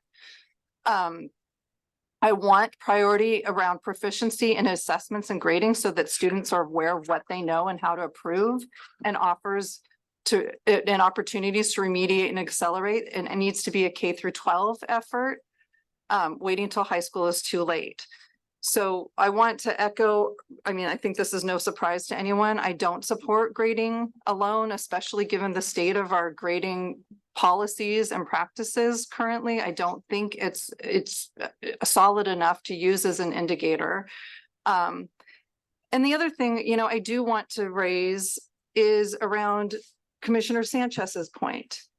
And not only are these historical issues, our transportation policies embed complete divestment from parts of our city and emphasize ways to get out of your neighborhood rather than ways that the district is going to partner and invest. It happens in our elementary school transportation and placement policies, and it happens again in our middle school placement policies. And I think this district, it's time enough that this district owns up to the fact that it's continuing to perpetuate the kinds of things that we like to pretend are in the way distance, you know, or not way, for those of us in the 90s aren't that long ago, but that are not just historical. We're still practicing them today. So I want to understand, when I talk about proximity, this is not about access to the West Side schools. This is about delivering in a fair and proximate way to all parts of the city.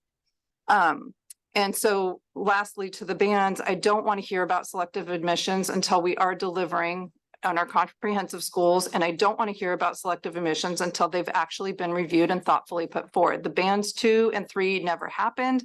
And, you know, as the commissioner said, there was no committee that was supposed to exist. And this may be a really great segue into our math policy, because we have math policies around interventions that similarly have never been implemented. So I really don't want to spend my time as a commissioner, you know, now at 10:30 on the first item, pretty much, if we don't have solid timelines and deliverables of how we're implementing and delivering. We've spent enough time talking. I've sat over there and listened to these same kinds of conversations. I am ready to move and deliver for our kids.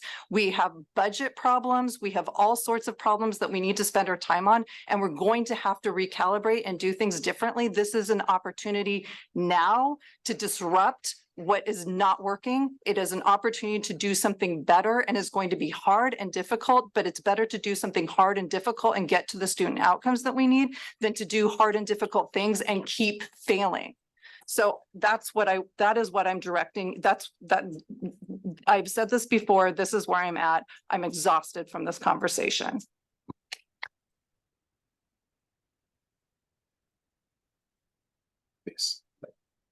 Thank you. So, yeah, I wanted to wrap up because I wanted to go back to the purpose of this conversation, which is, again, we're not bringing forward action, but definitely seeking direction. So we got to hear from one commissioner about the direction. Commissioner Matomedy captured much of the same points here around wanting to, hearing it from the, so this is what I'm saying. I heard collectively from the boards. I heard individually what Commissioner Matomedy said, representing a lot of what was said. So what I heard collectively, and that's what I just want to affirm, this is the direction, that there's a clear desire to focus on our whole portfolio and move quickly on establishing those universal opportunities for students. That was, I think, your first couple points. Heard the priorities, ensuring that there's system-wide supports for our students, academic supports and social emotional supports. I heard you speak specifically to the grading as well. I think we need to look at how we're setting up those academic supports. I heard support for the guiding principles, but a strong desire for more details and specifics. And I want to make sure I heard this, and this is what the board's saying as well, that there's considering other ways how we might organize enrollment into our schools. And here, a lot of questions about how this connects to resource alignment. So I do want to take a step back because, right, as a district, we have two big focus areas for the next 6 months. I mean, one is continuing our work towards student outcomes, which we heard a lot about tonight, because one of our outcomes is college and career readiness. And the other is resource alignment, how we're going to align our limited resources to meet those outcomes. And so I want to make sure as superintendent that like our high school students, they are spending time in classrooms where that are joy-filled classrooms that are really meaningful. And I understand our current portfolio doesn't do that. And I'm particularly concerned for what, how that translates into persistent barriers to opportunities and success, particularly for our Black and Brown students.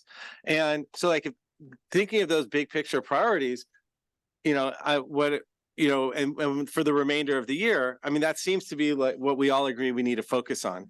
And so while there was discussion of admissions, I heard a much greater need to address the programs and support of all of our high schools than narrowly focusing on admissions. And so, I mean, I think challenges that I named about our comprehensive selective admission processes are real, and the initial proposal was meant to address those, but there's clearly more need for discussion and planning. So I'm going to go back to the timeline. And so I named what I heard as the direction. And then I think the timeline is the first 3 bullets on the timeline are what you should expect. So when you ask, when Commissioner Matomedy asked the question, if that's for the board, what would we see in the next update?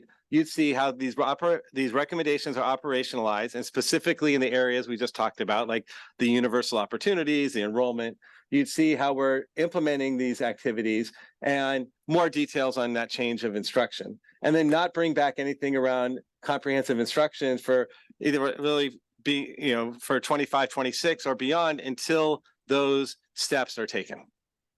Well, I don't understand that last part. Why would you leave? Because I mentioned that as something I thought was really important. And I thought Commissioner Matomedy did too, and others, that the admissions piece and how we do enrollment for all of our schools, including the selected ones, but I guess I'm distinguishing between, that's why I want clarity on. I'm distinguishing between enrollment to all of our schools, right? So that's what I heard both of you say, and that's why I'm checking if the board is interested in this, is like, is it just pure choice? Or do we look at having any zones or look at feeder patterns or anything like that? And then there's the selective admissions question.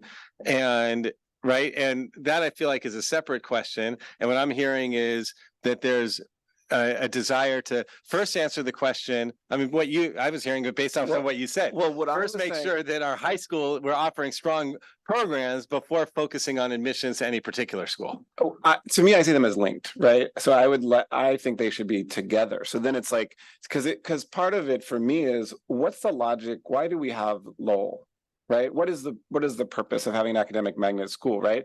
And then from that, and how does it relate to the comprehensives? And how does it relate to the other alternatives? And then, okay, do we have admission standards? What are they and why? And how does that fit with that logic? So to me, it's kind of this, they're related questions, but I think they could happen together, or I guess sequentially, but I wouldn't want to, I think they're connected. Does that make sense? For me, I don't know how others feel. Yeah, I'll let others chime in, but I'll say, I think they're connected, but I think what I'm hearing tonight that's different than what I originally presented is there is a sequence, because part of the sequence is families understanding that if they don't get into one school, our other schools offer what families need. And right now, resoundingly, I'm hearing from the board, we don't do that. So let's do that. So that's where I am saying the sequence, the sequence matters. That I presented them as linked, but if we don't have confidence that the other alternatives are real alternatives, and I know you're saying, I heard what you said, there's some perception, some reality to that, but that's why I'm proposing, that's why I'm shifting the direction is based on the conversation I'm hearing. But so they're connected, but I think there's a sequence to them that I'm saying needs to be followed in this way. One thing for me in regards to this timeline, I think that would be really helpful if you could even go through a little bit of it now. And I think at least for phase 2, when would we expect to get the information for the respective bullets? I know that we have a time frame of December through June. Does that mean that we're going to get some of those things in December? We're going to get some of them in June? And if so, can we differentiate from which one? I just think having a big time span like that isn't as helpful as having specific dates next to specific items so that we can have clear expectations about when we're going to receive this information. Yeah, I hear. So yes, let me, we can do some work on mapping out. So just to say loud, so when we talk about changing, some of the work was again, just around the enrollment of just, providing more access to the comprehensive schools. That will happen over the next couple months. The changes that we've been doing around, other changes that have been happening now, but particularly when we talk about operationalizing the recommendations and the design work that Davina is doing with some of our alternatives and identifying implementation activities, some of that will be coming in March as we're making our plans for next year. And then the rest, I think, would come in June because there are budget dependencies on this. So that's why I say I wanted to step back and say this is related to our resource alignment. So if we are, expanding, trying to develop a pathway, that does cost money. So we have to, now start putting some numbers to this and saying where those resources will go. So that would come in December. So, that would come when we're bringing forward our budget. So I know I understand what you're asking for. I share that to try to illustrate, I hear that direction. Here's what then that looks like, is giving you a little, a timeline of what the next 6 months look like, of what's coming forward when. Thank you for that. I think if we could just maybe update this slide and reshare with commissioners and the public of when these things, we feel like we'll have them with months on them. I think that'd be really helpful to get away from kind of the window. And maybe that's a good place for us to transition. I know you want to transition, but for this one, we've agreed it's been a long conversation. So I do want to make sure that I said, this isn't an action item, but if any other board members, I stated the direction. I'll follow it up in writing. We have notes from this. I stated the adjustment to the timeline. I just want to make sure everybody understands that's what's coming forward. And if there is a different direction or a concern or something you want on the record, now's the time to say it. Commissioner Alexander, then Commissioner Bowman. This isn't different, but I want to make sure, because I don't know if you exactly said this, but the piece around this is the opportunity to make fundamental changes, or as Commissioner Motamedi used the word disrupt. That's what I see. If to me it feels still incremental, and so I think, and I'm seeing some nods from commissioners. So I just want to make sure that that part of the direction is clear. Is that the only way we're going to meet our goal? We set a very ambitious goal. I think the only way we're going to meet it is if the system changes in a somewhat dramatic way. And right now, it feels like what's being proposed is incremental, right? So again, we're not suggesting that it shouldn't be research-based or that it shouldn't be all those things, but it needs to be, it can't just be incremental. We're not going to meet that goal by 2027. Yeah, and I think Davina and I have talked, and I'll speak for Davina for a moment. I think that's what will be key in the next thing we bring back, because we think there's some, we think some of these moves really do disrupt, when we say the key moves, do disrupt the experience. But that's why I said, I think one of my comments of, you're eager to hear more details and specifics of what that looks like. So I think when we come back, what disruptive means is also, there's not like, we all understand the definition, but then we'll calibrate like what is disrupting. So I hear what you're saying. I think I understand what it means. I think you'll see it when we bring back how this gets operationalized. And if you don't, then there's the opportunity again. But you're right. I understand that's part of the direction. You understand what I'm saying, that's also, it's, less clear than saying we'll have 10 APs at every high school. That's easier to come back and say what we'll do. The only thing I would add to the phases is I guess I don't see to the plan, or what I would want to see moving forward is I don't see an engagement strategy for communities, for school sites that goes beyond what we've already done. And so I think, how does that reflect it in what happens in the process? Where is there an opportunity to get input, buy-in, and also to have some of the hard conversations with community before we get to a phase where we're putting everything into place? And so I think just being really intentional around what the community engagement looks like moving forward, and how we're checking in with the community to ensure that we're moving in the right path.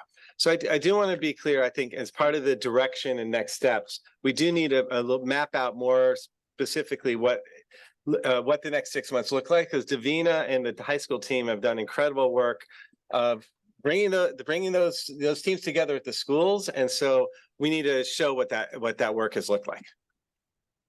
So I'm seeing nods for that one as well. Yeah. Commissioner Matomedy. Okay, this is, so I just really want to be clear, because you've heard from me very, very consistently, and it's been over a year since we passed this resolution, over a year since actually the task force began. So my urgency is even more. Like, I feel like this was my consistent feedback was that this is what you're hearing tonight. So I'm going to just be clear, the delivery is, I'm beyond listening and learning. I'm beyond listening and learning. Well, I will my final thought will be something from our Council of Great City Schools training that I've learned recently, cascading. And to quote AJ, responsibility cascades, but accountability does not, right? And so I'm really interested in the alignment here of how, I think that is a good place to leave us, is responsibility cascades, but accountability does not.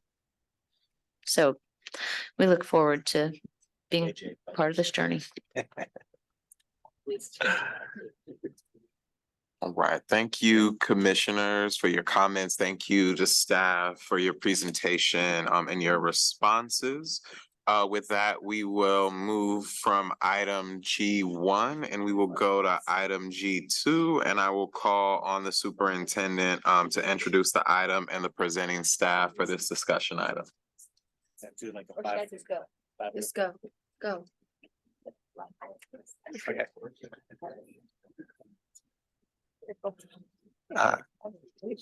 We going?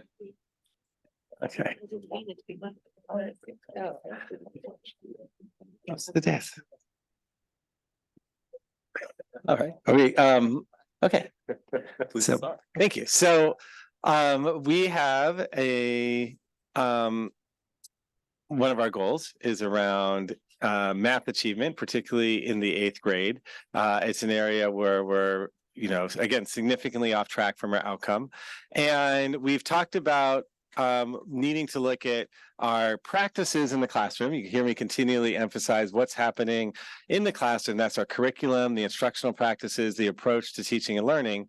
But for math, we also need to look at our policies and our course offerings to make sure that we're challenging our students, and that then connects to our goal around college and career readiness. And so similar to what the conversation we just had around the re-envisioning high schools, we're talking about what our vision is for math in terms of teaching and learning. But in this conversation in particular, what our vision, I guess it is around that, as well as what our vision is for math in terms of the kind of math offerings we want for our students, and particularly opportunities for students to accelerate, including having algebra in the 8th grade. And so to share our vision, and again, a set of principles to make sure our direction is in alignment with what the board has said, our vision and our values.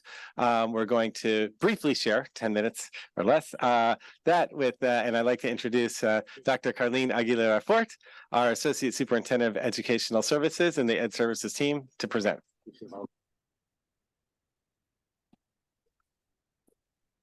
Thank you, Dr. Wayne. Good evening, Commissioners. Carlene Aguilera Fort, Associate Superintendent of Educational Services. So I'll try to be as brief as possible and just highlight the key pieces of our work today. The superintendent just stated the outcomes, so I will, let's move to slide. Let's continue. So the superintendent always reminds us that our work needs to be grounded on our mission. And so we have our mission, and hopefully we will be able to fulfill that. And as you know, our 3 main goals are connected to learning and academic achievement, from 3rd grade literacy to 8th grade math. And hopefully by the end of their career, our students will be ready for college and career of their choices. Let's go to the next slide, please. So here is what we are. The board asked the superintendent, and the superintendent worked with us in developing this vision for mathematics. I will highlight the key pieces, and we envision that through their teaching and learning that will happen in our schools, we will develop students as critical thinkers and proficient mathematicians who are prepared to solve operational, critical, and logical problems across contexts. And this is one key component related to the operational component, the logical thinking, and the foundational skills that are connected to that. Let's go to the next slide, please. So as we move forward, we know that we are not there yet. However, part of our work that we have started right now includes this idea of looking at what is happening in our schools, looking at the professional learning model that we will be implementing and implementing in the district, so that teachers are equipped and staff is equipped as well to provide students with this concrete experience. So here are key components of how we are going to achieve that. We definitely right now, you have heard these, we are focusing on essential content in math and academic ownership. But here are the 3 key elements for mathematics. From elementary, kinder, and up, we want to make sure students have master number sense, computation skills, and operational skills, connected also to the high level of thinking. So those are not mutually exclusive, and we want to highlight that. And as we do this work, we are adjusting at math policies so that we will provide algebra to 8th grade students. And then to make sure that students are ready, we are right now looking at the academic intervention for students. And through that, we are also looking at the professional learning opportunities for our teachers. I will pass this one. So in terms of time, I will ask my colleague, Mr. Van Krugman, Executive Director of Content, to continue with the next slide. Thank you so much. We wanted to start by just naming where this work sits within our overall goals around instructional coherence, not just in math, but across content areas and across grade bands. If we can go to the next slide. And what we wanted to name was through our partnership with TNTP, we know that high quality resources are critical in building a strong foundational floor. But those resources must also sit within an overall program that includes strong instruction, deep engagement, and high expectations on the part of educators. To the next slide, please. And we know further, ensuring access to quality and rigorous essential content has the highest impact on our students of the highest need. In addition, this access requires that educators know the grade level standard, believe students can reach it, and consistently provide students with opportunities to build proficiency. Next slide. In order to support specifically this work in math, curriculum and instruction must be based in the shifts of the Common Core in focus, coherence, and rigor. The combination of these shifts allows for spending time on the major work of the grade for a strong mathematical foundation, content linked across grade levels, and a balance of conceptual understanding, skills, fluency, and application. Next slide, please. This work begins with math foundational skills that support students developing and experiencing numeracy and computation so they can productively navigate everyday life. These skills are critical in having students develop deep knowledge of the content in math. And our efforts are to ensure that there is a focus on these skills and they are built upon each year as students matriculate through school. Next slide, please. And more specifically, looking by grade level, you can see the foundational skills that are outlined in kindergarten through second grade. These areas are the major work for each grade with a focus again on numeracy, fluency, and operations. These areas are continuously reinforced across PK through 12 and build students' readiness for secondary acceleration, which I will pass to Dr. Priestley. Thank you. Good evening. So as part of our math vision, we do anticipate bringing Algebra 1 into 8th grade, and we know that we will require some update to our math policies. Currently, we are working closely with a focus group, which is comprised of representatives from our community organizations. And through a series of meetings, they are giving us input on how we might do this while also upholding our principles around equity, access, and support. And part of this work also includes reviewing course sequences and reorganizing them appropriately, as well as consideration for the expansion of course offerings. It is critical that we want to center the student experience and their opportunities in this process, and we will bring forward math policy recommendations to this board on February the 13th. Next slide.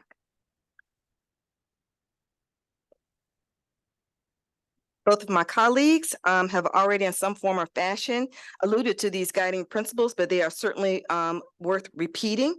We hold these principles in the center of our work. We are continuously focusing on the foundational skills, the serving of all students, but primarily those who are most underserved. Focusing in on targeted interventions, including acceleration opportunities to include Algebra 1 in 8th grade, and have the acceleration opportunities that do not result in tracking. Our goal is to center these principles so that we can continuously improve our Tier 1 instruction and intervention support, as well as make these challenges, policy changes to support our students. Here is our timeline. You will see different aspects of this work on the left-hand column around curriculum and instruction, assessment, intervention, professional learning, and math policy. And you will see that our current status as a quick update, as well as implementation that we expect to have in the year 2025 and 26. There are clear opportunities for intervention and acceleration, and we also will simultaneously be building a strong foundational piece around curriculum as well as instructional opportunities for students. Thank you, and we hope that met the 10-minute timeline, and we will be open for feedback and questions. Thank you so much for the presentation. At this time, we'll see if there are questions or comments from board members. No public comment. Oh, that's right. We did already. But what we What we will ask of commissioners is that you keep your initial comments to 2 to 3 minutes. After that, I will ask you to stop talking. We would encourage you to keep it to 1.5 to 2, but we will let you have the flexibility, and then we'll come back around for additional comments. But we do want to, I think, make note of the time. So ask folks to be efficient with their words. Is there someone who'd like to get us started? Please, Mr. Sanchez. Thank you all for the presentation, and thank you, President Bogus, for having the timer set for these presentations. My question is around, so we are very focused on 8th grade algebra. It's a very big topic, obviously. My question around it is, what are other districts doing successfully with 8th grade algebra, serving the students that we're talking about that we knew when we had 8th grade algebra were not being served well with that policy, which was statewide at the time. So we had that when I was principal at Horace Mann. We had 8th grade algebra, didn't work out so well. So how are we going to do that and at the same time avoid tracking, which is what this district had for decades and decades and decades. It's a really good way to sort kids, but it's not good for kids. So those are my questions.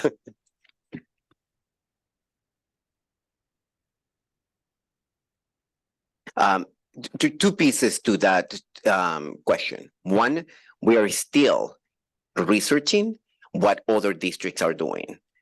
And we have some preliminary information about districts like us in terms of the size, Long Beach, LA Unified, and we have districts in the neighborhood in the Bay Area that are doing, providing algebra.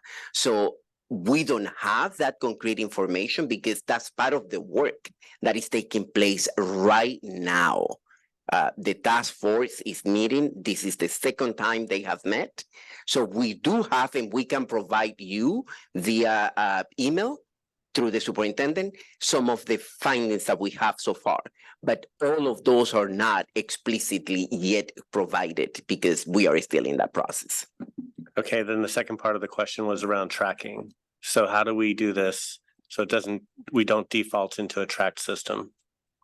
That's part of the work. Again, the task force has been provided, or the focus group has been provided with that specific. We are right now looking at prototypes, and the prototypes will be given to the entire group so the group can help us to determine how we can achieve that goal without tracking. And the focus group includes teachers, parents, staff, so people who are doing the work already as well, and students. But I do want to share, we put it as a guiding principle because we hear that that's a concern. There is one thing that's very different than, what are we talking about, 12 years ago, 14. 10 of our 13 schools have implemented the 7-period day, our Initiate Wonder model, which gives some flexibility in the schedule that we didn't have before, right? And so, again, we're working on prototypes, not saying how that's going to play out, but I feel confident. I share that because that gives confidence that there's ways we can think of doing this differently than before, because actually the structure of how middle schools are organized is different than it was before. So felt confident in putting that in as a guiding principle, as not just aspirational, but something we can actually implement. But we'll look at what those models look like and give more details through the work of the task force. I'm gonna jump in and then we'll go with Commissioner Lamb and then Commissioner Matomany, and then we'll see Commissioner Fisher jump in. My comment is also around the guiding principles, specifically the second and third one. Prioritize addressing the persistent opportunity gap for our most underserved students, and provide targeted interventions in a timely manner to address the current gaps in learning the mathematic concepts and skills. And I guess I like these being here, and I think they represent good guiding principles. I guess I wonder, what are we gonna do different to reach these goals, as these being things that we've kind of been working on for a long time in the district, as well as understanding the issues we have around our staffing capacity at school sites. So I guess I'm curious if you could just talk to how are we going to turn these guiding principles, especially number 2 and 3, into something tangible and operational that actually ensures that all students are as ready for algebra as they need to be in the 8th grade. So there is one concrete piece that is taking place right now as we speak. We are actually contracting services that do not necessarily mean getting teachers that we don't have to provide the intervention and the tutoring for the students who are not meeting the grade level standards. And the services that we are looking at have the component of intervention and have the component of tutoring across grade levels. We are looking at the students who are not meeting the standards and the students that for so long we have not been able to serve. And that is part of the task that the superintendent assigned us. So precisely today, we had that specific conversation, and the schools are being identified, the students are being identified based on the most recent assessment that we just completed. And those students will be named and will be addressed and given that particular platform that addresses that particular issue that you just named. And this will help us. This is now because we need to act now. And as we do this piece right now, we are then also designing what will that look like, what intervention will look like, what acceleration would look like. So we are finding ourselves in this space of acting with the needs that we have, while we also plan for the students as they move forward in their career in the district. Thank you for that. And I'm excited to hear that. And I think also feeling the need to hear that and also to see kind of what additional budgetary requests are needed, or what other kind of organizational shifts are happening in the org chart to really make sure that this can be a shift in the culture and not just a flash of a change in our practice. And with that, we will go to Commissioner Lamb. Thank you. And thank you to the team for your work. On the lines of the acceleration or the intervention aspect that you've spoken to a little bit, I'm curious around, the connection between the math policy, all the work that's happening that's outlined in this slide 15 around next steps. If you all could speak to how that connects with our goals, particularly our interim goals. I'm very concerned that we are very off track to our interim goals for our grade 3 of African American students, interim 2.1, as well as our interim goal 2.3, grade 7 for Latinx students, and meeting that interim goal. And so I think the theme of tonight is this board is wanting to see the acceleration. I think you all feel it too. You're doing this work every day.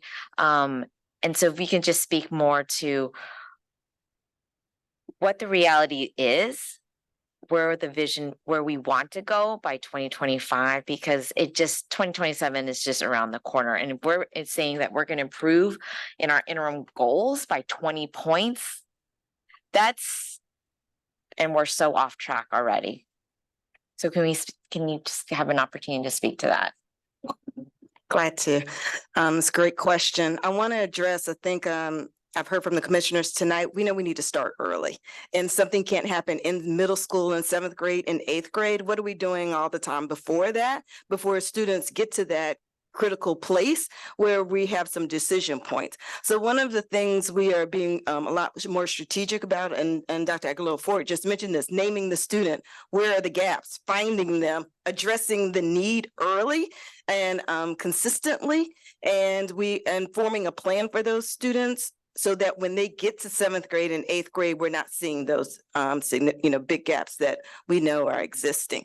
We have, a comprehensive, I heard, our assistant superintendent of high school speak to this. We're working on a more comprehensive professional development plan that's preparing our teachers to deliver that strong tier one as well as owning the additional support that students may need. So we're trying to provide ongoing professional development for our coaches who are in turn working with the teachers and making sure that those areas are being addressed. So we're trying to have a more multi-pronged approach perhaps than we've had in the past. I appreciate that. And I just want to voice, I was tracked as a student. And so I know firsthand what the limitations were placed on me, told that I was not good in math and I just should forget about it, right? And so that's why I feel so strongly about, while not tracking, but the longitudinal data is and evidence is absolutely important because, and I'm happy to hear around, doing this, being much more strategic and wrapping truly around our arms and centered around that student and their academic journey with us. Because when I hear in the high school presentation that we don't have a system-wide approach of interventions, and I'm kind of hearing that this is a theme, right? That we're also seeing with the students' journey around their math, experience. That's my, expectation to the superintendent. While I'm one person, I hope colleagues, you'll support me in this, that as a value, and I'm glad there's the guardrail around not tracking, but at the same time, we need to absolutely be informed in how we're supporting that child from the time they are with us, hopefully from TK all the way through 12th grade. So I'm really happy and thank you all for the work that you're presenting moving forward in this work. Commissioner Matomedy, then Commissioner Fisher, then Commissioner Alexander.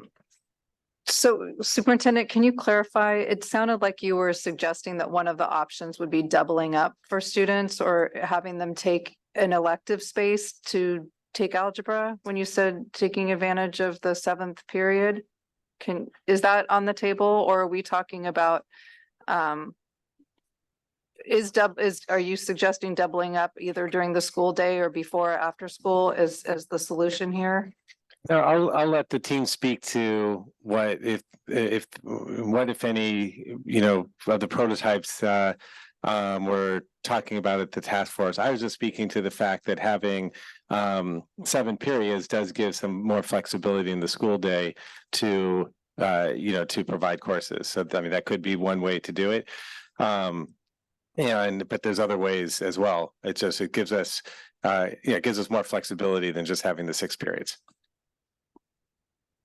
I can speak a bit to the question that you have around the prototype models. So one of the things that I want to emphasize is we have a range of prototypes that we will be presenting to the focus group. And within that range of prototypes, there are a myriad of options for students to be able to accelerate and have that access. Some of those could be options that exist within the context of a student's school day. And so it could be, for example, a compression course, which combines courses. It could be a double up as you're saying, for example, like a Math 8 plus an Algebra 1. There's also a series of options that exist outside of a student's school day. So before school, after school, or during summer. Part of our intention is to have a pretty wide range of options or prototypes that we would put before the focus group to get that feedback across all the stakeholder groups to see how it fits within bell schedules, how it would fit within enrollment sizes of different school models, to try to have the most equitable path that doesn't lead to tracking, particularly as we often see happen outside of just math courses. Is there a prototype where a student can just take algebra and not take another math class in the school day? So Algebra 1 in place of a Math 7 or a Math 8? Yeah.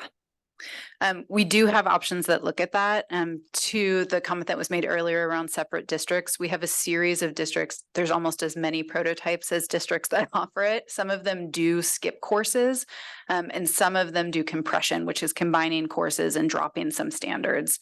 So we have both options in place. Can you clarify, because I've heard repeatedly, don't worry, Math 8 actually has pretty much all of the algebra that anyway, so they're already getting it, and there's only a couple different things that are missing. So is there a way that Math 8 could be modified to just be an algebra course?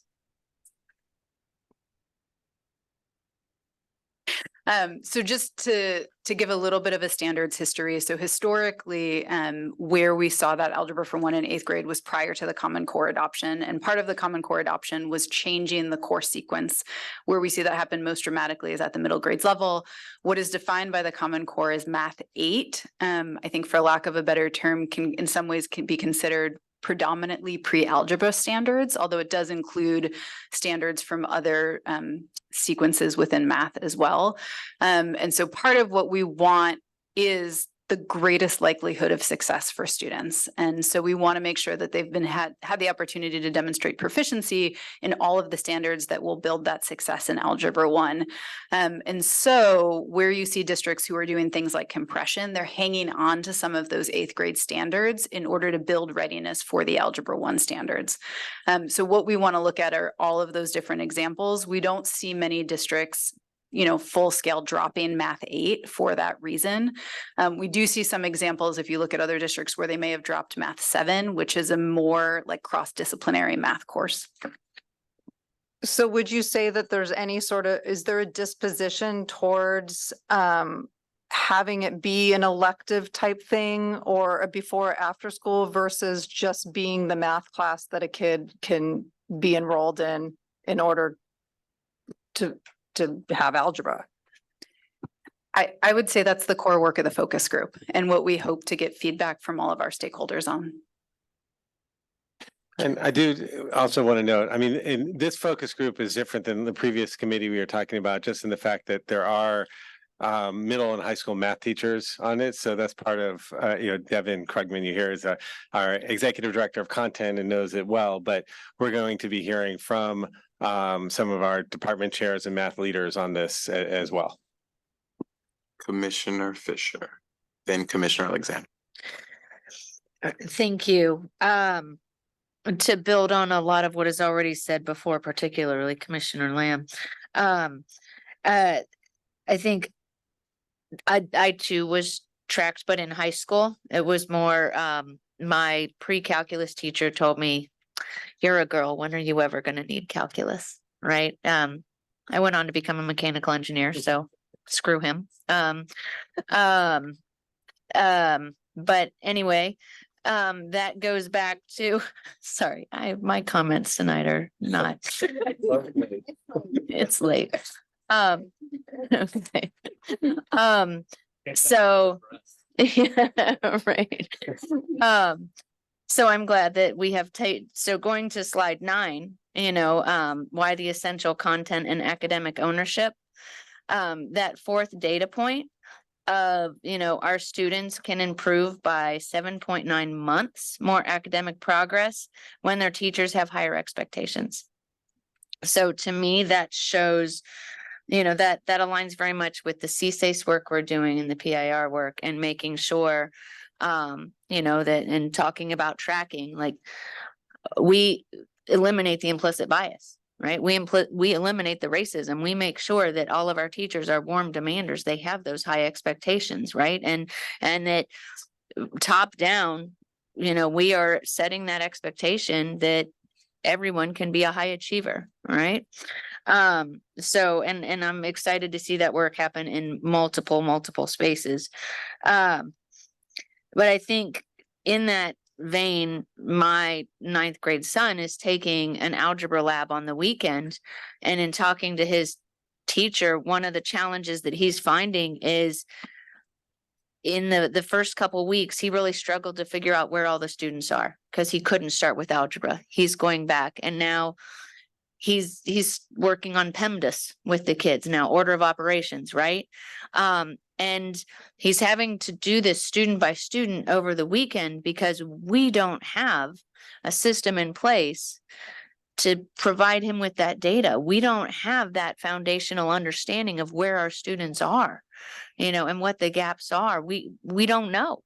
We don't know. And especially now, he spent a lot of his middle school in the pandemic. You know, and let me tell you, math instruction in the pandemic, for him at least, was not, he needs proximity. And he's not alone. So just questions about how are we actually understanding where our students are? When we talk about effective progress monitoring, and making sure that our kids get to all of our goals of 8th grade math, college and career readiness, we've got to know what they know of the foundational skills, and we don't. The SBAC tests don't give us that. That, you know, map level data, 10,000 foot level, doesn't give us the street level data, classroom level data that we need. That's missing, in my not so humble opinion. And the differentiation and intervention, the CAC has invited curriculum and instruction in many times. Thank you for always coming in and talking to us about math interventions. And what we find very, like, if you've got a kid who's struggling to read, you know, we know, let's talk about structured literacy, you know, let's get the science of read, let's work on the foundational skills. I'm not sure we have a full understanding of what those, you know, what's the equivalent of the science of reading for math, for numeracy, right? That's, we as a CAC have heard district leaders struggle with that with us. And so I'm wondering where we are in identifying what those interventions and those differentiations actually are for our kids who are struggling. There are 3 different kind of assessments that I am going to name right now. One is the district-wide interim assessments that call through the STAR. And that gives us a set of data just right now that that data informs us where the students are in general, even at the lower grade levels. And some of those pieces are connected to some of those foundational skills. So now, last year, the board and the district went in that direction, and we are collecting that data. Right now, we have baseline data that allow us to do that. That's 1. 2, with these interventions that we are putting in place, it has a component of diagnostic assessment. And that diagnostic assessment will give us where the students are, including those aspects of foundational skills, numeracy, and computation from lower grade levels and up. And third is this more conceptual math that is connected to the standards that Ms. Krugman just mentioned. So those 3 pieces are right now included in this process. I want to remind again, we are beginning this process. We are gathering this data right now. And we know that what we had in place hasn't helped us to really support the students. We cannot undo the past. And we are acting on this right now. Commissioner Alexander. Thank you. I'll try to be briefing. Just 2 quick points. One is around tracking moving into high school. So, and I mentioned this with the superintendent, but I don't know if you all are looking at this, or if the focus group is looking at this, of like what happens once kids go into high school, and the possibility of maybe doing something like geometry in 9th grade, or other ways of ensuring that that if we do, when we offer algebra in 8th grade, which I think is a great idea, that it doesn't also lead, right? Does that make sense? So you don't have to respect, but it looks like you're already thinking about that. So that's great. I was just wanted to make sure that was on the radar. But the other point was, I know a lot more about elementary mathematics after my past week with lesson study in Japan. And one of the things I learned that Japan really moved from a traditional mathematics teaching to teaching through problem solving, is what they call it. And we saw dramatic increases in their test scores across the nation. And now they are one of the top nations in the world. And it was all around the elementary foundational mathematics. And so, and what I learned was that there were 3 pieces. One was the curriculum, another was the pedagogy, and another was the professional development for the teachers. And there's, I guess, assessment would maybe be the 4th, but like those first 3 in particular, My understanding from this past week is that our curriculum is completely inadequate, number one. And that what we're using right now doesn't actually, in most American, this is not unique to SFUSD, most American elementary math curriculum is not very good. And elementary teachers are not trained as mathematicians. So they're given a inadequate curriculum, and then they're trying to like sort of feel their way through a forest blindly because they're an elementary teacher or the multiple subject credential, right? So one thing is like having a really good curriculum. Japan now has a really great national curriculum, and there's multiple models in the US, my understanding is now, that have this kind of teaching through problem solving method that are very similar that we might look at and think about piloting. So I'm hoping that can be on the table. And then the pedagogy of how does the teacher actually deliver that curriculum in a way that centers student voice and student thinking. And again, these classrooms we saw in Japan, the kids were so excited about math. I mean, there was just like first graders, second graders, third graders were like, debating and discussing and jumping out of their seats with ideas about math, something that is rare in schools in the US, right? And so the methodology of the teacher delivering that curriculum was really important. And the third piece was the lesson study piece of teachers really going deep, working with university math professors. I mean, the level of discussion they had on elementary problems, like the lesson we saw yesterday, the problem was 13 minus 9. And it was the first time kids had done subtraction with numbers above 10. This was an entire lesson and then a 90-minute debrief with university mathematicians talking about what did they learn before this, what did they learn after this, how is this learning sequence important for young people, how is this leading to algebra. They talked about, this is what's going to happen in 4th grade and 5th grade and 6th grade, and this is what happens in algebra, and if they don't learn these skills now, they're not going to get it, and this is how they all sequence. So I just feel like all those pieces, are in it. This is, again, not just SFUSD, but I think, again, because our math is in such a difficult and struggling situation, I think we have an opportunity to do something really different and to really transform how math instruction looks like in our district, so that taking algebra becomes a norm for many kids because they've learned those foundational skills. So I don't know if you all have thought, I'd just love to hear any thoughts you have about that, sort of the elementary piece. So I'll start with this. Foundational skills, sense of number, doesn't exclude mathematical thinking and doesn't exclude excitement about problem solving. Yeah. So that's one concrete piece. The fact that we are naming foundational skills, it doesn't mean that we are going to negate the possibility for kids to explore it. So that, and part of what we are looking at right now is that balance between the reality is today, our students are not able to do either one of those. That's a fact. And if I may, what I learned, this was an insight that I learned this week, was that they're actually, according to the Japanese approach, they're actually the same thing. So to do the problem 13 minus 9, you actually have to know, you have to have enough number sense to be able to decompose the number 13 into 3 and 10. And then to say, you know what, 9, you have to be able to take numbers apart and put them back together again in order to do that problem. I don't know if that makes sense, but it's not just memorizing. Foundational skills are not memorizing. They're actually understanding that 13 is comprised of 10 and 3, and that 10 is comprised of 5 and 5, or 6 and 4. And then you can combine those and do all kinds of math yourself. And so it's not about just memorizing. Yeah, and that's the kind of the excitement that you're just sharing.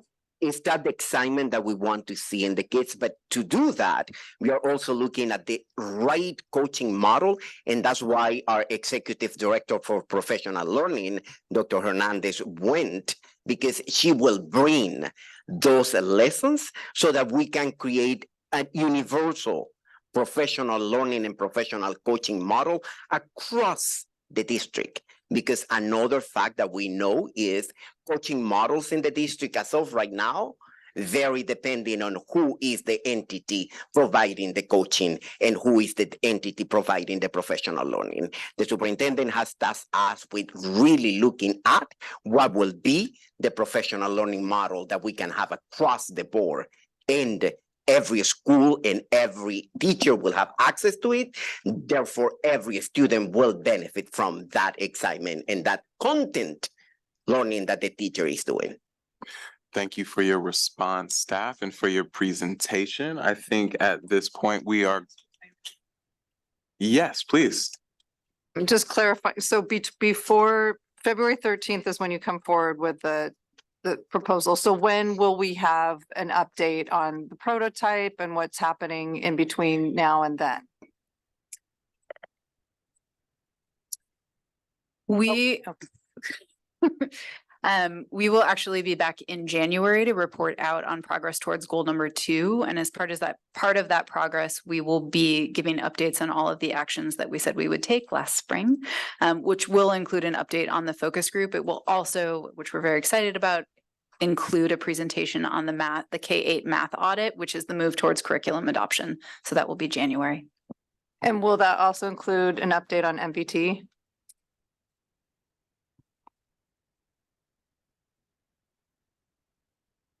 Yeah, that's for the 14th. That's in the February. Is it the 14th? You say the 13th? The 13th, yeah. Yeah.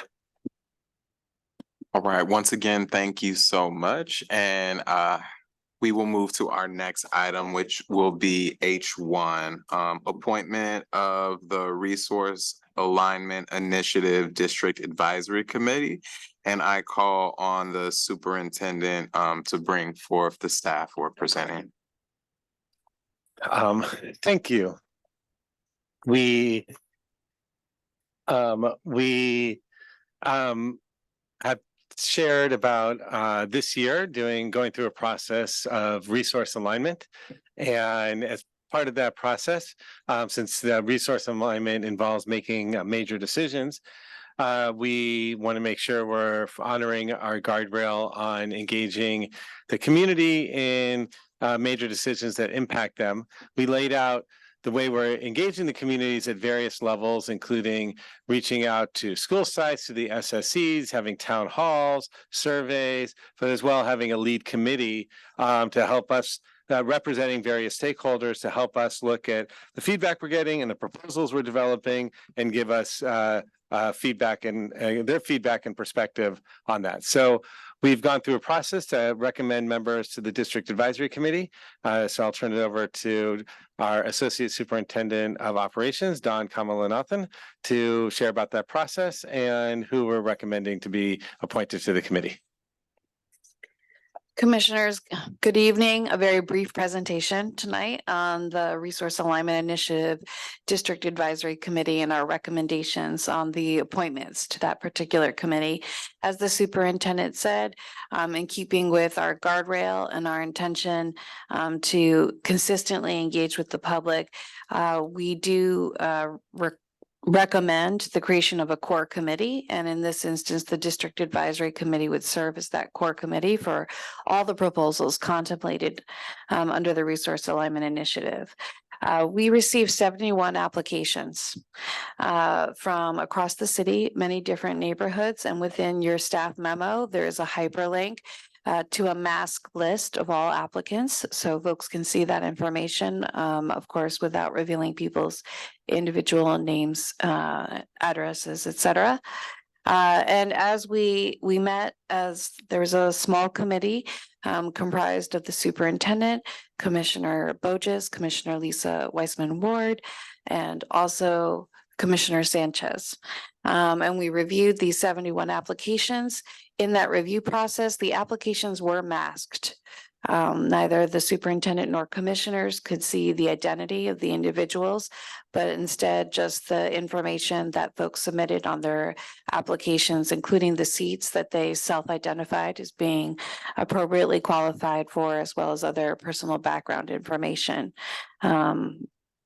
In the conversation around the selection and recommendation of the committee members, there was an emphasis on trying to make sure that the composition of the committee, to the extent possible, given the application pool, represented SFUSD's community, and particularly making sure that the geographic zip codes where most of our students come from were represented as much as possible in the committee. And you can see in our proposal, we have named in the staff report 11 different committee members, all of whom have been contacted and confirmed their willingness to serve.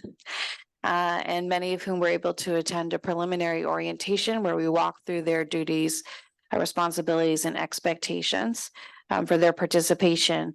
And in addition, we've identified 2 alternate candidates so that, it is over the course of the year. Folks are very busy. If there are conflicts that arise, that we don't hopefully have to go through a new appointment process, but can draw on one of those alternates to step in and fill a space.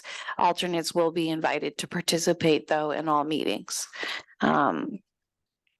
So with that, I think we have our recommended seats that are outlined in the staff memo. We expect that the District Advisory Committee will meet on a bi-weekly basis with their first meeting on November 27th, and that we will meet through the end of the fiscal year. And with that, I'm happy to take any questions. Thank you for that. Before we take questions, we will see if there is a motion, a second on the item. So moved. Second. Thank you, commissioners. Are there questions or comments from commissioner? Commissioner Matomedy.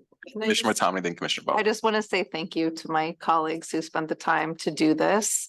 And I also want to thank Ms. Kamala Nathan, just to say, you have spent quite a bit of time with me on this, and I appreciate you answering so many of our questions and putting together a process that ended up being much more robust than we contemplated, and I feel really good about the outcome. So I appreciate you and staff's support.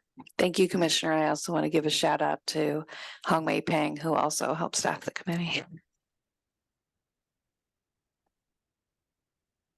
Definitely want to thank staff for their work on this. I think being a part of the process, I definitely felt that I would have liked to see more representation from different zip codes than who applied, and seeing more intentionality from the district to ensure that certain communities were included in the process, and we got more applications from those neighborhoods and those communities. And I think that without doing that, we do a disservice to the process and to our school community. And I think that we as a district need to figure out how we can authentically engage with our community and really reach out and be responsive in more meaningful ways. I think it's very important for us to figure out how not to always do what we've historically done, and really figure out new ways to engage and work with community and really help us during this difficult time to build legitimacy and trust in the public as we go about making our decisions. Any other comments from commissioners? Commissioner Sanchez. That being said, I agree with you to an extent, but I having been here as long as I have not seen this kind of I don't know, people wanting to be part of this kind of process as, this has been, 71 applications to do set, free work, free labor, right? For the district over an uncertain amount of time is impressive, and it can always be better, but this process has been better than the past in my view. So again, thank you, staff. Seeing no other comments from commissioners except Commissioner Alexander. No. One more thing from me then. I'll be the person jumping in. I would say I do feel that there is still a need for there to be a broader community engagement process around this whole process that both explains it, the intentions, and how it will work, that goes beyond what this group will do, that I'm really hopeful that the district will invest time, energy, and resources in doing in the next coming weeks and months. And with that, I believe we're at a place where we can have a roll call vote, please. Thank you, Commissioner Alexander. Yes. Commissioner Fisher, Yes. Commissioner Lamb, Yes. Commissioner Matomedy, Yes. Commissioner Sanchez, Yes. Vice President Wiseman Ward, Yes. President Bogus. No. Thank you. 6 ayes, passes. Thank you to staff. Thank you, commissioners. And with that, we will go to item H2, which is the resolution to appoint members to the Independent Citizen Bond Oversight Committee. I will pass it to the superintendent for his staff presentation. Thank you. We had some vacancies on the CBOC and the CBOC was interested in expanding the membership. And so we went through the same process we did before. We had established a process for appointing members to the CBOC. So Licinia Ibarra, I don't know if you want to add anything, but that basically covers it. So these are ones who are recommended to be on it. And the process was, it was 2 members from the CBOC, 2 of our state advisors and 2 district leaders. Is that correct? Yeah, that reviewed the applicants and then made the recommendations. All right, is there a motion, a second for this item? So moved. Second. Okay, are there any comments or questions from commissioners? Seeing none, we will have a roll call vote. Commissioner Alexander, Commissioner Fisher, Yes. Commissioner Lamb, Yes. Commissioner Matomedy. Yeah, Commissioner, yes, thank you. Yes. Commissioner Sanchez, Yes. Vice President Wiseman Ward, Yes. President Bogus, Yes. 7 ayes. Thank you so much. And with that, we complete our H items and we'll go to items I, which are our action items, which is the external auditors, financial and performance audit reports for Proposition A, 2006, 2011, 2016. School facilities bonds fiscal year 2021-22, and I will pass it to the superintendent for the presentation.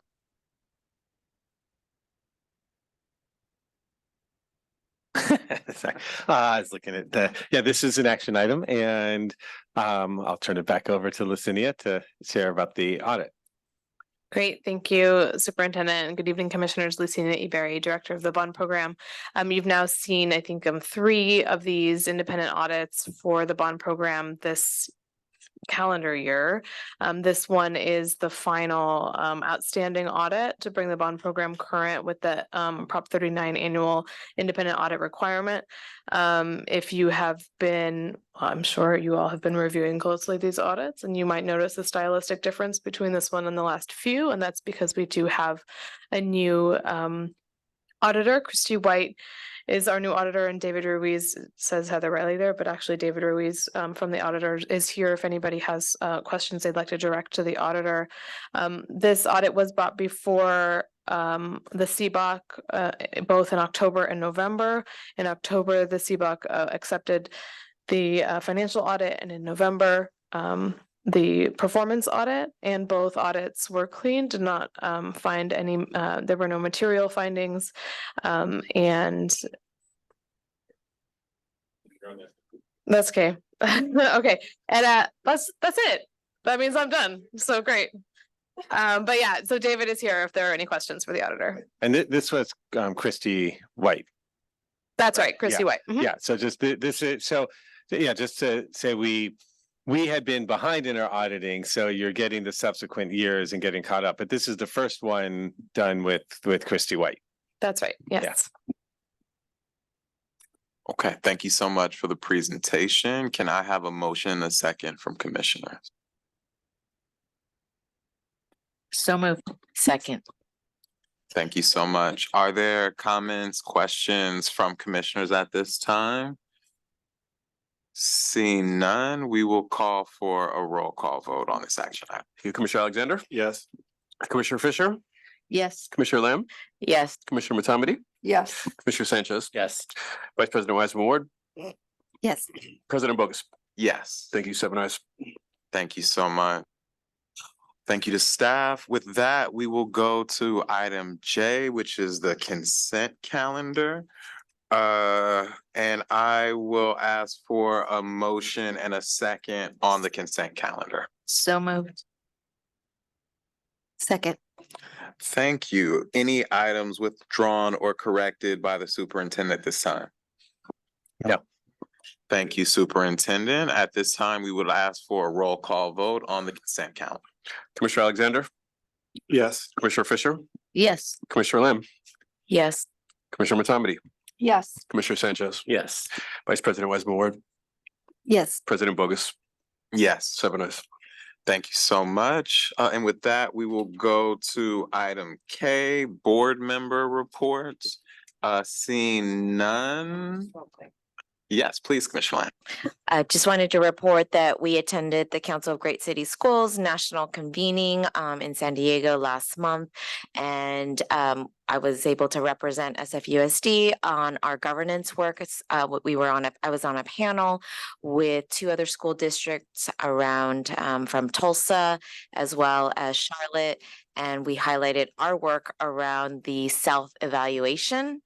And it caught, I think, a lot of our colleagues' eyes and ears interest because we were so real in our self-evaluation and giving ourselves a lot of zeros.